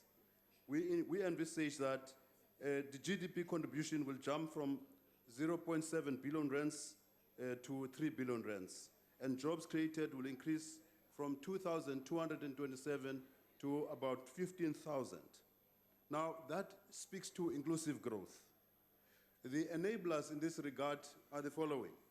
That's marine protection services. You heard from Minister Zogwana talking about some boats which were fishing on our shores, in our waters, in the ocean along the eastern seaboard of our country recently.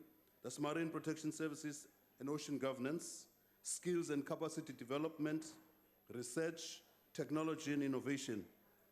The opportunities which will be created here, particularly for the small, medium, and micro enterprises, cooperatives, township, and rural enterprises, very, very important for us. Now, secondly, with regards to infrastructure, in February 2016, this February, Cabinet Lekgotla identified the following sectors for infrastructure build: water, energy, transport, logistics, health, and education.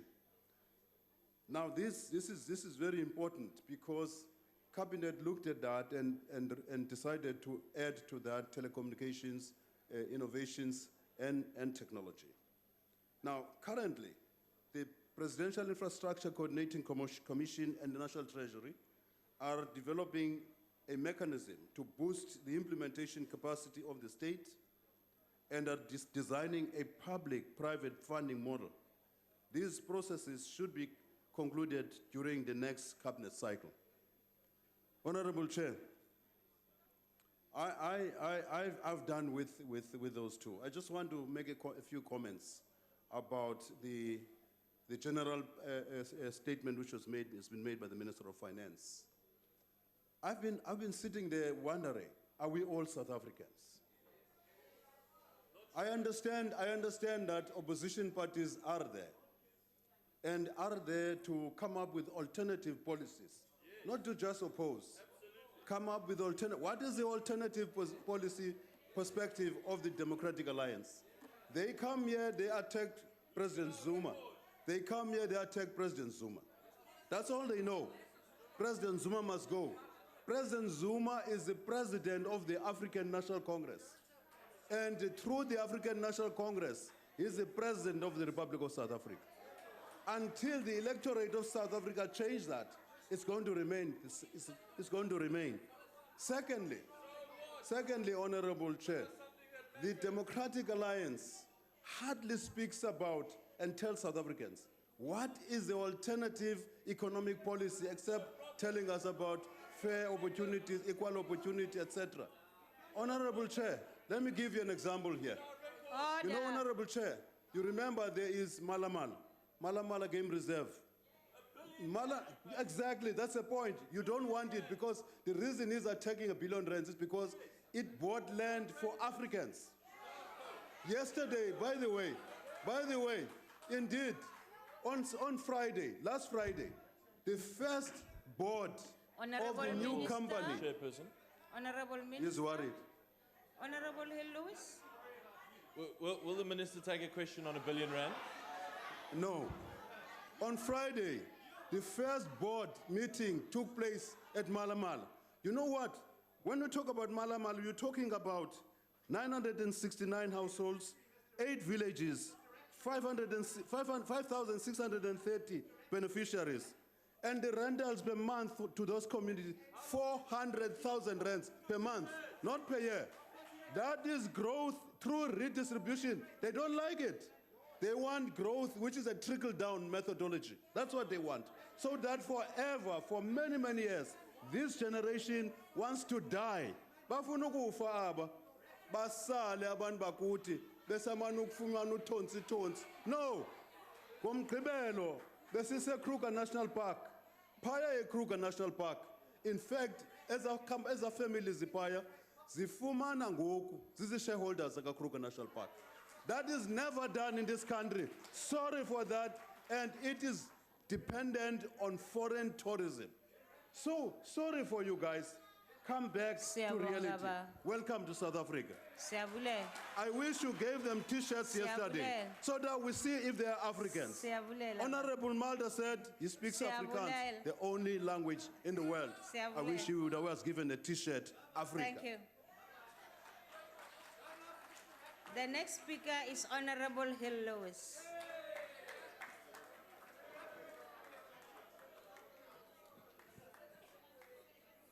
Honourable Chairperson, it's truly incredible that the ANC would choose to close this term just before an election on what is surely their weakest card. What an own goal. Typified perfectly by Minister Nkwinti, who's now feeling very pleased with himself, getting handshakes from all of his colleagues.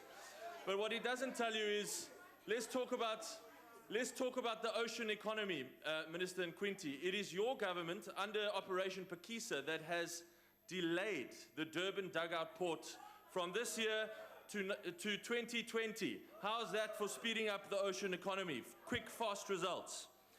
Let's talk about land reform, Minister Nkwinti. I'll wait for you to listen, no problem. In every single province that you run, Minister Nkwinti, in every single province that you run, 80 to 90% of land reform projects are a failure. Just like the billion rand that you paid to Mr. Rattray, who will still manage that farm for the next 30 years. How's that for empowerment? Compared to where the DA governs, where 60 to 80% of projects are successful. Exactly the mirrored image of your track record, Minister. Now, let me say, our economy has shed 350,000 jobs in the first 3 months of this year alone. And one thing is certain, these trends will get much, much worse if our economy is downgraded next Friday. It will take years to regain our investment grade.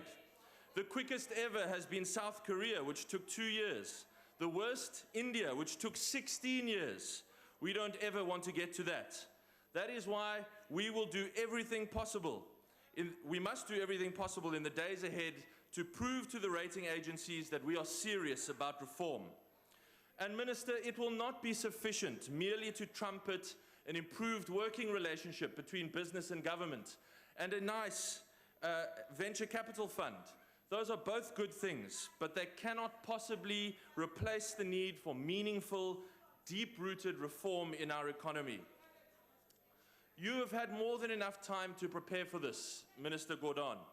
We received our first rating downgrade in early 2012, when we were still AA3 rated.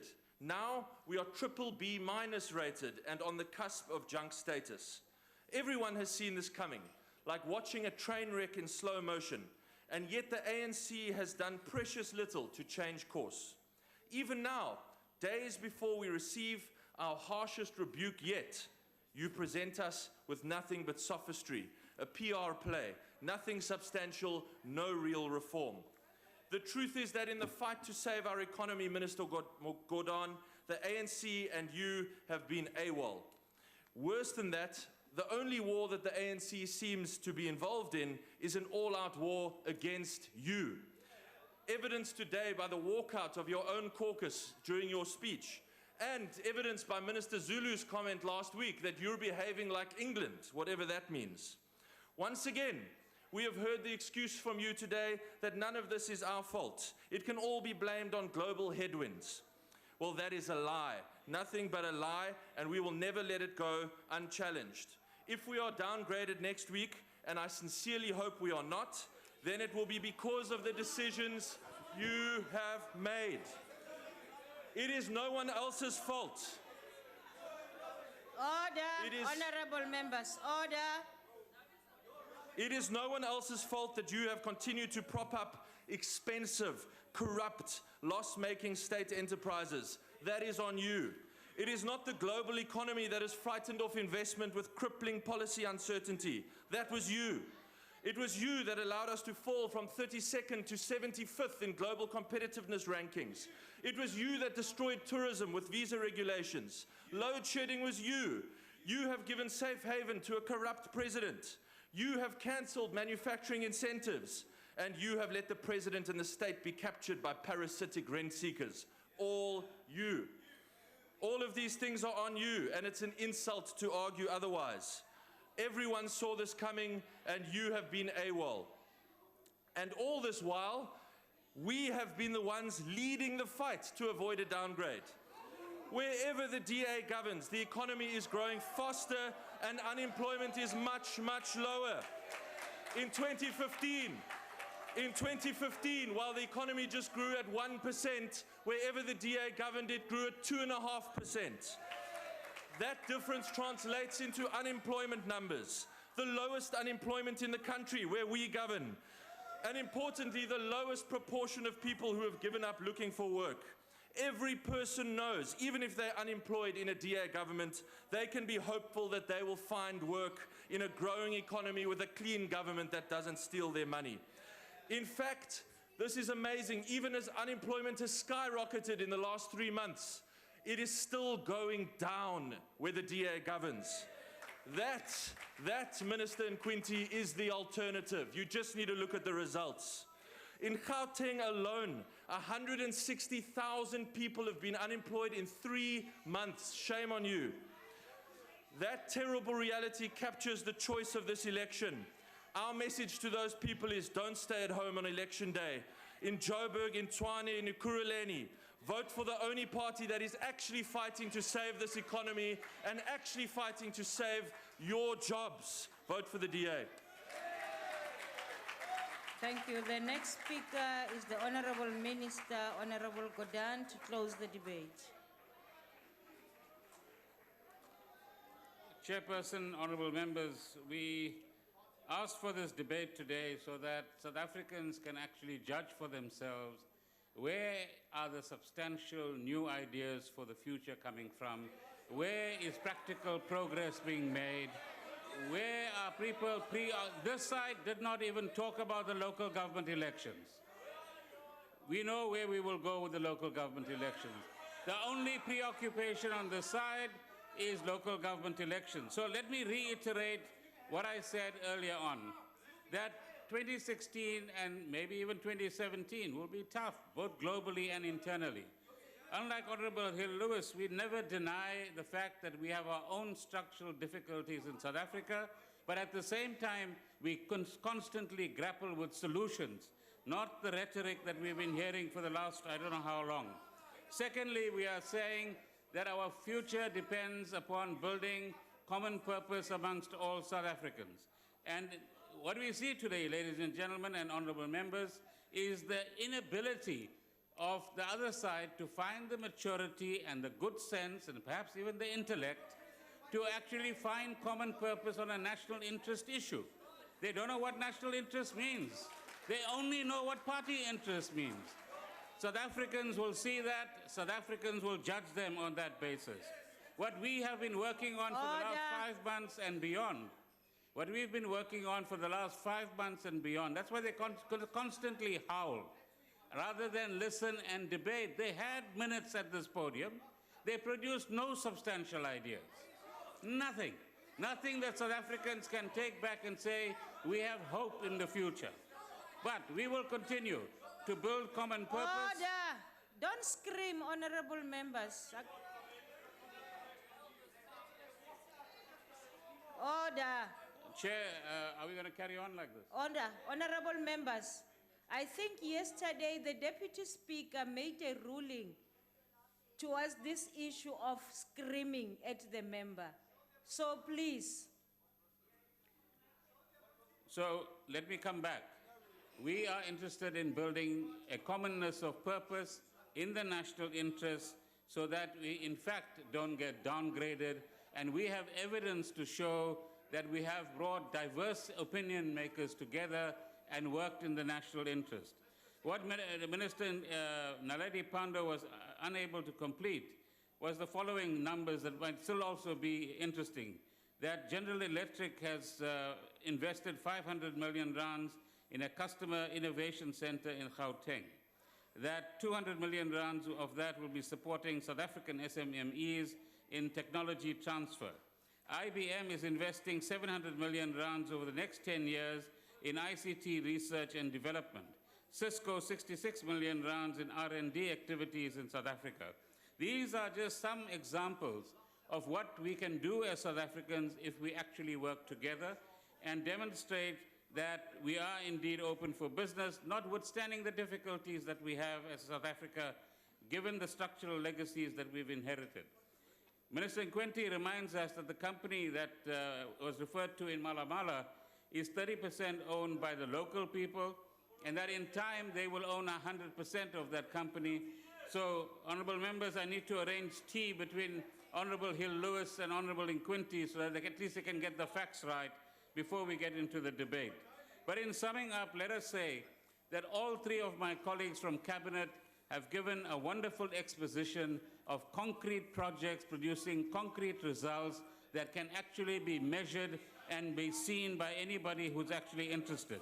Secondly, we've demonstrated that we have a forward-looking approach to inclusive growth and plans that we can begin to deliver if we bring, and as we are bringing, government, Order. labor and business together. Honorable members, I don't expect the leader in the name of the chief whip of the opposition to be the one screaming.